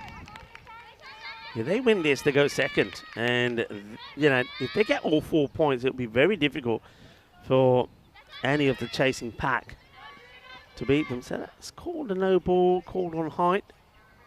And I think they might just be having a look at this, because I think the ball, if it goes past that the line of the stumps, it'll be a wide, and there it is. That's why I wanted to have a look at that again. Yeah, I think the right call was made in the end there. So only a wide, so not a free hit. Still hits it hard enough, but will only be just a single this time. So well, they might be quite happy to keep Faisal off strike at the moment. Yeah, well, this might be a dangerous pairing. And as we saw last week in the Challenger as well, that second place is quite coveted. Germany managed to sneak in thanks to a lacking bonus point for Spain. And Scotland will be after that. Oh, well, that was a little bit of scary fielding actually there. I don't know if she literally did Delisha Nanyakara throw herself at this or she tripped, but it was a short delivery, and well, I think, is she trying to stop that with a knee? Yeah, I hope not, and she did well to not make contact with the ball, because that could have been nasty. I'm glad she didn't. And now this one could be too high. We'll go side on again here, thanks to Two Circles, our production partner, but I reckon this is going to be pretty close. So you look at this. She's not charging at it. Yeah, I know she's tall, but I can see that one being called. It's there or thereabout. We often say waist or above, you call them. See, yeah, it does get called. I think that's the right call this time. Because you got away with one, but not this one. So the second over from Tashani Haralia hasn't gone as well. She's gone for 15 in the over with this to come. And, well, that's the chip over Mathanara. This is come off the bat. Well, it's come off the pad, says the umpire. I thought it was definitely bad on that. Goes for the reverse Malachi. And if it comes off the pad, I'm a bit intrigued to know why there wasn't an appeal, if I'm honest. Because she goes to do the reverse. Let's see. Well, you can make up your own mind there. I thought it was a bit of bat on there, but it is the end of the over. The reverse Malachi ends up being a gentle lob over the wicketkeeper. And Maybe a bit of glove. Yeah, it's almost like Mathanara was taking evasive action. I think if she kept her on it, it was probably a chance of a catch. Talking of catching, there's a chance here, and it's beautifully taken. What a catch. And, well, that's what happens when you don't use your knees and use your hands. Delisha Nanyakara, I think the odds were against her getting there, but she just kept on going. The ball seemed to have held up nicely in the air for her, and Catherine Fraser, the dangerous skipper of the Scots, is going to have to depart courtesy of this exceptional catch. I always say get the solid base going when you're taking a catch, but Delisha took that one like she was running for a bus. She took it on the move, carried on going, the ball went flying up in the air, and after she had a bit of a disappointing personal game yesterday, Delisha will be delighted with that catch, and that sends Catherine Fraser on the way for a runnable 9 runs, and Italy will be very, very pleased with this. Well, it's not often that the extra balls in an over reward you, and that's what's happened. There was a wide, and there was that no ball, and with the extra ball, or one of them at least, one's gone for 1, the other has taken the wicket, so that's worked a treat. And I think if you give up that many runs to get the wicket off, there off Fraser, so Fraser goes, and now we're seeing Amelia Bartram is having a ball for the first time in this championship. And she's going to start with a short delivery, which is going to get worked away for 4. And it's too short from Amelia. So, Cuatro Carreras. Still, Faisal is going well. She's hitting the ball beautifully. She's been joined by Molly Barber-Smith. It's good to see Amelia bowling. She's done it all this tournament. She's batted in the middle order. She's opened the batting. She's taken the gloves at one point when Methnara was sitting out, and now she's having a bowl. So she really is Captain Fantastic for Italy. Well, the sun does come out. Maybe it comes out from Amelia. She needs to just go a little bit fuller. Faisal, though, good strike rate from her, 16 off 7. And she's pushing back. This is where I think the bowler loses a bit of confidence in herself. She pushes back the fine. And it gets played away. It's going to... Well, what's happening? I hope she's okay. She's been struck by this. I think it was a half chance there. It was hit on the full. Yeah, but I think they might have got this in the belly. I wonder if you can have a good look at this from a side on camera. It was hit pretty firmly. And, yeah, it's gone straight through into the belly. Straight after lunch as well. Yeah, well, you can see that hurts. It's good to see Schnell straight away checking that the fielder is okay because, yeah, that's not where you want one after lunch. You're right. And that was Emma Moore, the youngster. She's up and about. Bartram tries to go fuller. How full does she go? Gets past 1 and gets past 2. Threads the needle beautifully. As we'll have a look at the height of this as well. I saw the two umpires looking at each other. I didn't see any signal, but it just seemed high to me. There you go. That's what we're looking at there. Might just get away with it. She is on the crease, so just dipping. But I think, yeah, no call on the field.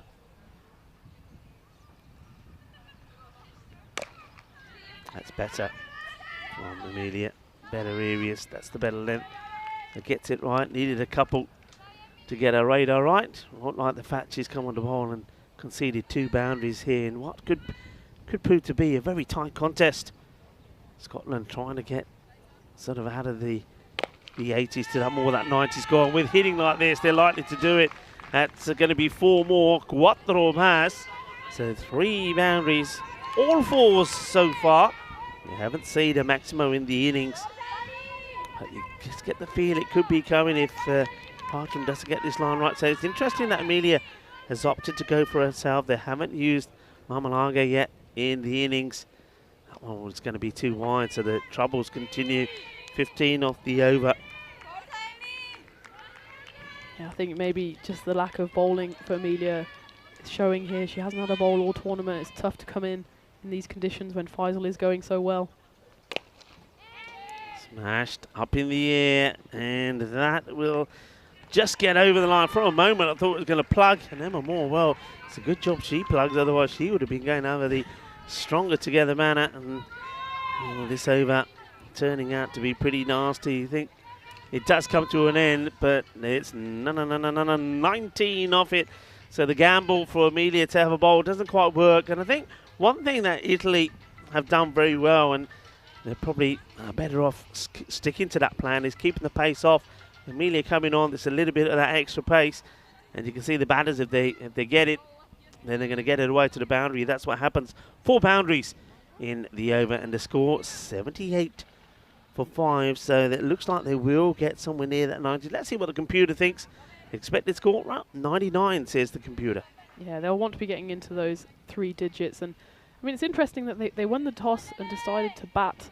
They've chased down 2 big totals in their last 2 games. So they've got the title of the run chase queens, but they've decided to set a target here, and it'll be sim. So they've listened to you, Rico, gone back to spin. Yeah, it's played away. This one should be dealt with by Basindi. It will, just a single. Maybe it is important to reiterate as well what the difference is between finishing second and finishing third, because it makes a big difference to your workload on finals day. Yeah, huge.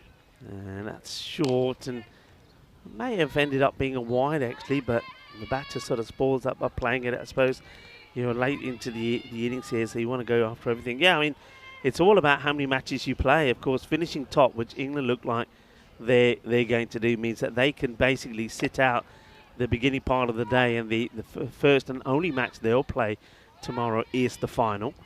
Whereas the team that finishes second, there's still a reward for second, it means that you can sit out one of those matches. You don't play in the eliminator, so you're already booked in to play the qualifier. The teams that finish third and fourth, they will have to battle it out for the eliminator. That's a good shot for nothing, isn't it? Plays the reverse. Here does Faisal, but it goes straight to the fielder. And nicely done by Daluwata, who fires the throw back in. No run. I think she wanted to run there, or certainly Barbara Smith did, but Faisal found herself on all fours, taking a slip. Tried the same thing again, and this time didn't make any contact. But yeah, last week, when we as Germany were quite happy actually to finish second. Of course, finishing first is great, but finishing second means you get a bit of a warm-up, hopefully win that so-called kind of semi-final, the qualifier, and then take that momentum into the final. You definitely, of course, you want to make it to finals day, as that's a lovely little tickle off her pads, Faisal, for a four. You definitely want to, of course, make it to finals day, but being third or fourth, that makes it quite difficult. You've got to win 3 games in a row to then go and lift that glorious trophy. So Scotland have still a lot to play for here. It's by no means a dead rubber for them. And of course, Italy have a lot of pride to play for as Scotland take it to 85 for 5 after 9. Yeah, she'd be a bit disappointed. Made a change in the field, brought the final leg over into the third. So she basically put a short third and a backward point in because of that reverse attempted.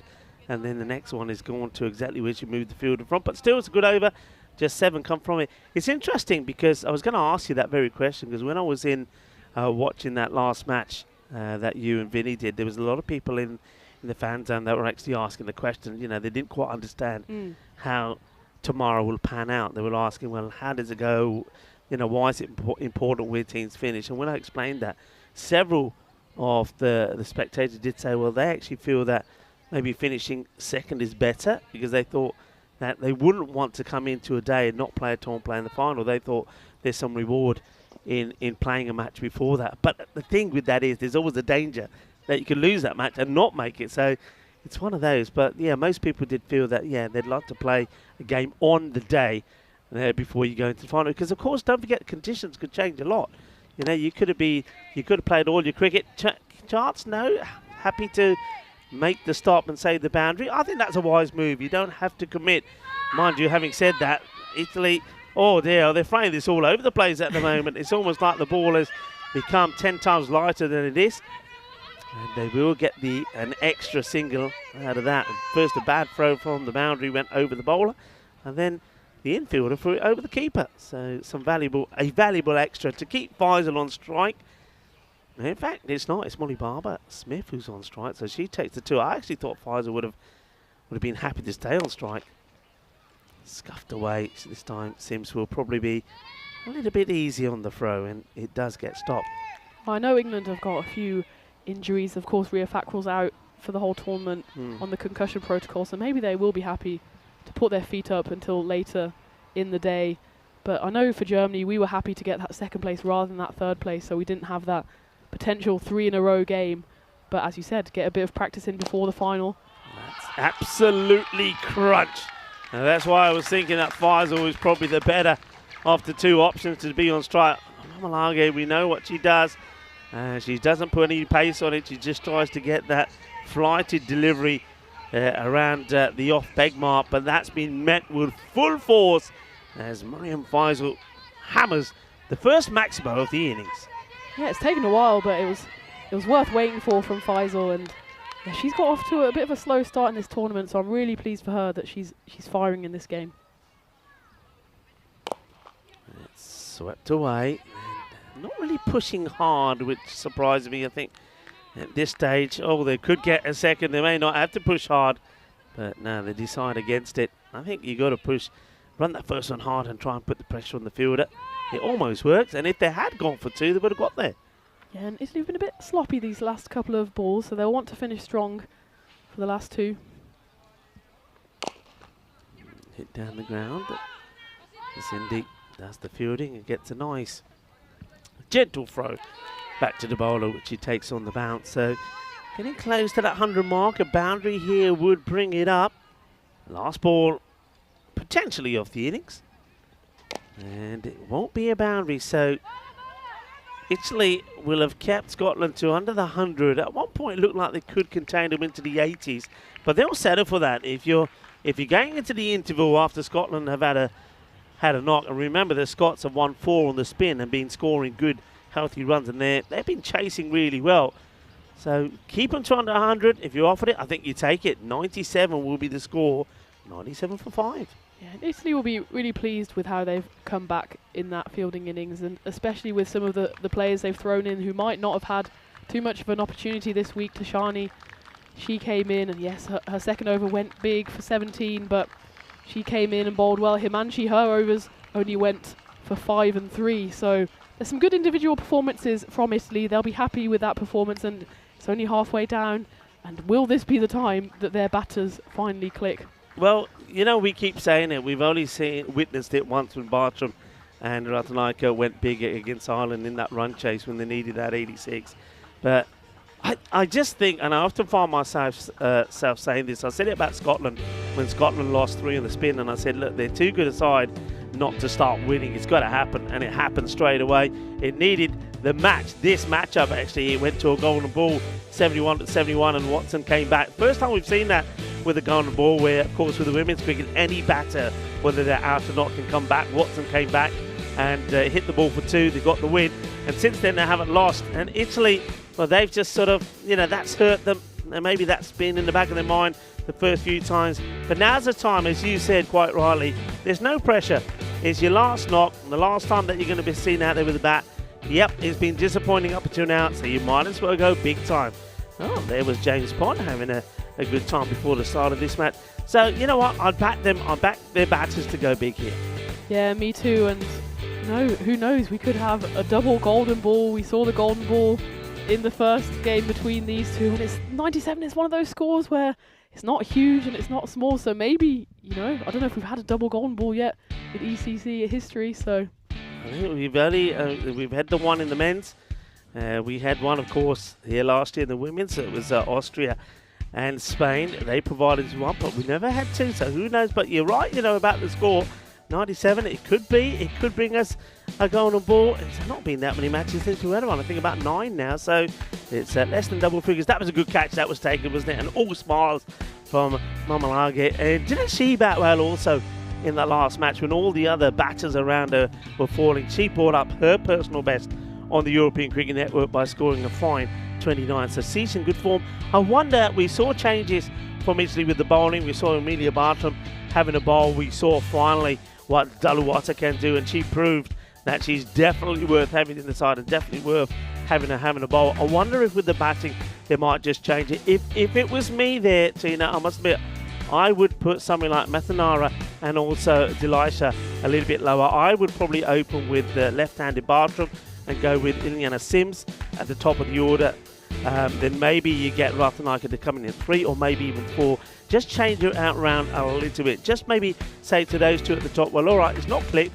Why don't you come in just a little bit lower down and not have so much pressure on? It'd be interesting to see if Italy do change it. Yeah, I think that would be a really good idea. We all know how big Methanara can go, and Delisha.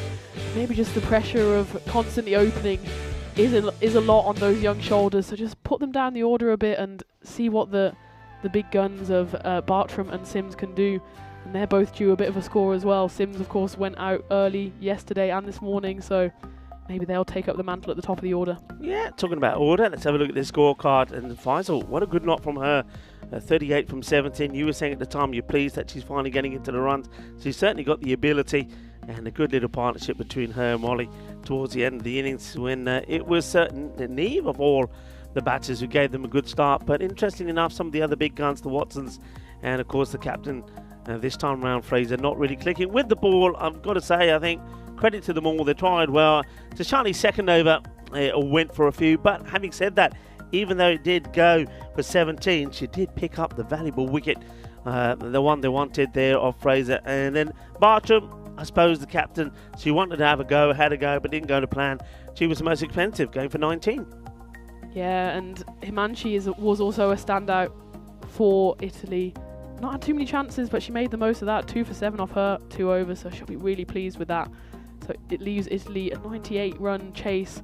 I'd say about 50-50. I'm not sure what Win Predictor says here. I think it would be very interesting. I think it could be around 50-50, but it could change dramatically depending how the power play goes. Italy know that this is a match that they can win in the power play. If they go big in the power play, they can win. And of course, it means that it could be all change at the top of the standings. It won't affect Italy, but Italy could certainly affect who finishes second here. If they can get a win over Scotland, I think then all of a sudden the Netherlands and Ireland become very interested in that spot. So this match is not done and dusted yet. Match number 19, plenty of action still to come.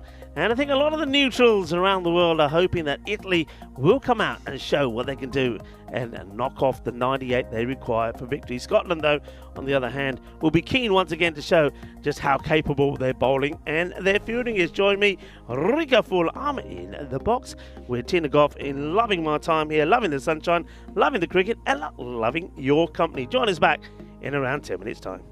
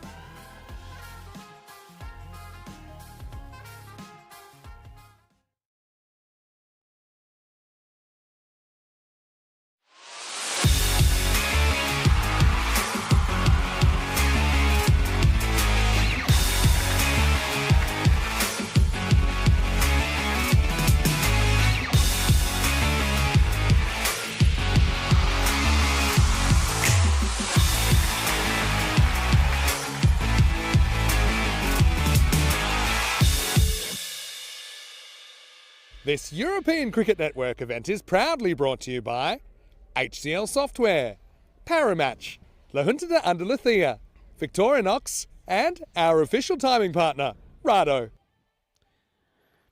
Hello viewers, it's good to have you back as we get ready for, well, I suppose it will be the final batting performance we'll see from the Italians, from the Fossa de Azzurri. And they'll be hoping to impress with a run chase. They've managed to restrict Scotland to under 197 for 5 is what the Scots got to. And Italy, they're a team that have struggled on several occasions to get into the 70-80 score. And only done it a couple of times, but can they do it this time? Can they finish with a bang? Can they finish with a win? And well, could they also get a point to do that? They need to get to 68, so that's going to be the first landmark for them. But of course, don't forget that Scotland, they would love to try and keep it under that. And if they can keep it to less, and they can get the 4 points in. If they take 4 points, they then go to second spot. They'll leapfrog the Netherlands by 3 points, and that means that the final match that we will see, the Netherlands taking on England, well, that could be a very exciting and interesting match. That will be, of course, the last match that we will see, because they'll be the last two teams to have played their 8th match. So England will probably feel that they've already done enough to go straight into the final, whereas, well, the Netherlands, a lot could depend on that match when they play England, but it all depends on how this match finishes here. It's going to be Molly Park, who's been very impressive to start. Just a little bit short, and that's a good shot. Nicely played away. If he's short and he's down on the leg side, then you've got every chance that you can get this shot away. That's really well executed.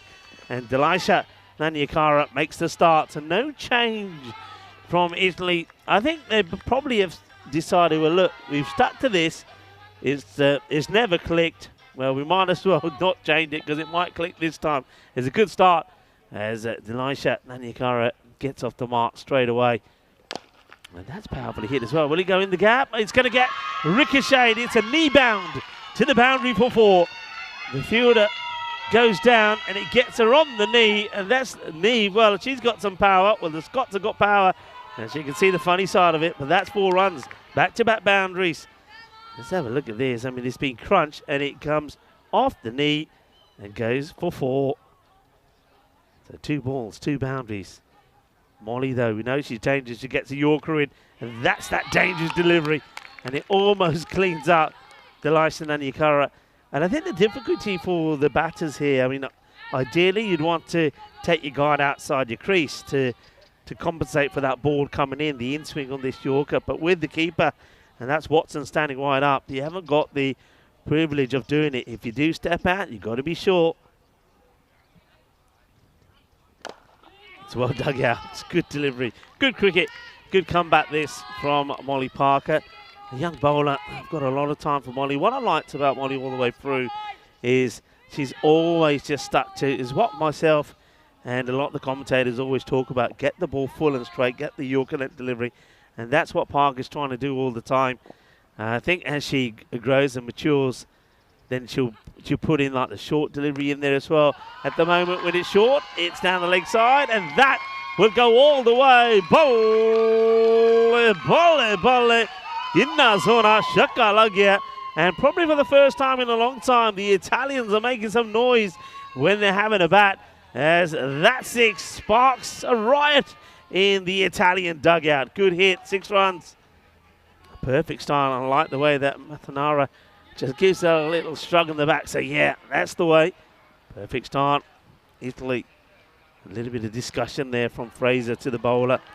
And that's just going to be about, okay, don't worry about it. You know the score. If it's down the leg side, they'll have you. Go back outside the off. And she does. Well bowled, but also well played. Delisha knows what Parker's trying to do. Gets the single. And means that's the end of the first over, and it's a good start. It's 15 without loss. I'm Rico Full, and joining me back in the commentary box is Tina Goff. Thanks, Rico. And I'm happy to see Methnara out there doing what we know she can do, and maybe hasn't quite shown enough of this tournament, but a brilliant start for her and for Italy. 15 already coming off Molly Parker's first over. I'm glad to see Molly Parker back in the team and back bowling. Both Scotland and Ireland then have those left arm seam openers, and Molly, let's not forget, she's only just turned 17, so she's got a big career ahead of her. It's good to see Scotland trusting the youngsters with the ball first up in the power play. Yeah, and now they're going to go to a bowler who's going to maybe take a bit of that pace off. It's going to be Scott. Short as well. That one bit mistimed, but it will be a single. That means that Elisha now hands over to Mathanara, who will get set to face her first ball. Now this is probably so crucial that she sticks around. She doesn't want to get too greedy about going big straight away. They've got 15 off the first over. They've taken the rate down to, oh, well, talk about down, but it's almost like a sniper has taken out the bowler. Scott goes down, and then the power that comes from Rothenleica gets her a boundary, as it's too hot to handle on the boundary. So, well, this is luckily nobody's hurt there. A bit of a comical moment.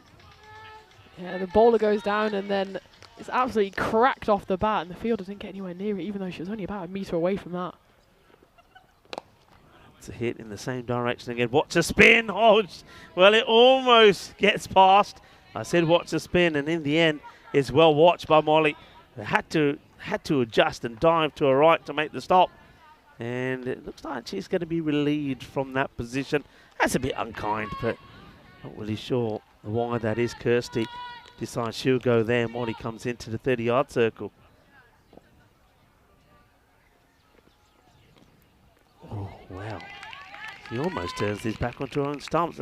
This is, again, just not having the confidence to go out of your crease. I think you go out, turn that into a full toss, but she tries to swivel it and almost puts it back onto her own stumps. Here comes Scott again. It's another swing and a miss. This has gone right over the stumps. Yeah, that's why umpire Jasmine hasn't called a wide on that one. Did go the leg side of the batter, but she stepped right inside of that one, so fair call there.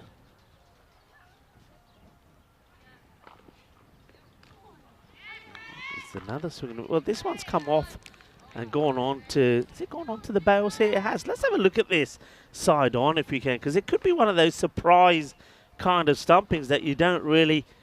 She goes for the shot, and no, the foot does stay down. She does well, actually, to keep a bit of weight on that back foot. You can see the body is leaning forward, but she manages to keep the foot down. And though there was a boundary in that over from Scott, she recovers well and only goes for 6 as we have a look at the important tables. Yeah, and that's why we're talking about every point is still important for Scotland. Of course, in an ideal world, they'll be wanting to finish second. They might need to have England do them a favour in the next game against the Netherlands to secure that second spot, but they've got to do all they can first against Italy. But Italy have got off to a good start. Yeah, it's a good start. Changing things around a little bit. Look at Bravai. He's chatting away here, talking there to Liana Sims.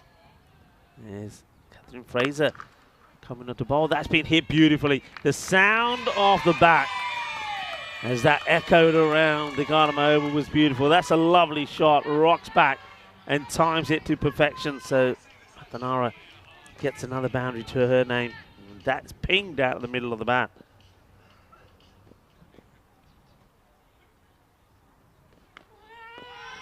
Now asking the question. They'll go upstairs here. This is a fantastic take from Watson. It really is. I mean, it's going to be close. I wonder if she does keep that foot down again here. Does go out of the crease. Does she get anything back in time? Oh, this is so close. I think this is really close. I think by the time the bail comes off, a part of that foot maybe just goes down. I think you've got to go on field here because we're guessing whether there's something down past the line or not. This is tremendously close. It's outstanding work from a wicketkeeper, and I think you're going to say go on field. It's going to be interesting to see what Jasmine thinks here. I don't think you can conclusively say from that replay whether it's in and out, and I think they do go on field, and umpire Jasmine in the end says not out. That was close. Yeah, that was unbelievable work by Ellen Watson. She's quite a tall keeper, similar to Methnara, so she had a long way to go to get up to that ball and back down to the stumps. This one's been fired in full and right across Metanara. There probably could have been a run on there. It would have been buys, but you can see that Metanara is pretty quick to stay in the crease and say, nah, stay there.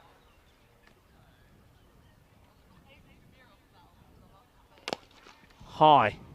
Going, and gone. 6 runs. 6 carreras más. Manos arriba al vitro.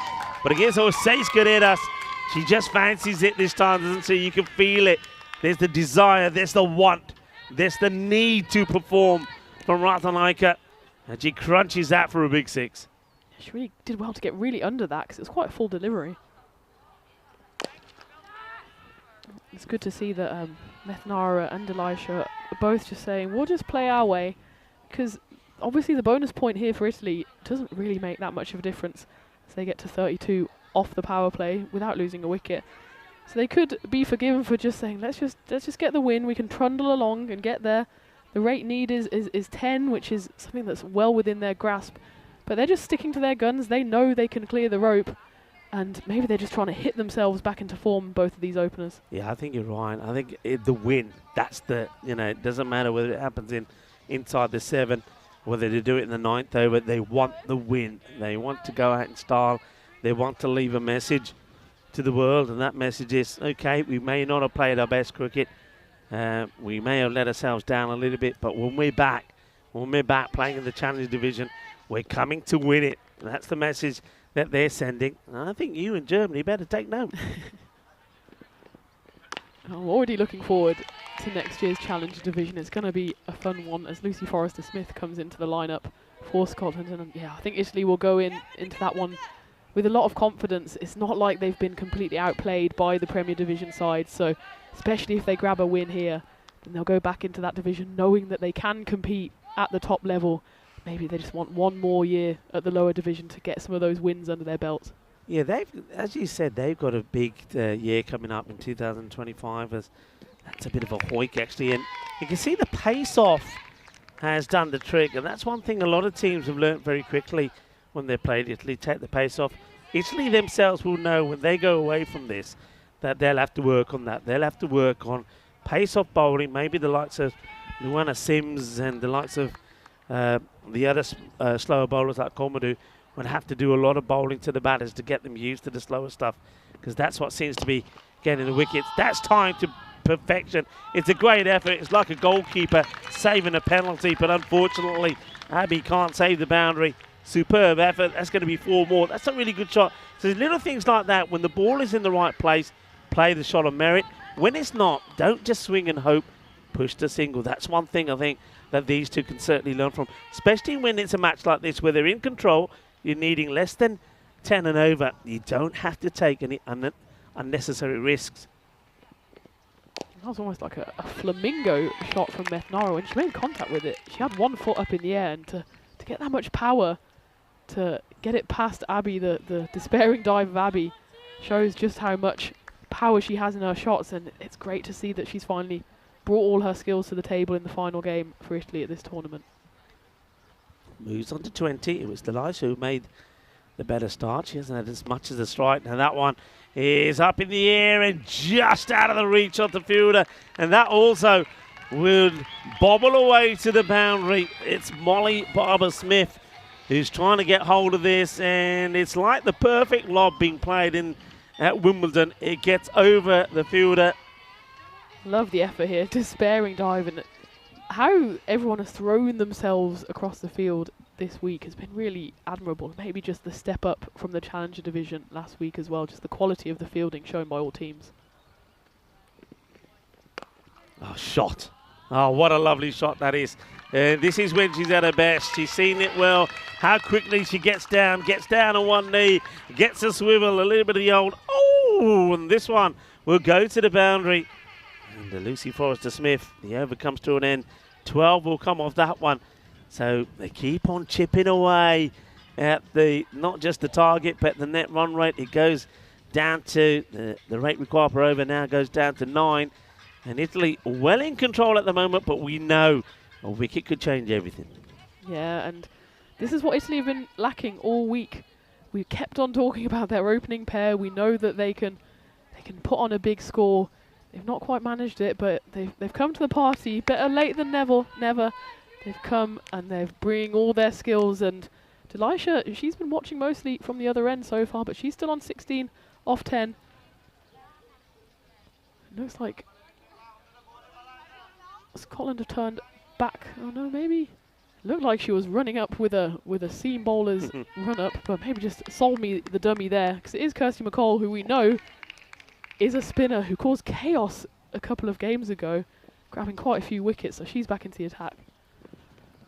Yeah, played with soft hands, thought about the single, but never on. And good work and quick work there from Watson. Say no, nothing. Scotland just gone. You feel Scotland just gone a little bit quiet in the field here? Yeah, I think so, and maybe they've realised that they haven't quite got enough runs on the board, but a wicket could still change everything. But when your luck's in, and maybe Italy have been missing a bit of that luck this week, but got it on that occasion. Delisha just tickling one for 4, but when you're not in form, you don't mind how the runs come, and that's 4 in the book. It doesn't matter if it's off the middle of the bat, like Methnara is showing a lot, or off the edge. You've paid for all of the bats, so you can use it. Funny thing, isn't it, having the rub of the green? You were right, you know, Italy probably haven't had much of it. And that one is going to be dropped. And that's what I'm talking about, you know.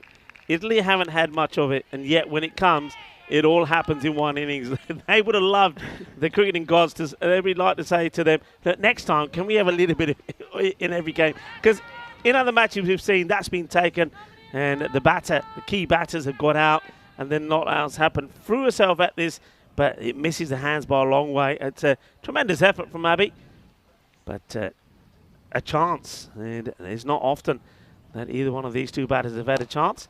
That's defensively played, and well, called a little bit ball watching was Delisha after being dropped, but she will get back on strike here as that single gets taken. That was proper cricket all round. It was a good ball, a nice defensive push, but because all of the Scotland fielders on the offside, well, we've got the one long off, the rest of them have got their heels right on the back of that ring, so there's always going to be a 1 there.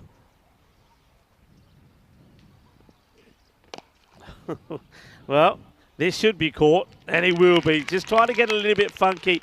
You can see what she's trying to do here. She wants to get the swivel on this and get it over that fielder on the 45, but in the end she goes a little bit too square.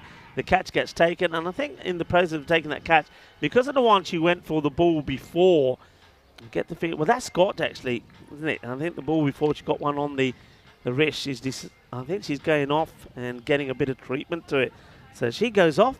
Wicket is also taken. So Delisha will go off as well, but she's given them a start. The 50-run partnership comes to an end as a new batter comes in, 21 or 14. And that's the sort of start that Italy just haven't been getting. Yeah, and well done there by Delisha. She fought her way through. She hasn't been in the best of form with the bat, but she's got her side to over halfway there. There's also a good catch from Karis Scott, and there's a bit of a discussion happening with the umpires, I think, because Karis went off and she's sprinting back on now, so there's a pit stop there for Karis. But I think because she went for that previous catch and might have scraped either on the floor or maybe the ball hit her flush on the wrist, so that meant that catch was actually a really good one, because once you've dropped a catch and you've maybe got a bit of an injury, you don't want the ball coming to you again, and she took that well. Yes, she did, because bearing in mind that she had time for that to play itself out in her mind. Right, up in the air. This is a big moment. Can anybody get there? No, it just dropped short.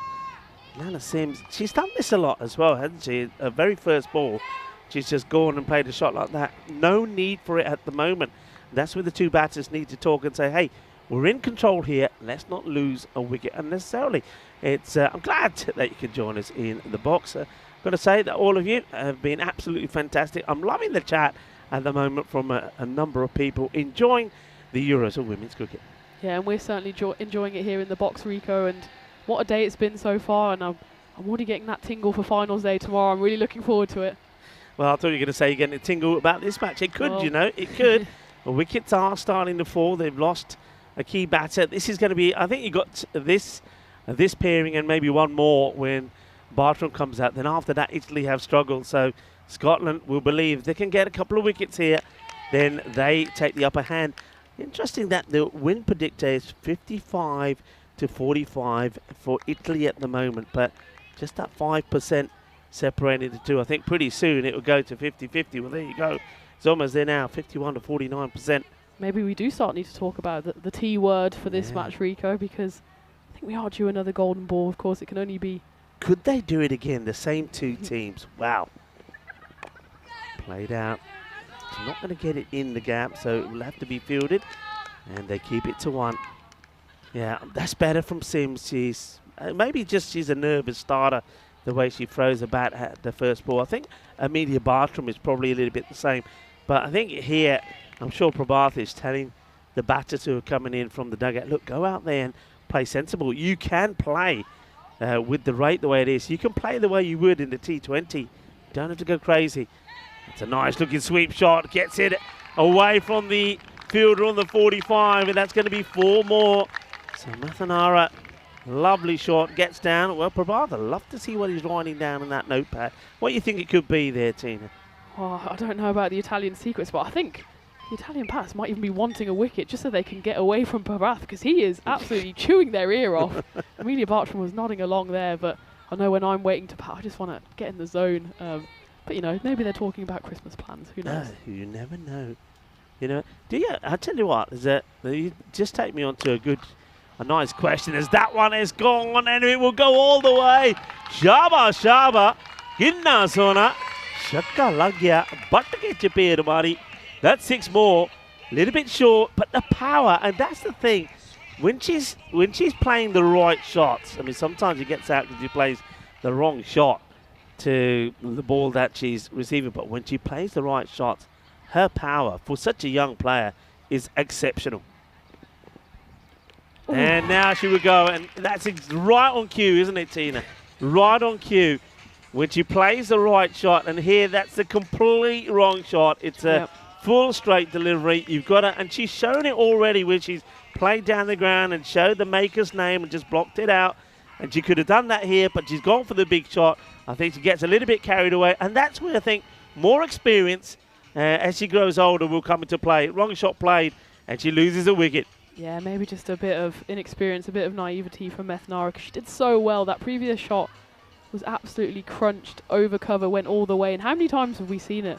Or how many times have we praised batters that when they've gone big, the next ball, they just knock it into a gap, get themselves off strike, get the heart rate down again.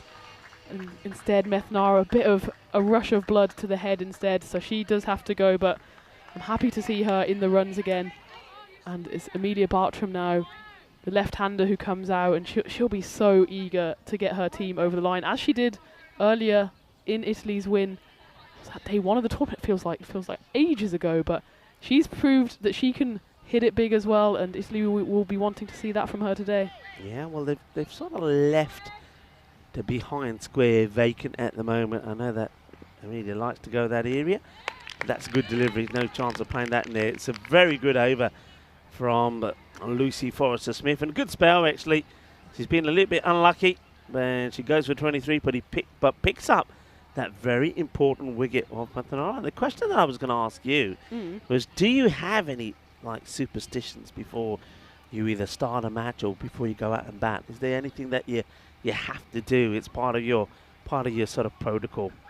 I don't have proper superstitions, but I seem to have something against throwdowns. So coaches always tell me, go on, have throwdowns, but I just need 3 balls on the bat and I'm happy. And I think I'm kind of anti-superstitious, because I know I'm kind of that kind of person. If I start going with superstitions, I'll be like Rafael Nadal before he starts serving when I've got a series of 20 different ticks. So I try to just do the exact opposite, and I know obviously a lot of batters want to get a lot of throwdowns in before the game, but I must have got about 3 in before that check game, and that didn't go too badly for me, so yeah, maybe less is more. It's interesting, because I was very much the same plan. I would never bowl a warm-up ball before a match, never. It was just like, no, don't. You know, when a lot of the clubs that I played at, we had indoor facilities there as well, so you could go on in the nets, bowl a few. Nah, just little stretches and start. In my mind, I always felt that whenever I've done that, I haven't bowled well. So, yeah, I never used to do it. And you know, some of the coaches I had would be fuming. Why aren't you know, like they do here in the break, and put the one stump down, you start bowling it. I just wouldn't do it. I just said, no, I'll do it when I'm out in the middle. And it was almost like some people saying, It was just the drill. Oh, that's going to be a no ball.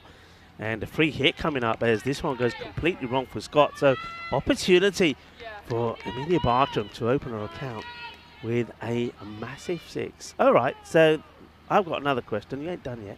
Not off the hook. Not off the hook yet. As goes for it down the ground, trying to split the two fielders. And it won't do so. It's well fielded, well watched as Neve makes the stop. So apart from cricket items, is there anything else that you carry in your cricket bag?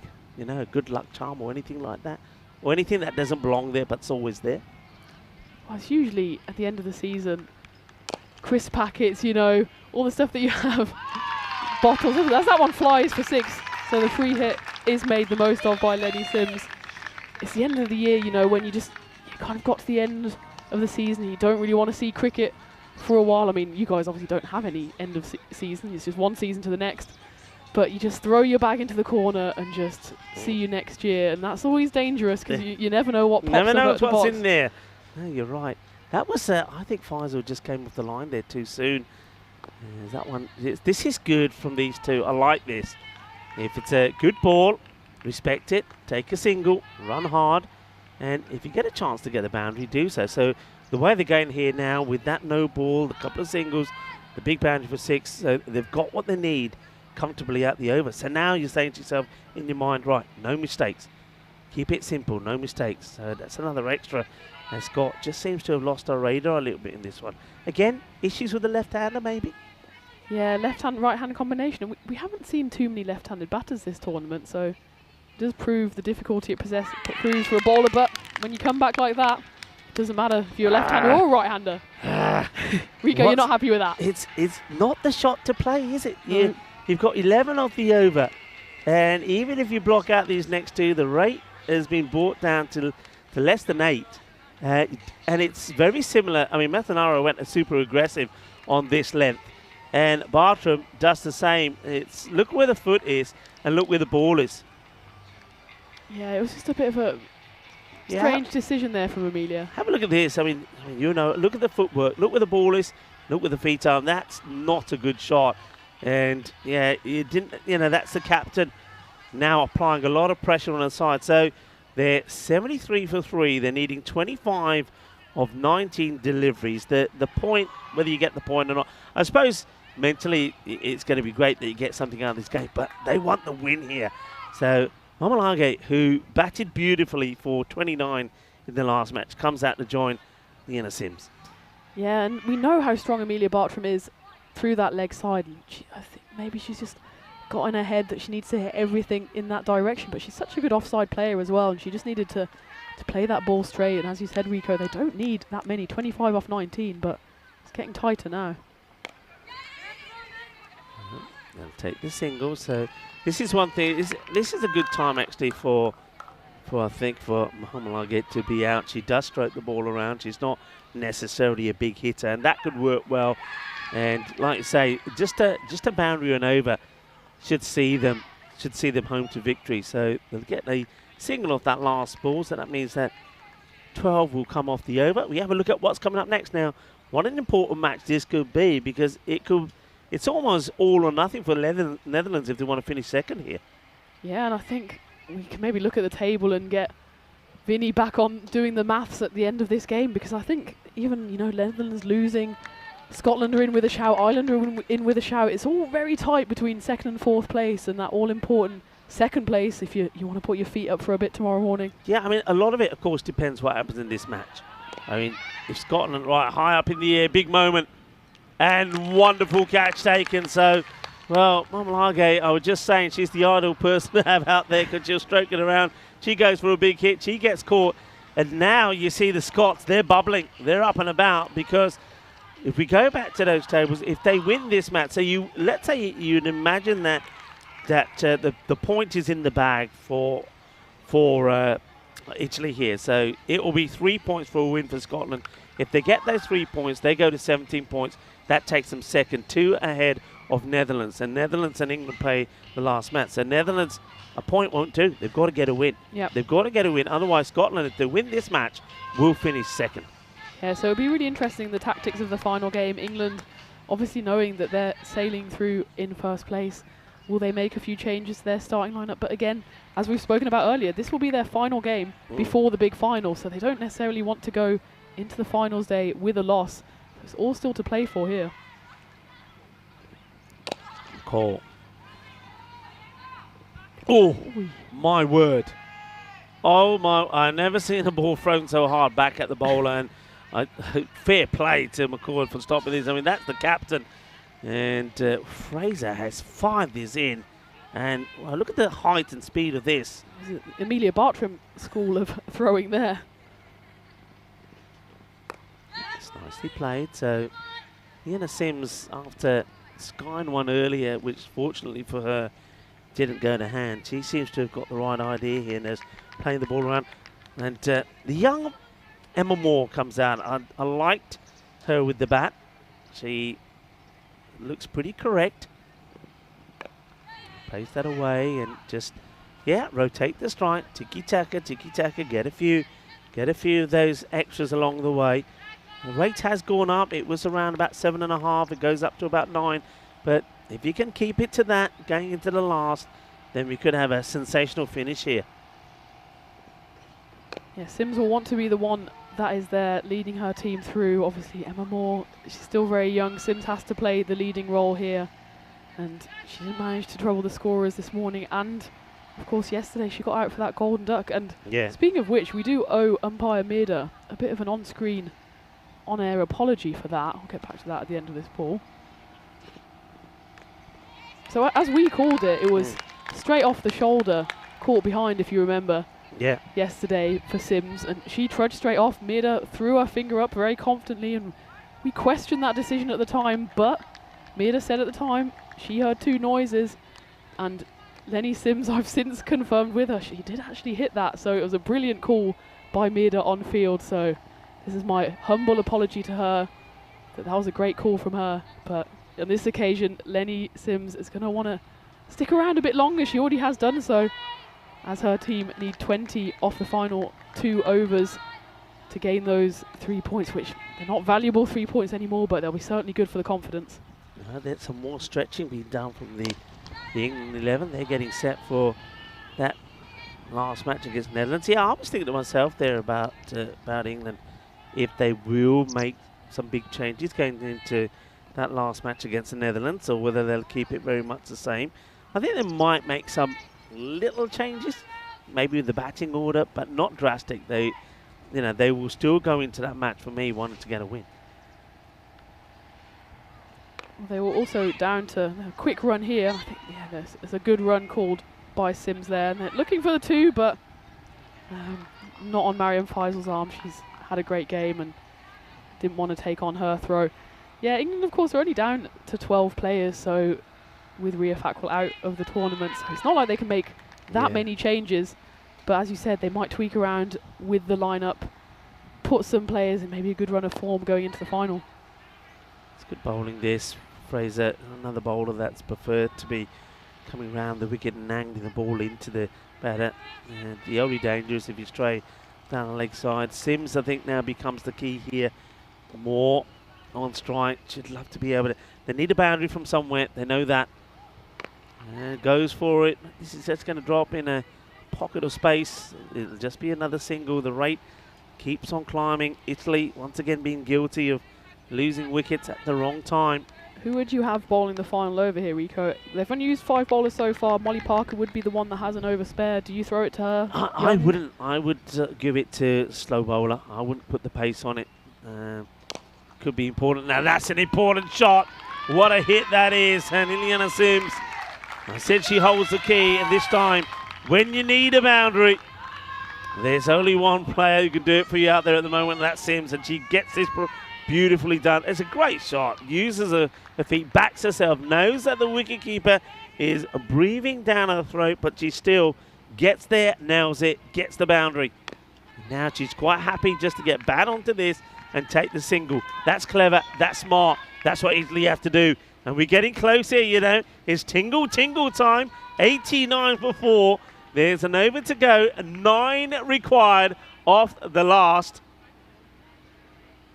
What a lovely shot that was from Lenny Sims, and you saw on the replay she got a round of applause from Helmian, the Netherlands manager as well. She knows a shot when she sees one, and this set is setting up a potential grandstand finish in this final over.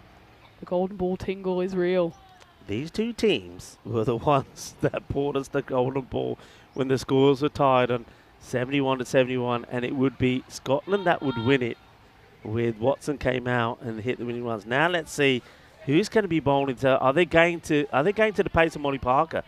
That surprises me, because if Molly Parker, don't forget, and let's have a look at this first. So the event of a tie, the match is decided by a golden ball. And you can see where the last one was. Golden ball number 68 features these two teams. And just a few days ago, yeah, Molly Parker, my issue is pace. If she doesn't get it right, it could be hard. She's suffered sometimes with a couple of no-ball free hits. But also, the key thing here is that Sims is on strike. She'll be looking to clip. The 45 is in the circle. If she strays down the leg side, Sims will be looking to clip it away. What a finish we're going to have here, people. You're on the edge of your seats, as it's 9 required from 6 balls. Do you think she'll take the single here, or do you think she'll say, this is on me, go big? I think if it's the first ball, I think you don't turn it down. I think you'd back Emma Moore to get you back on strike. Well, she hits this well. It's to the fielder, makes a stop. Catherine Fraser absorbs the pressure of that one coming her way. So now let's see if they make a change in the field. No change, so they're not tempted to bring anybody up at mid-wicket to stop the single. So they're basically saying, yeah, if you want a single, we'll let you have it. 8 required, or 5. Emma Moore's job here is clear. Get her partner on strike. And well, they're running. This could be disaster. It will be. It could have gone anywhere but there.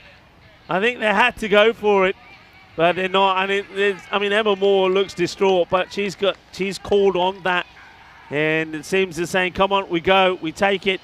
Now this is going to be interesting. You've got to be sending out the batter that you feel can club the ball to the boundary. Who is it going to be? It looks like it is one of the Sri Lankan batters coming out. Can always tell, because they always do that, a very respectful thing when they come on and go off the field. So that's a pity. So no run off that means it's 8 off 4. You're getting to a point now where you really literally, you are kind of looking for 2 boundaries to do it. Yeah, that was a bit of a frustrating one from Sims. I could absolutely see what she was trying to do. She just wanted to get on strike, but yeah, if Moore had hit it anywhere but there, they might have been able to sneak through. I wonder whether at some point she should have just turned back. She still would have had maybe 3 balls for the boundary. As it was, she saw herself down the river. Look at the Italians there standing up. They're so tense. All right, here comes Parker, and it's Malawata who comes out, gets bat onto ball. Now, how many are they going for here? Do they try and take the 2? Probably not. They're running in the sand. They want to get on the pitch to run on that AstroTurf. Emma Moore was wading through quicksand on that single. Need a boundary from somewhere. Who's going to provide it? And the keeper standing up as well. So just strays either way, a little bit inside edge. It'll go to the boundary. It's bat on ball. They're running hard here, but it's going to be just a single. Who can get you a boundary? I think Malawata certainly can. I like the way she was striking the ball when she had that little knock earlier. Emma Moore now having a chat. She's probably saying here, look, we don't run this one. You got to try and hit a boundary. If it's a single, I don't think I can back myself to do it. I think you're the one who can do it. So you got to stay here and see if you can get this for us. 6 required of 2. They do run. They'll get just a single. So a 4 here would be a treat. I tell you what, because that sends us into wild celebrations for another golden ball. So imagine 6 would win it. 4 gets us the golden ball. Can Emma Moore find a way to get enough bat on this to get a boundary? It's a 17-year-old bowler against a 15-year-old batter. What a grandstand finish we have here.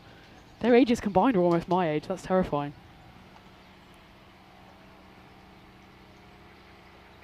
And it's going to be a dot ball, and Scotland will hold on and take all the points. Italy will go down once again, but not without a fight. It's been so much better from them, but they'll be bitterly disappointed because they had it. At one point, they had it in the bag, didn't they?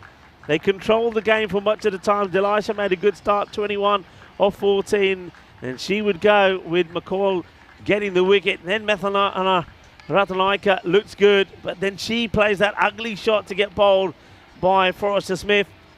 Sims then was left to hold the fort as Bartram went early. Again, not a good shot from her. Malage lost her head and went for the big hit. And then Moore and Sims were looking to do it. And in that last over, it's interesting you asked the question, that first ball, do you take the single or not? I suppose in hindsight, if you could replay it back, you'd probably say, no, don't take it. But I think it was the right move with still 5 balls to go. But it's that second ball, wasn't it, where they decided to run on. I think it was a suicidal run. I think you're probably better off at that point to say, you know what, let's leave that one. Let's absorb that dot, but we don't absorb another. Then Sims goes back on strike and can try and win it with one shot or 2 or 3 balls that she'll have. But it's not to be. But Italy, look, I'm liking it from them. They know it's much better. It's a good finish for them. They're a team that have excited us. Look, there have been a lot of people around the globe that have been enjoying the cricket that they play and the style of cricket they play. It's a different type of breed of cricket. It just hasn't worked for them this time round. But what they have done with that match, even though they lose out to Scotland, who make it 5 wins on the road, by the way, and it means that they've got a very good chance, unless Netherlands pull off a win against England, to finish in that second spot. But they haven't let themselves down, have they, in this last match? Yeah, they've come back strong, Italy, after a poor day at the office yesterday, but it ends up being a tournament of almost what could have been for them. They got themselves into such a strong position at the halfway mark against Scotland, restricting a strong team to just a few runs, and, you know, they thought they could get over the line, and maybe it was a bit of decision making, and they will learn from that as we look at the lineups for the final game of the day, because Bartram, for example, Methnara, both of them, they're experienced players, and they maybe don't need to leave it up to Emma Moore, the 15-year-old, to try and score the runs at the end. Yeah, you're absolutely right. I mean, fair play, though, to Scotland. I said to you at one point, Scotland looked a little bit quiet. Maybe it just they were really concentrating. They were up against it. Italy were on top, but they never gave up, and they just waited for their opportunity. And once that opportunity presented itself, they took it, and then they were back in the game. They took wickets when they had to. And well done again to young Molly Parker. It wouldn't have been my call. I would have gone with pace off, but she bowled a brilliant last over. Just the 4 runs come from it, and also there was that wicket in that run out there of Indiana Sims. A very exciting match. Unfortunately, Italy, it's the last time we'll see them on the field of play, but I'm pretty sure that we'll see plenty of them tomorrow when they'll be in the fan zone. And I think that a lot of the fans will love to be mingling with them as well, because they certainly have brought some real genuine excitement to the Euros of women's cricket. But Scotland, well, their unbeaten run keeps going on.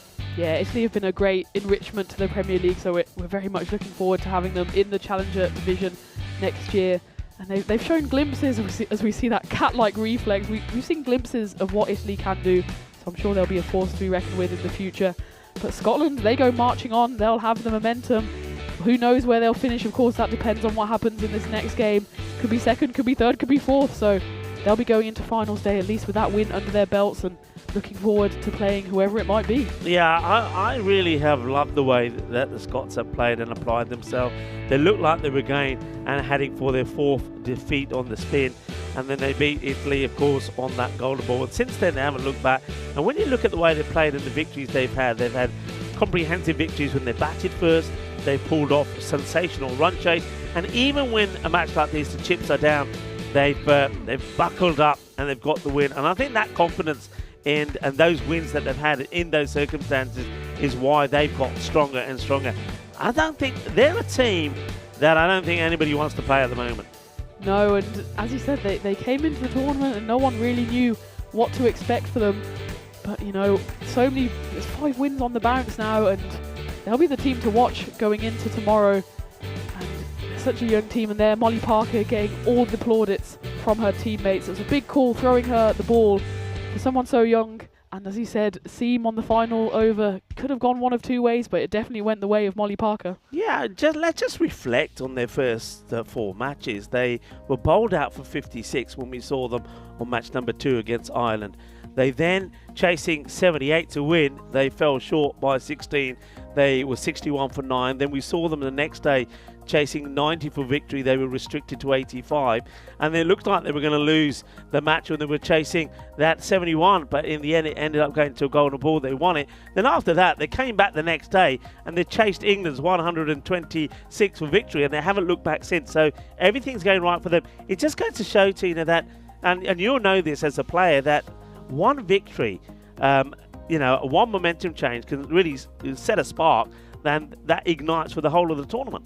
Yeah, this game is such a game of fine margins, and if you can just get that momentum, that confidence on your side, you have that spring in your step when you're going out to bat, the ball just goes that bit further and you can get that extra yard of pace if you're bowling. That can be the difference between a win and a loss. And Scotland will be hoping it will be the difference tomorrow for them on finals day. Yeah, they will too. Look, we're glad that we did get a chance to see the slinger. Menchi Daluwata, I think she bowled beautifully well, 2 for 7. And also, I'm also pleased that we did get to see a little bit of Ratanaika, Nanyakara and Leanna Sims, because we know that they're great batters to watch. But well done to Scotland. And once again, Kirsty McCoyle bowled beautifully well, 2 for 11 for her. Certainly is the pick of the bowlers for the Scots. So this one coming up next, about 20 minutes time. Of course, Vinny Sandu will join me back in the commentary box. What are you up to? Well, I think I'm preparing my outfit for tomorrow. You're going to have to watch this space. Preparing your outfit, really? Now, okay. Now you know what you started. People are going to be now having all sorts of images of what you're preparing. Now you got me thinking as well. It's not what I prepared. It's what my dear, dear German teammates have prepared for me. They, of course, knew that I'd be heading from the pitch into the commentary box.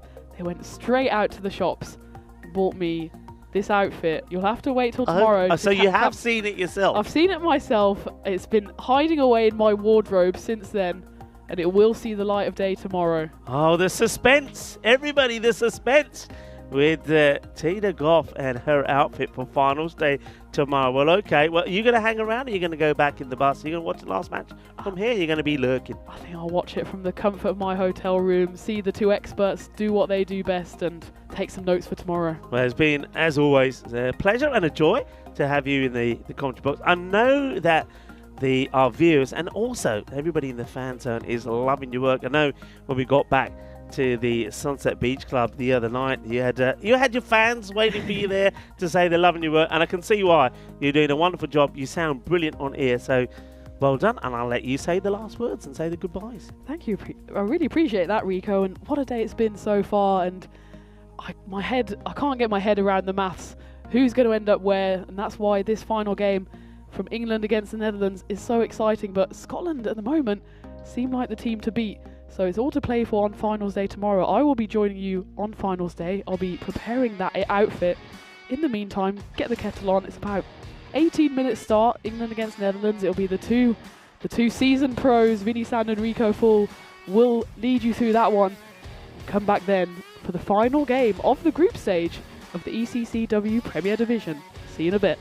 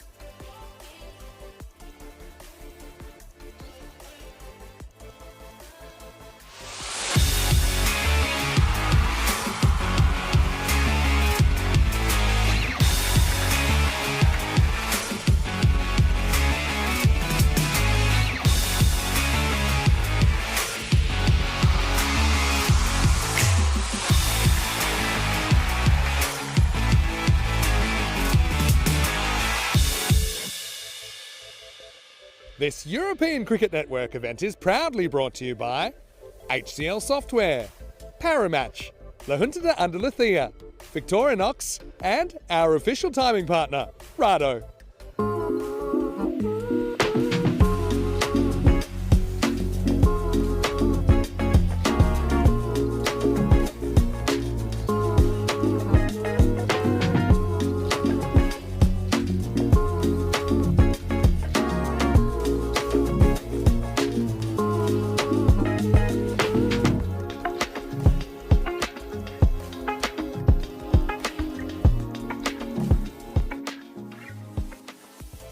Hello and welcome back as we get ready for the final group match before we head into finals day tomorrow. Of course, we know that Italy won't be a part of that. They're part of the Challenger division next year, but it's great to see them signing off at least in that last game. And I know they'll be better for the experience, that's for sure.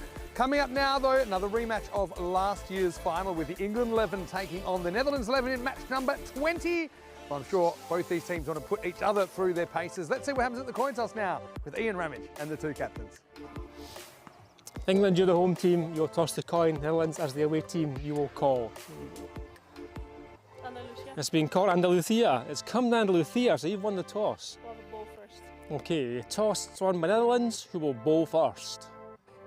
The Dutch win the toss then. Caroline de Lange has been pretty lucky with the coin, actually, and she has decided that the Netherlands will bowl first. So I suppose what that means in the second half of this game, they get to kind of set their pace, maybe attack the 4 points if it's on. Of course, there's lots of kind of permutations with the positioning of these teams, and Rico Full will take you through that in a moment. But as far as these two teams are concerned, still, I don't think you want to take your pedal off the metal here. I think you want to hit finals day with winning form. Of course, only one of these teams will be able to do that. Let's get ready and see who gets the chocolates in match number 20, with the England 11 being sent in by the Dutch at the toss. Over to you, Rico Full in the dream box. Thank you very much indeed to Mr. Maximo. Bienvenido, mi amigos. And welcome to the Karma Oval, the Field of Dreams. And just ask these players why it is called the Field of Dreams, because it's where dreams come true. And we've seen plenty of those fantastic dream moments being captured, of course, by our partners. And thanks, of course, to Two Circles for making sure that those wonderful moments are seen around the world. England taking on Netherlands. These two teams have met before plenty of times. Vinny just touched on the fact that it was the final last year, which of course England were victorious in. They started this Premier Division as well back on day one, where the Netherlands, they did get a 96 on the board, but it wasn't enough. England got a victory with 16 balls to go. The thing was, though, they had Ria Fackrell playing for them, who was the player of the match in that victory. Of course, Ria Fackrell not taking part in this tournament after she picked up a bit of an injury a few days ago. But Amy Wheeler was in good form, 2 for 18, and Jasmine Wesley, the first time we saw her, and what a start it was for her, 2 for 14 with the ball, took a jalebi catch if you remember, and also scored 28 of 11. Meryl Declan was the main contributor with the bat for the Netherlands, and Riker with 18 as well. But they have got better since then, the Netherlands, though this morning didn't go to plan. When the earlier match they were beaten by Ireland 78-79, so a very below par performance from the Netherlands batters. They'll be looking to improve on that. Here we go, here's the first. This is crunched down the ground, and it will just be a single to start off, so we're off and running. Tilly Kustuvin looking to get back into the sort of form that she showed a couple of days ago when she was cracking runs for fun, and she's joined out there by Beth Gammon. These two looking to give England a good start. And Robin Schmidt is the bowler, looking to cash in on a few more wickets. That's a good delivery, but it's well whipped away as well. Good bit of cricket. That's what you're expecting to see from these two powerhouses of women's cricket. It's going to be plenty of battles, and that was nicely dealt with. And, oh, it looks like Amy Wheeler trying on a new set of shades. Ria Fackrell may not be playing, but very much part of the team, encouraging the players and helping them with their warm-ups. That's another good delivery. Good areas this from Schmid getting the ball full and right up there, and if you don't respect this full delivery, then you'll be in trouble. You can ask the Italians about that. They've got themselves out a number of times to that full straight delivery.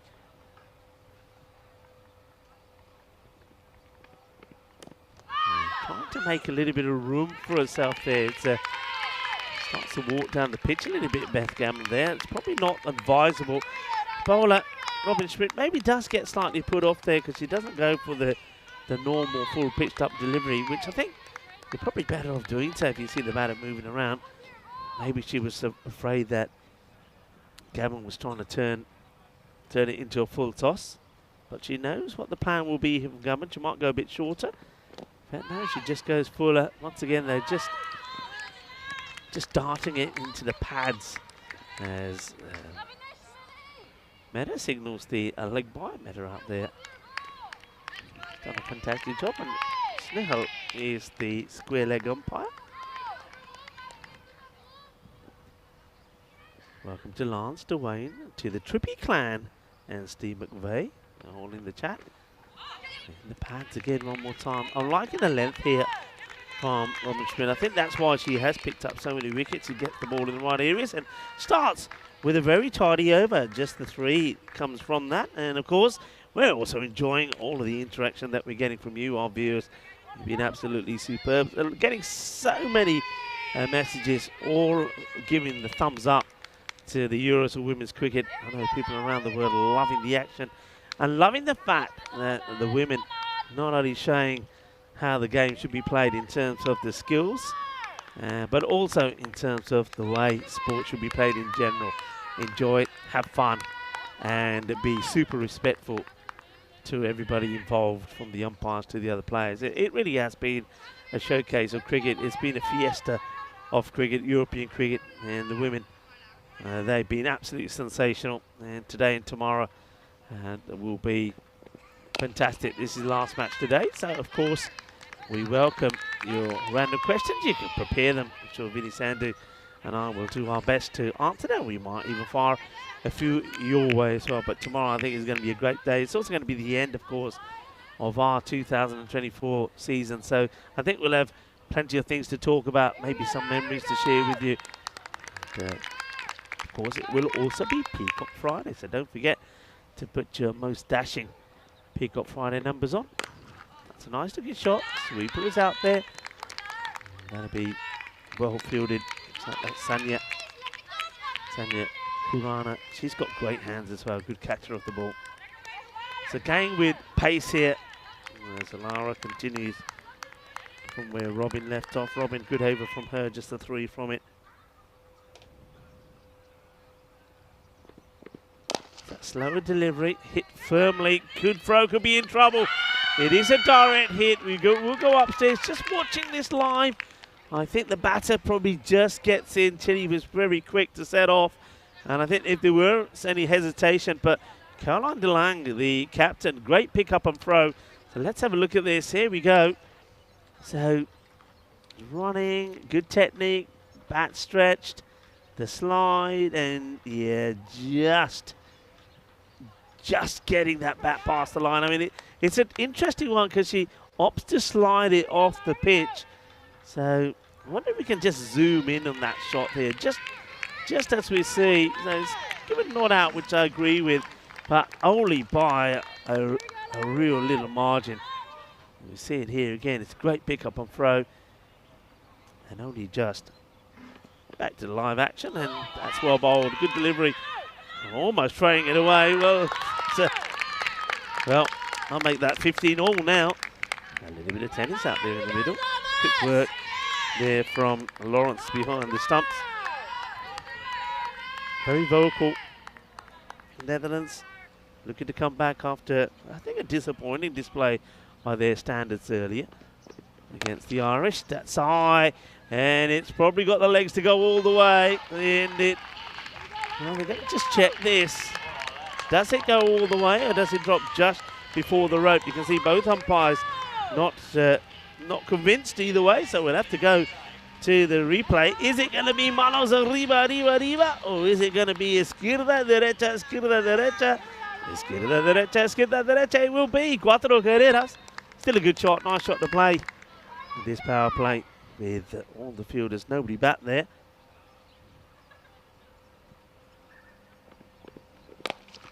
And that's been launched at. What a good stop this is from Isabel van der Woning. That was clubbed. And either side of Isabel, that's going to be a boundary, but it won't be. So, again, it's another pretty tidy over. 2 overs now completed. That one goes for 8. And at the end of 2 overs, it's 13 with that loss. This is why this match is so important. You can see that Netherlands, if they do want to finish second, and that means that they don't have to play in the eliminator against Ireland, then they've got to try and win this match. The other thing they don't want to do, this is also pretty important, I suppose they don't want to get a real hiding here because they could actually drop down. Not that it'll make too much of a difference. They still will be playing Ireland, but Ireland could at least say, well, they finished third, so the net run rate could come into play if they lose heavily. Good start. Well, Isabel made a cracking stop, saving a boundary, and now straight in the action. And she was in the action earlier as well. Took 3 for 10 when the Irish got that win earlier against them. It took them deep. I mean, they had to work hard, Ireland, to get the win. It was 7 balls to go when they eventually got to that 79. Well, now, what's this come off? It'll probably come off the shoulder, actually. Yeah, that's hurt, and I think the medic is going to probably be required here. That has caught the arm of the batter, and she's looking to shake this off, but this one, I mean, it had some pace about it. That's come, oh, yeah, nasty one. Yeah, I think, yeah, she's trying to be brave here, and I think the right play here for Beth Gammon is to say, look, it's caught me. Hello, Ria. She's giving a little friendly wave, and hello. And that's that smile, then I know a lot of our viewers have been loving from Amy Wheeler. But yeah, I think you get the medic out there, get a bit of spray on that before it gets any worse. That's very wide, and that's just going to be the pace of that ball used against the bowler here. So Isabel tries to sneak this ball in and get a dot ball, but it's been reached at. And 4 runs. Yeah, still giving that arm a shake. But yeah, that would have been really wide, actually. In fact, I think the keeper might have even struggled to stop that. Yeah, 2 batters can see that that's probably Tilly saying to Beth, hey, you okay? She said, yeah, I'm fine, no worries.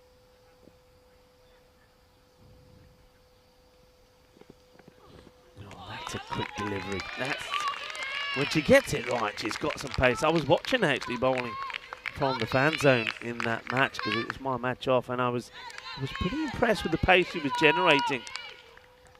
But the thing is, of course, if you're smart, you can use that pace against her.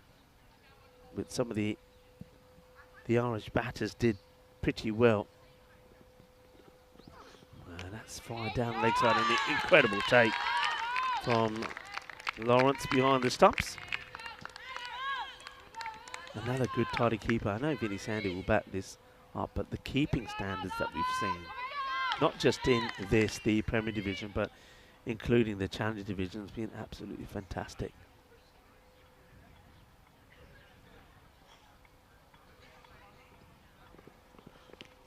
That's another one that's come off the batter, so she's struck both batters now.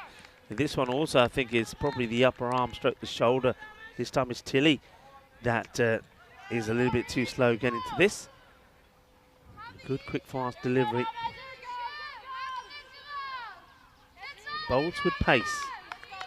Well, she's smiling. The batters are not. And they're applauding her efforts here. Let's see if she can finish the over well.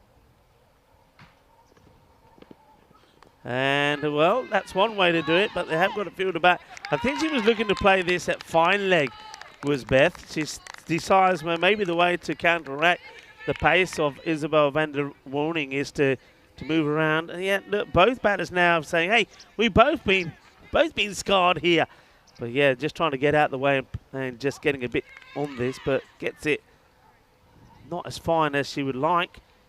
And it'll go down to third. It'll take the single. 21 without loss then after the 3 overs.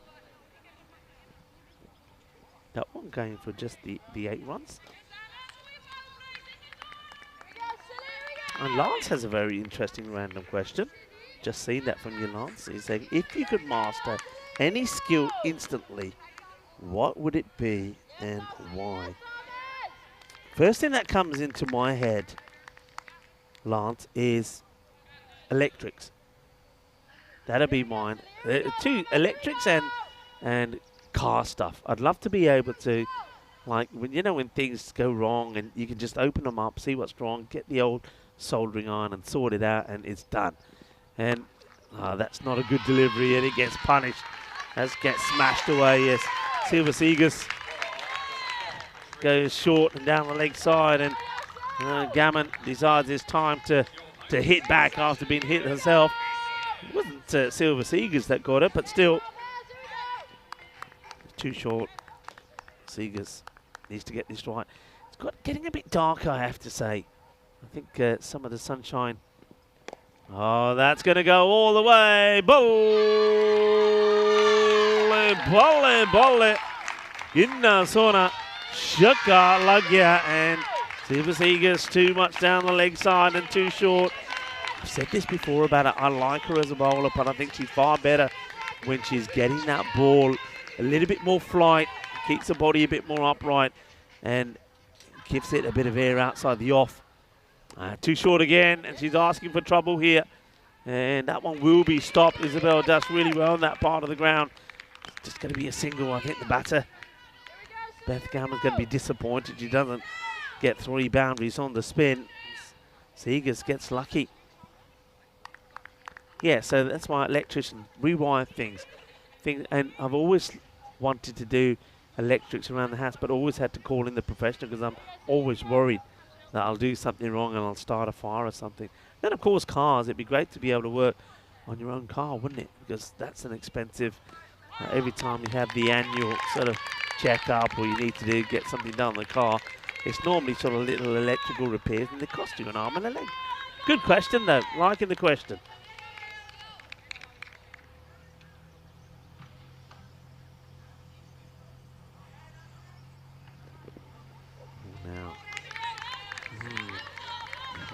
Yeah, no ball being caught. I think this is because of the number of bounces before it gets there.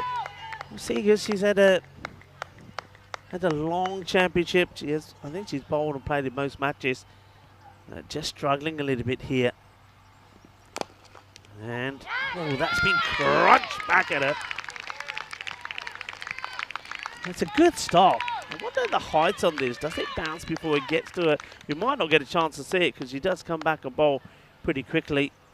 Yeah, it was catchable, but that's one that she's worn. And this one just gets played away. Just lacking in confidence in this over. You can see that. I think because she didn't start well, I think she's just happy to get out of that over. It could have been a lot worse. And she'll go for 13. I think she might just get part. But she also, I mean, you can see her holding her arm, because that one that was hit back at her doesn't get hands to it. It hits her quite high up on the arm, and yeah, she's giving it a shake. I tell you what, these girls are tough, aren't they? They're not like, I'm going to say it, not like some of the men who want to see Magic Spray Mary coming out there every time they get caught. No, we've seen 2, genuine blows to both the batters and now to the fielder there, Silver. And they're saying, no, we're all right, we're good. We don't need the old Magic Spray. It's played out. Caroline DeLange will get there. Good work. It's all about the anticipation. Caroline, she sees the shot early. She's on the move, and because of that, she's there to make the stop.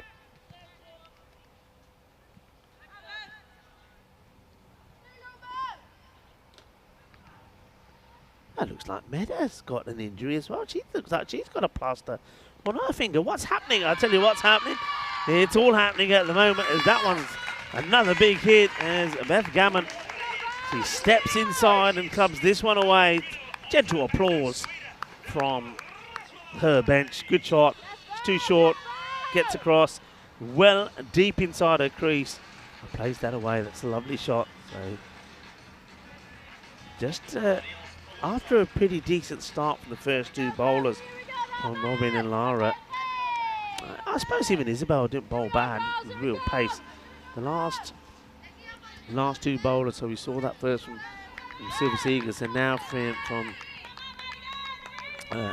Benjamin, just getting the line slightly wrong, a little bit short. First time I'm actually having a look at. Oh, wow, is she playing this onto her stumps? She must have done. If not, we've seen the resurrection of the Shane Warne delivery, because this surely hasn't moved that much. I reckon she's paddled this back onto her own stump. So Gammon, who's been super aggressive, made 25 of 14 before this ball. We'll have a chance to look at this again, and Vinny Sandy joins me back in the keeper. She just totally misses it. Gets so far across, and I don't think she ever gets even a touch on it, does Gammon. But anyway, all's well that ends well. I think they were a little bit shocked to see the furniture disturbed. But hey, Annemijn van Boker, first time we've seen her in the lineup today. She's a good player. You know, seen a little bit of her before. I like what she does. She's got nice control. And we've talked about it so many times. Okay, maybe a bit lucky that time. It probably wasn't the length. But hey, if they're dancing, it's 3 sticks in the ground. Yeah. Not a bad idea to go at them.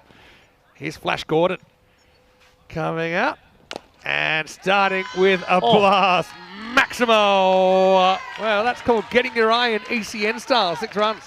That's a terrific strike, isn't it, from Gordon. Comes out and leashes into this. Look at that. Oh, right out of the middle. That's a great hit. Hey, it's a biggie. Good news.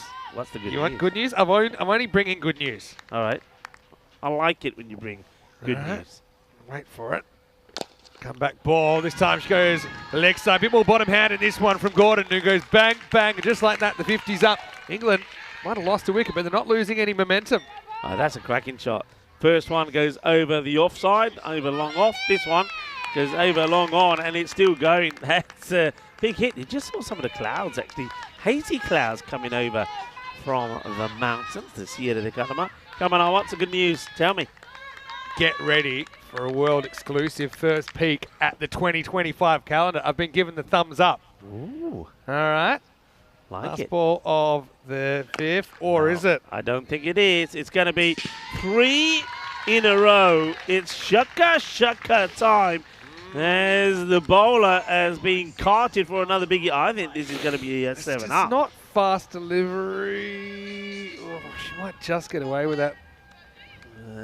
It is on the way down. Because you can see that it's borderline. This is a real borderline call. My instincts is probably just okay in a way. It's still going to be 6 runs. So bang, bang, bang. End of the over. It won't be a no ball. And give us a score. I'm going to say 59 for 1 after 5. Let's have a quick look in here. But you don't want to look at us. Vinny Sandy here, Mr. Maximo. Rico Full. I've got to say, Tina, once again, sensational job. Excellent job from Tina, yeah. It'd be great to have back in 2025. Speaking of which, here's a quick look at it. You might want to screenshot this or have a bit of a look at your screen. Here.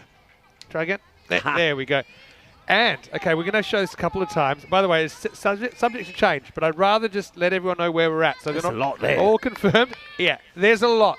So here's the big news. We're going to mostly slightly shorter events so we can go more places, and maybe some places we can go twice, but they will be split up. Going to come back to that in a second. Here's Van der Oning to bowl over number 6, and it's a little bit of a funkified start from Kesteven. That lefty just kind of throws everyone. The only lefty in the English lineup. She'll start with 4. It's going with the angle. All right, maybe we get one replay and then we'll try and bring it back up. Yeah, this is the way to play Isabel, because she's quick, she's fast, but when she pitches short, you can see the batters hopping out the way and just helping it. She needs some protection down there. Let's have it back up again. Okay, let's have a look. Where are we bring here? it back up, because that ball's still coming back. New ones just kind of off. We're going to go back to Sweden for both north and south. Looks like we got to go to England twice. Looks like we're going back to Finland for the first time since 2020. And some of the Spains, rather than Barcelona, where we've spent a lot of time, we're going to other places. And there's Madrid, Alicante, and Valencia all on the lineup. How about that? Uh-oh, it's going to be bowled. Well, there you go. There's 2 very similar dismissals, although quite different bowlers Isabel van der Woningen goes at that leg stump. She just gets a piece of it. I thought for a second it might have been glanced for another 4, but it's the stumps that have been impacted, and that will be a second wicket, 63 for 2. Yeah, she'll be disappointed with that. I just get the feeling, I'm watching this again, that it's the pace of Isabel that's worried the batters. They're trying to, there's a time when you go and play that shot when it's a little bit shorter, but I think the plan to get away from this pace is to try and get out the way and help the ball just clip it away. But when it's at the stumps like that, you're dicing with danger, and Tilly will go for 14 or 15. It's like the old all-in. Works every time but once. Tilly, I'm sure we haven't seen the last of her. She'll be back tomorrow. Right now she has to go 63 for 2.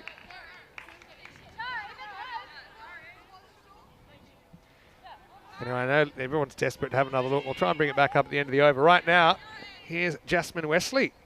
Had to kind of sit aside and not be in the 11 this morning, but I think she's in their best 11. I think we'll see her tomorrow. Gets a run here in match 20. That first one's upstairs. Isabel's certainly just got a little bit of extra zip, hasn't she? Yeah, she's bowling with pace. She really is. And the batters, they are struggling. I like the fact the third is gone back now. Oh, look, Ireland's in there as well. What else have I got for you?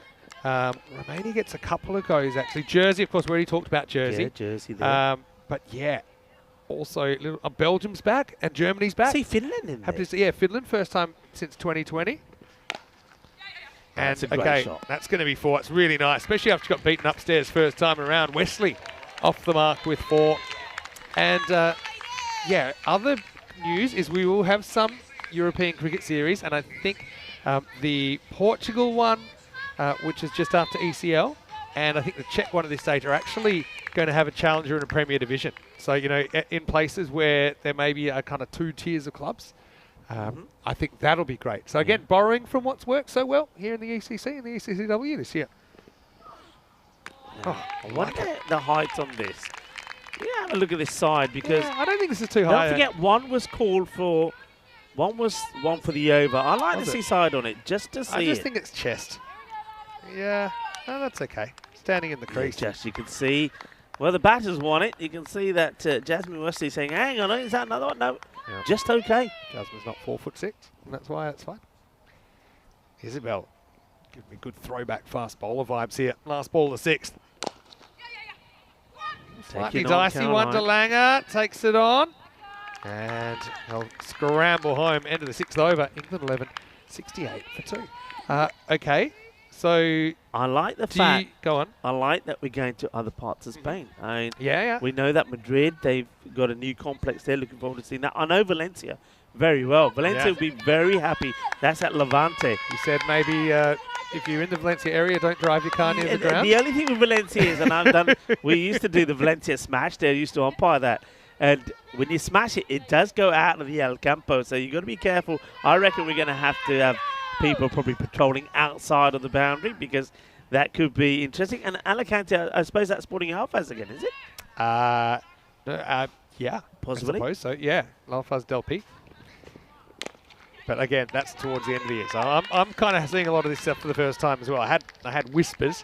Okay, do you know what's better than 1 bombshell? 2.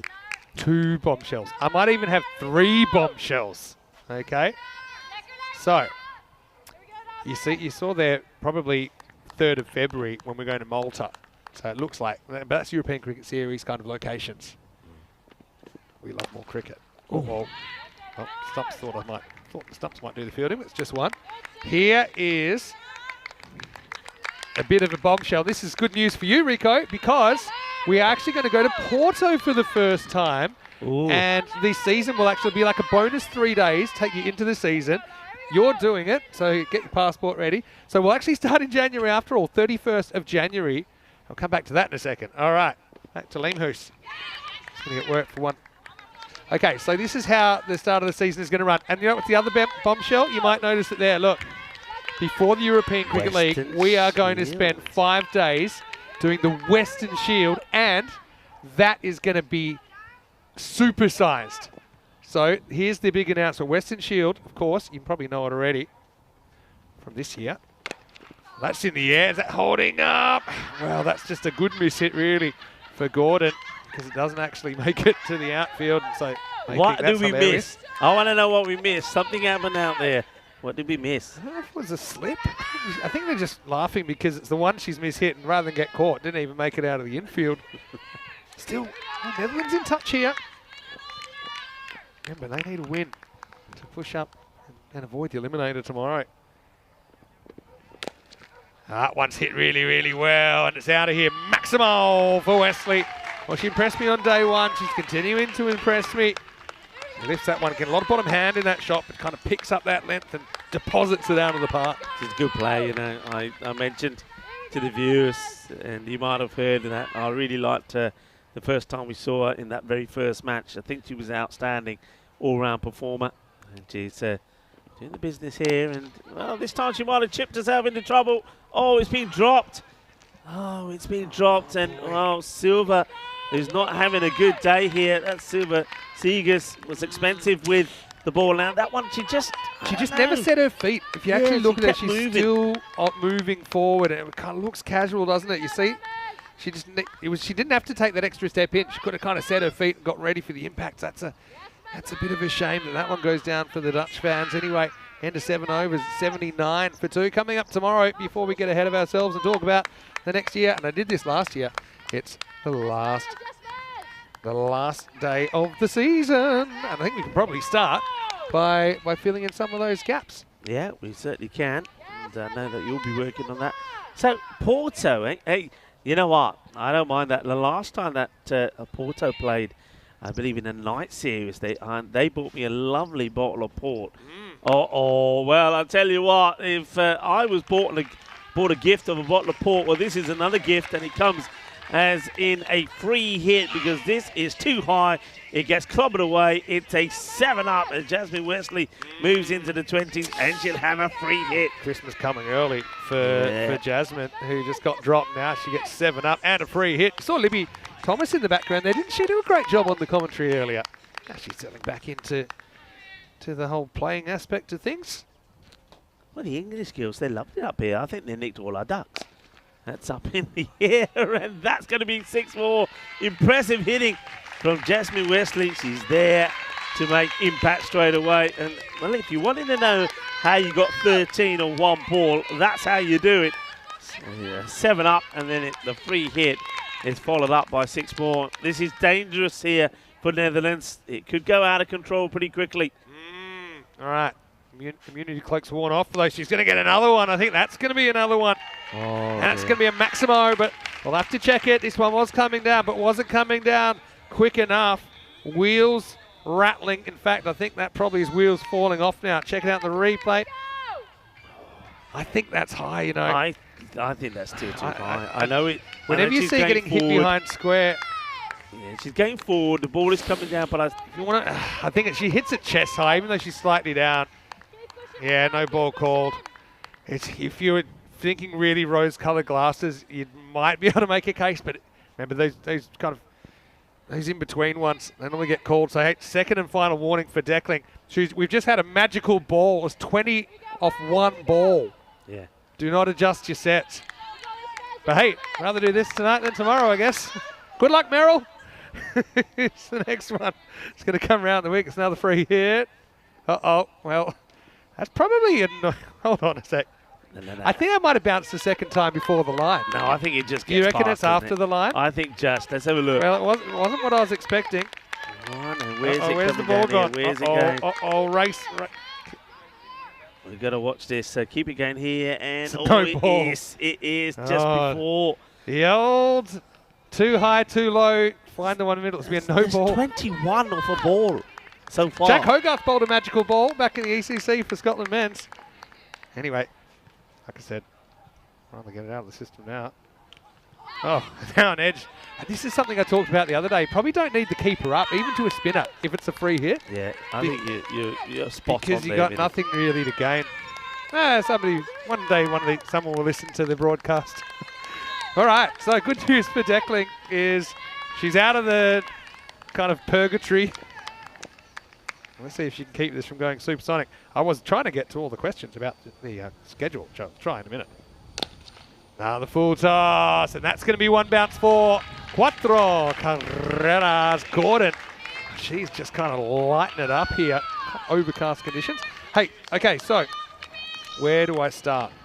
First question, I saw something about what's going on with the night series. Now, I would imagine there will be night series, but we only kind of organise those closer to the time. So this is basically what you're seeing there is the framework for the whole year of the main tour. So I'll probably give you more notes on that.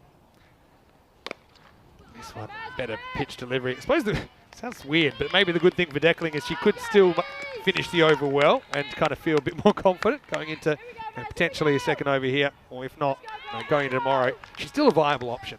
I really like her as a bowler and a cricketer. Yeah, so that also doesn't include T20 internationals that I'm sure we'll be doing more of next year. For example, we were in the Netherlands twice for T20 internationals and of course the women's T20Is as well. So Italy touring there during the year. So that what I showed you with the calendar is basically the ECS tour, which will include some ECIs as usual. A lot of them will probably have some T20Is as part of them as well. I think that's the idea to do that again, like we did in Cyprus this year, like we did in Czechia this year, and a few others as well. So much to go through, really. Last ball for Deckling. Uh-oh, it will be the last ball for Deckling. To be caught, but it won't be out. She's gonna. Somebody's gonna have to bowl this free hit. Well, I was gonna say she avoided going supersonic. She didn't quite, because it'll be none for 30, and she's gonna be. She's got to be off here now. She's gonna be taken out. You know what? It's just one of those overs that Merrill. Hopefully, she can just put it out of the head. It happens. She's just kind of had the heebie-jeebies a little bit there. So someone's gonna have to come and bowl the ball that nobody wants, because you can't get a wicket. And actually, they're going for Van Boker here, who has the thankless task. Can't take a wicket, but can go for runs. Yeah, first over went for 25 itself. Free hit, and just again, we're on a fake hat trick because that's 2 caught in a row, and neither counts. In the end, I'm going to add them all up. I'm going to say 31 off the over. It's 110 for 2 off 8. Okay, so put your questions in for the chat about the schedule. The other thing I will say is, before you go booking things, maybe send me a message in a month, because things do change, but we are reasonably sure, at least for up to the end of April, up to April that I showed you there. That's the way it'll look. The Western Shield, I know the plans are to have it here at the Cartermore Oval as well, and that's why they want it. And the bombshell with that is that not only will we have a British and Irish Knights, and we'll have Team Europe, but we'll also have Team Asia and a World 11 as well. Okay, so we're going from 2 teams to 4. Say that again. Say that again. Yeah. Well. Oh no. Oh, monkey see, monkey do. Poor Silva. Just put this one upstairs. How many's she bowled? I think she got a no ball first over. You probably remember better than me. So she's on a final warning. Yeah, that's probably her second. Man, this has been insane. Yeah. Not a great time for housekeeping. All right, free hit. And more free hits than aren't. Well, that's fan zone. Everyone watch out. That's the roofer. Oh, madre mia. Maximo Flash Gordon almost puts one through the roof. Well, this is Flash. Well, there was a little bit of the old from the fan zone, because they were under attack. It's on the roof as Amy Gordon hits the biggest 6 so far on the leg side. Jeez, that was a monster hit. We're back live. And a good comeback, but I think it'll be the same result. Going, gone. Maximo fan zone getting peppered. This English innings is out of control at the moment. Well, these two are just loving it at the moment, Wesley and Gordon. And they are hitting 6s for fun. Right, say that about the Western Shield again. So Western Shield, not only it won't be a 2-team competition, it'll be a 4-team competition. And not just that, the word is, and I haven't heard anything confirmed about this, that each team will get an icon player as well. And some of the names I've heard for icon players will make your head turn. But that's all I'm going to say about it. Western Shield directly before ECL here at the Cartermore Oval. All right, that's going to go as well. Wow. This is somersault right now by Gordon. And England 11, well, quite the tune-up. Bearing in mind, this is the time of day that the final will be played tomorrow. They are looking more than comfortable. I got to say, for the Netherlands, that they sort of kept England pretty quiet up until the half-point stage. But, I mean, going back to Silva Seegers here when she was really struggling in the last over. That's a better area. For me, I mean, this is something that I think Seegers, they'll work on. I mean, she's a young bowler, but they're going to have to try and get her to get the ball drifting and getting outside the off a lot more. Well, I thought for a moment Meta was going to have a bat then. She picked it up, but I think it's the batter losing it. But, yeah, she's struggling here. Still 2 balls to go. She's gone for 34 in a spell. That one's okay. She'll field it herself. Yeah, good comeback. I mean, okay, Netherlands having a bit of a shocker with the control, but like I said, you know, you'd rather that if you're going to have a really bad one, probably rather have this game and potentially in an eliminator tomorrow. Ireland might be liking this. I bet they are. It's well bowled by Silva. Anyway, let's just remember how it ended if you're a Dutch fan. It's the end of the 9th over. 132 for 2 after 9th. Throw me your questions. I'll do the best I can. But yeah, Western Shield, you can probably see how it slots in to the start of the season. So just repeating, starting on Friday the 31st of January with a 3-day event in Porto. Then we'll go to Malta. Malta will go from the 3rd to the 18th of February. Then to the Kardama Oval for the Western Shield, a 4-team Western Shield. And the plan is, if it's successful, and let's hope it is, that the Melton Shield will potentially have the same format. But anyway, it's dependent on a lot of things. ECL, of course, we've talked about that a lot. We know what the program looks like. It'll be a 4-week tournament with 35 clubs, and then with the Portugal adventure after that. And I think it's 19 days in Portugal, again, finishing with some T20s. And also, we'll see Portugal women. That's the plan, at least. We'll see Portugal women for the first time. Again, another country you can tick off that are going to play some T20 internationals in the women's game. Anyway, this is up. It's in the air. It's catchable. It's blowing around for Seegers. She takes it. Well, credit to her. That was not an easy catch. It was blustery. And well, Netherlands, I suppose they could still take second if they get a washout. So maybe the time for the rain dancers to come out. But that was actually a pretty good dance by Seegers. And she'll result. Well, that will result in the wicket of Wesley, who goes for 37, 132 for 3. That's a good catch, actually. I mean, that ball is moving around the air, and Seegers comes across, and she makes it look easy, and there was a little bit of a celebration kind of dance there, as Robin Schmidt does come back. Remember her first over only went for 3, and she takes a wicket straight away. It's off the first ball of her second. Yeah, okay. What else can I tell you? Let's see what we got. Good questions for everyone. Here's Robin. Swing and a miss. That's Maddie Ward trying to get funky first ball. Are you getting a bit concerned by this weather, by the way? A little bit. Because it's got that little feel about it. There's clouds coming across. It's very hazy. The wind has picked up. Yeah, I mean, if you Dutch supporters, I don't know if the Orange Army over there want to get the rain dancers on, maybe the grass skirts. Let's do it. Got their Hawaiian shirts already. That one is hit up in the air. Deckling will take the catch. So, well, Deckling and Silver Seegers, who both had kind of rough overs, at least they get a bit of a confidence booster in the field. That'll be a wicket. And a second one for Robin Schmidt. Matty Ward goes for a second ball duck, and the score 132 for 4.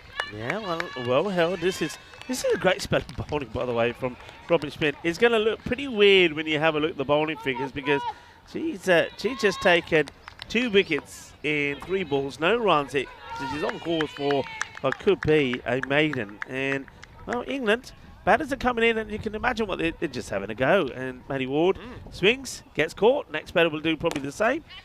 Next contact will be a single. I'm going to try and get through as many of these questions, and I'll pick them up. Ask them again if I miss them. Okay. Run out and keep running. I think they just had a bit of a miscommunication. I think this comes down to the fact that Noeline Davies feels she only needs to get the one, and she's going to get Gordon back on strike. Gordon is just basically too unselfish here. She says, look, let's go for 2. She's like, nah, you should be facing. But bad news is she won't be. And she just has to trot off. So it was that's a little bit of a teachable moment there. But hey, she batted really well, didn't she? Ends up going for 45, I should say, 45 off just 12 balls. Yeah, batted. Half of them were free hits, I think, though, but still. She did bat very well. Gee. Great knock from her. Chaos format. There's Robin Schmidt. Hasn't she been a great player for Netherlands 11 this week? Oh, there we go. Time for some funkalicious batting. It's King who comes out. What's the old skateboard ramp out there and just dinks it behind her for 4 runs. What a shot. Yeah, Rachel is king as she plays this one, and beautifully executed. It's going to be cuatro carreras. I'll just put this out there. I'm going to stay in the innings break to answer questions in the chat about the schedule in text form. I know a lot of people have questions, but this game particularly, these two teams haven't allowed me to chit-chat about it too much. Anyway, here's the last ball, 137 for the English plus this. Tries it again. It's been interesting. I'm going to chase this down. There's 1. She'll go for 2 here. I think they're just going to give it up. Probably would have made it. But anyway, England will finish 138 for 5 off the 10 overs. And for the Netherlands, well, to be honest, just a quick calculation, it's probably about 100 or so, give or take, for even a point, which would at least allow them to hold on to third. You might say, what's the difference between third and fourth? Well, the weather. You know, we get unexpected rain if you finish third. Then if you do have a washout in the eliminator, you're in the qualifier. But if not, you are out if you finish in fourth. So, Netherlands 11, I don't know. Look, there's a bit of a day 5 kind of performance from them, really, wasn't it? Okay, tricky conditions maybe, a sprinkle of rain at the moment, but look, you got to just try to think positive. Obviously, England 11 will be easy for them to think positively, but for the Dutch 11, go out there, express yourself with the bat, hit the ball well, and put the shoe on the other foot kind of thing, and maybe we might see that high chase record broken once again. I think you're right. I think that now there's Caroline de Lang. I think that's exactly what she will say to her players and the coaches to say, look, okay, you know what, it hasn't gone to plan, especially the second 5, the first 5, just the 59 came off that, but it's what happened in the second 5 overs that really hurts them, and 79 is the split, so you've got a 59 and 79, but having said that, really good over last over there from Robin Schmidt, and she's the one who started it off. The first over only went for 3, the second one from Lara was a good one as well, 8, and then even Moaning with her pace, she troubled the batters. In fact, she managed to get both the openers a call on the arm or the shoulder, but then the fight you knew was going to come. Some nice shots being played. First of all, it was Kesteven and Yemen who got going, played nice shots, but then that one was a bit of real soft dismissal just when you saw Beth getting going. She totally misses that one, and they couldn't believe it, could they? You can see Ria Facro and Amy Wheeler couldn't watch, and then that was another one. But this was all about, I think, the pace of Mooning. I think they were trying to find another way to contend with it, but stepping out of the way wasn't the way. So a couple of wickets falling there, but then I just love the batting from Amy Gordon and Jasmine Wesley. Came out there and they changed the way the innings was going. It was like flicking a coin, and well, they were enjoying the big hits. The fan zone, well, they weren't, particularly the Netherlands supporters, because well, they were almost wiped out a few times as the Grizzly was going up and about. But Silva, she went for an expensive over, but did come back and take a catch, and the same could be said about Declan. Remember, she unfortunately had to be taken out of the attack because of 3 full tosses in that one over, which would go, the over itself would go for 31. Then there was a little bit of communication here. You can see the plan to try and get Gordon on strike, but they didn't really play that well. That was played beautifully as Rachel King came out and played a delightful scoop, which went to the boundary. She tried it again, but second time round only gets a single, and the England 11 this time round decided that there's no point sacrificing a wicket for nothing. So that's the way the innings came to an end. 138 contributions really all the way through. You can understand Maddie Ward, the way she gets out there towards the end, just going for a big shot, and also the way that Amy Gordon goes. But Kesteven and Gammon give England a good start, and then Amy Gordon and Jasmine Wesley, well, they thumped it to all parts of the ground. Just between them in that sort of, 31 deliveries they were out there for. They hit 10 sixes and 2 fours, and that certainly helped England 11 post this very, very handsome and high total. 138 is going to be. We'll have a quick look at the bowlers, and one bowler who bowled superbly well was Robin Schmidt. I mean, when you have a look at those bowling figures, she stands out incredibly. 2 for 9, and the next best there from 2 overs was Lara. She went for 19. Wasn't able to pick up wickets, but her economy 9.5. You take that. You take also from Isabel van der Warning. I think she bowled real pace. She's definitely the quickest that we got out there, and you can see that she did trouble the English batters. They're trying to find different ways to contend with the pace. Sometimes it was fruitful, but other times it wasn't. But of course, it was Seegers and also Declan that were the expensive bowlers. They were taken to the sword. Went off the rails. I mean, between their it wasn't quite 3 overs, but they went 65. So think of that in the context of a power play. But hey, Netherlands, yeah, I suppose at least they're safe from elimination. The matter is, will they be able to kind of hold on to third spot? Weather can be unpredictable here. If we've learned anything, that you better be prepared for anything. Anyway, we'll take a break. 1:39 for the Netherlands to pull off the biggest chase ever in T10 ECN women's cricket. Just a quick calculation. They'll need 97 to keep their point. In which case, they will. I suppose finish above Ireland, but we will take a break. Vinny Sander here, Mr. Maximo, with Rico Full. If you do have questions, put them in the chat. Addressing some queries about the 2025 season and the plans. Very excited to reveal them. You saw it here first, and you will see the last innings of the day in a few minutes when we return to the Cardiff Oval for more ECC-W.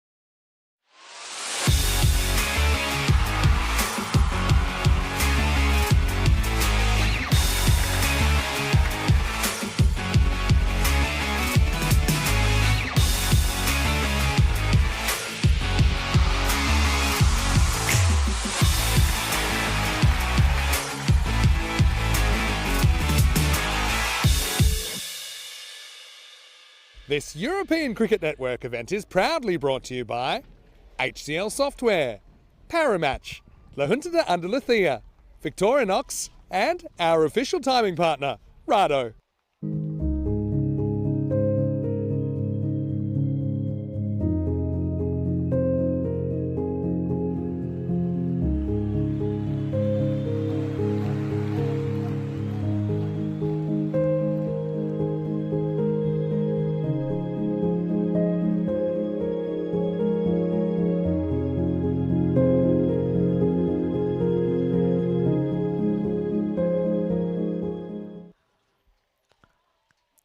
Hello, welcome back. Yes, join the Share the Meal today, and we can all make a difference. The rain has come, and I think you're seeing there the quickest on off the field on ECN history, especially here at the Cardamom Oval. The players, led by the umpires, came out.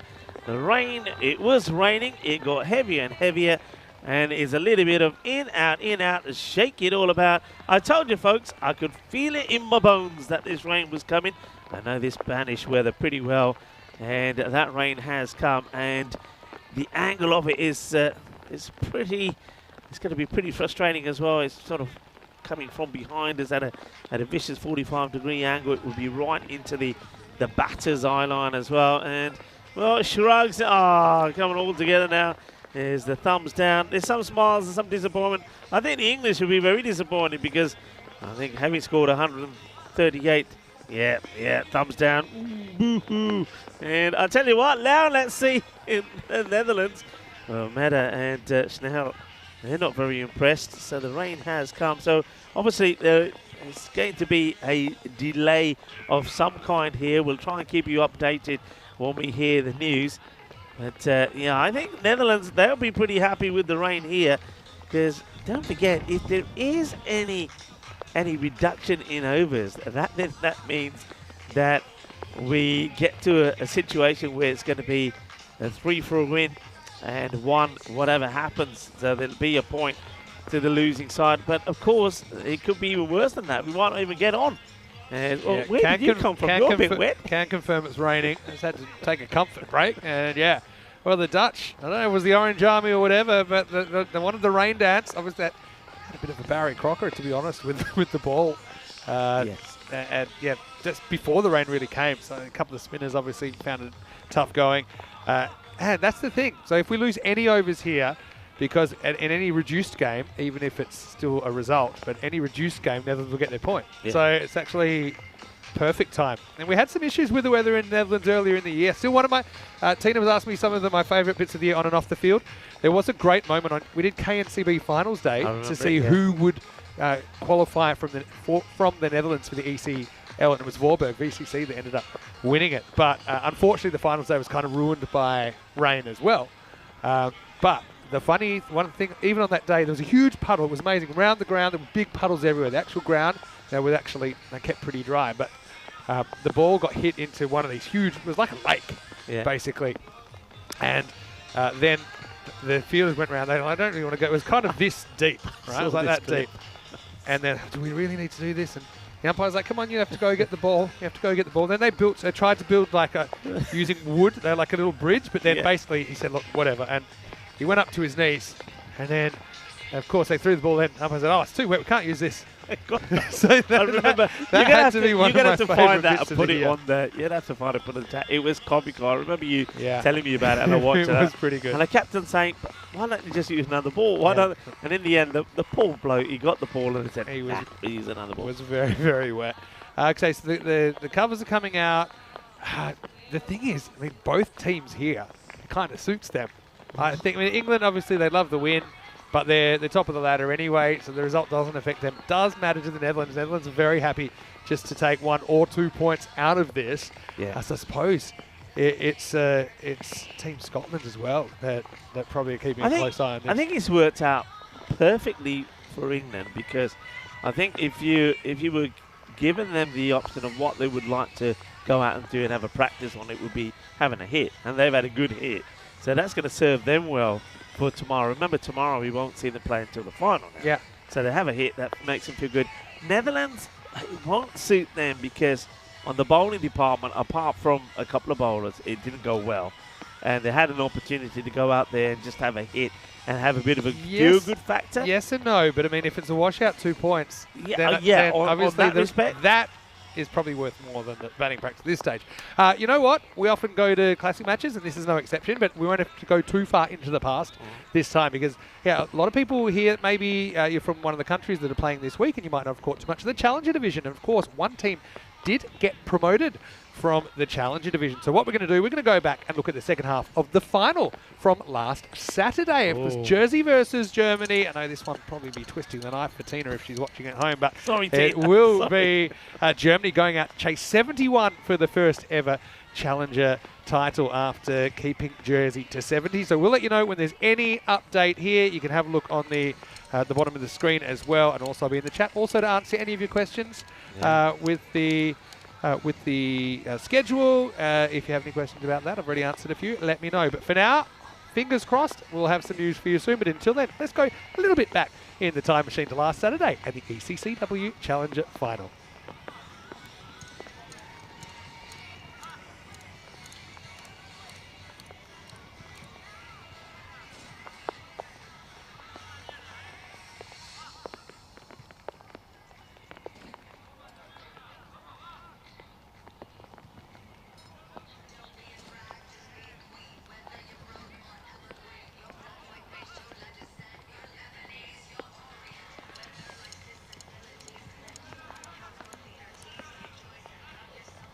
Probably one huge moment we're about to see in the game as well, and that was this, the wicket of Christina Goff.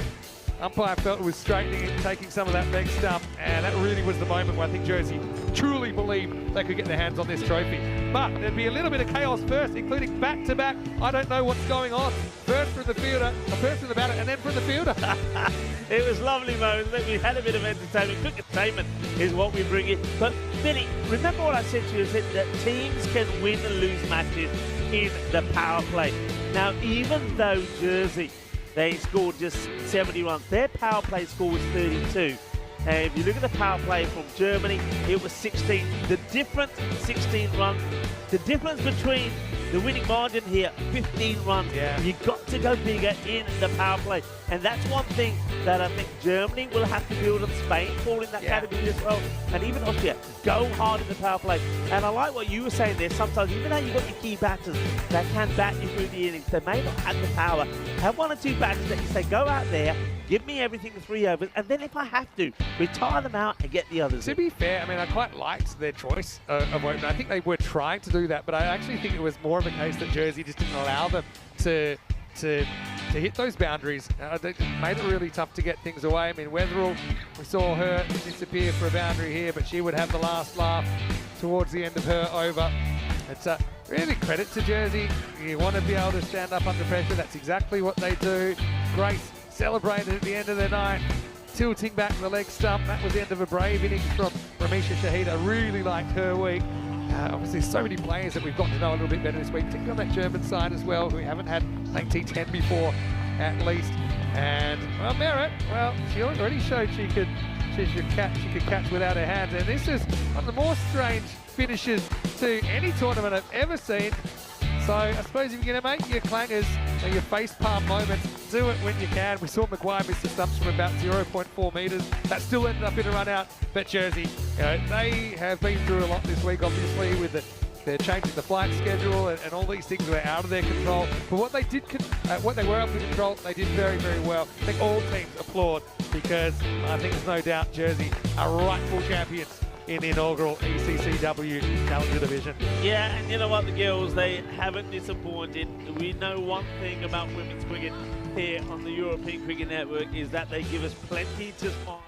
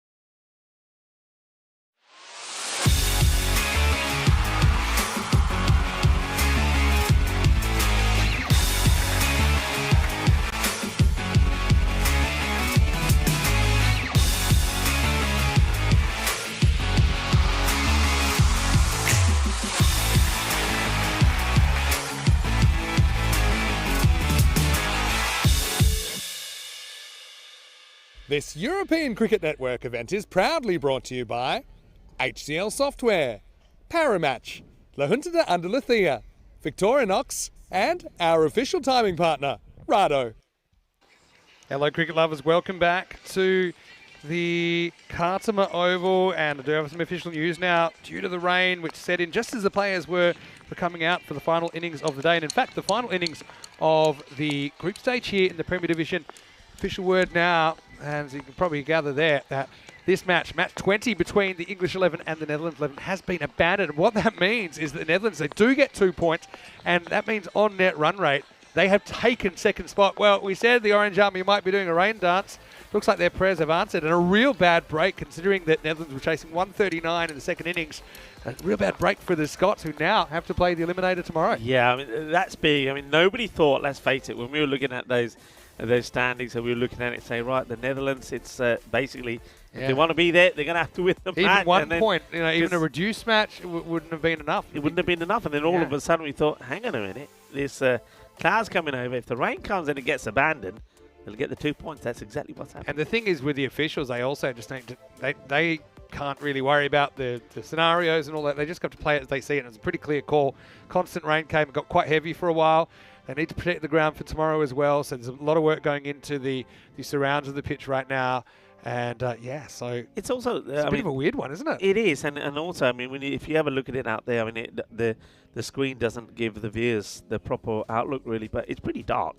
And bearing in mind that, you know, by the time, even if the rain does stop, which it hasn't yet, even if, let's say the rain was to stop in 10-15 minutes, by the time those covers are done and they do an inspection and they start, the light's gone. And the thing is, it's still raining as well. Yeah. So, I mean, that's the only decision they could really make. It's a bit of a tough break for Scotland. I suppose they'll revisit the fact that, you know, a couple of key moments, you know, on day one, obviously, they took 1 point out of 8. I suppose they did win that golden ball. And remember, we talked about that being really important as well at the time. It got them going.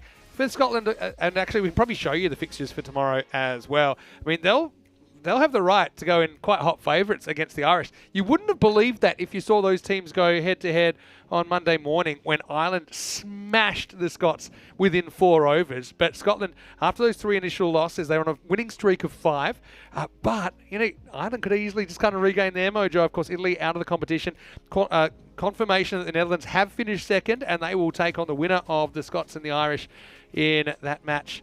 The qualifier, of course, the winner of that goes on to play England 11, who we knew had already locked up top spot. So it starts same time, same place here. And Rico, it's the last day of the season. Can't wait. It's the last day of the season. Can't wait. And I think we're going to go, I mean, looking at that already, I mean, Scotland, Ireland, you know, these two teams have improved so much. Don't forget Ireland earlier got a good win against the Netherlands, restricting them to a low score. So they're playing some good cricket, a young team. And they, you know what, I think they were a little bit nervy when they first started. But at the moment, they're loving their moment out there. They're loving being the centre of attention. They're playing some really good cricket. And Scotland, what can you say about them? They've just got better and better. So that is going to be an absolute cracker to start off with. And then thing is, though, whoever wins out of that, then you've got the Netherlands winning. Unpredictable. I mean, the one thing for me is England go in pretty hot favourites. So the others are kind of fighting for who's the next best favourite. I suppose Netherlands, given that they're playing in the qualifier already. But, yeah, you would say you could throw a blanket over teams 2, 3 and 4. But then again, England, they're going to have a one-off game to decide. So it's going to be huge, and hope you can join us here for that last day of the season. If you do have any other questions about the schedule, you can always get me at Mr. Maximo as well. I know a lot of people have questions about the schedule. I was happy to share some of that, including the big news. We'll start the 31st of January with a 3-day bonus with Portugal 11, Spain 11 doing battle in T10 and T20 matches. Also, we revealed that the Western Shield will come before the ECL, and there'll be 2 new teams. So we'll have the British and Irish Knights as well as Team Europe, Team Asia, and a World 11. That's going to be something. Which is crazy as well, with some icon players, which we can't reveal yet, but some of the names that we're talking about are absolutely insane. We had the extended schedule as well, and hopefully it puts you a little bit in the picture. So we want to share it, even though things can change. I think everyone realises that, but we really value you as members of our community, and we want to share it with you. If you are watching on YouTube, of course, please like this video. Give us the old thumbs up. Yeah, we like the thumbs up. Give us a thumbs up. Yep, and don't forget also to subscribe to the channel. I'm sure you have already, but tell your family, tell your friends, because actually this is the last chance to catch us for about 6 weeks. So if there were ever you are going to tell your family, tell your friends about ECN, get them to tune in tomorrow, because I think it's going to be super, super unpredictable. Don't forget also our social media at European Cricket, our website, europeancricket.com. Rico, well, it's raining now, but hopefully it clears, and we got full steam ahead for the last day of the season. Yeah, we don't want the weather to spoil the day tomorrow. The forecast is good. In fact, this wasn't even forecasted today, so it's just coming from the mountains. But what a day we're going to have. It's going to be a last day. I think it's going to be quite a festive day as well. It will. I think it'll be fair. It is Peacock Friday.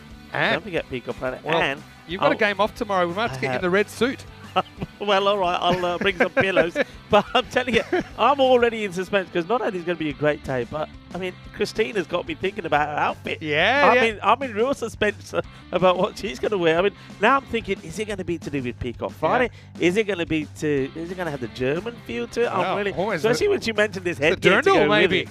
But I bet she rocks the dirndl pretty well as well. I might go the lederhosen, although we should have used that one last week. Look, to everyone around the ground's been helping, thank you so much as well. I know they're probably out there doing the hard graft at the moment, but it's a real community effort. Very, very unpredictable finals day.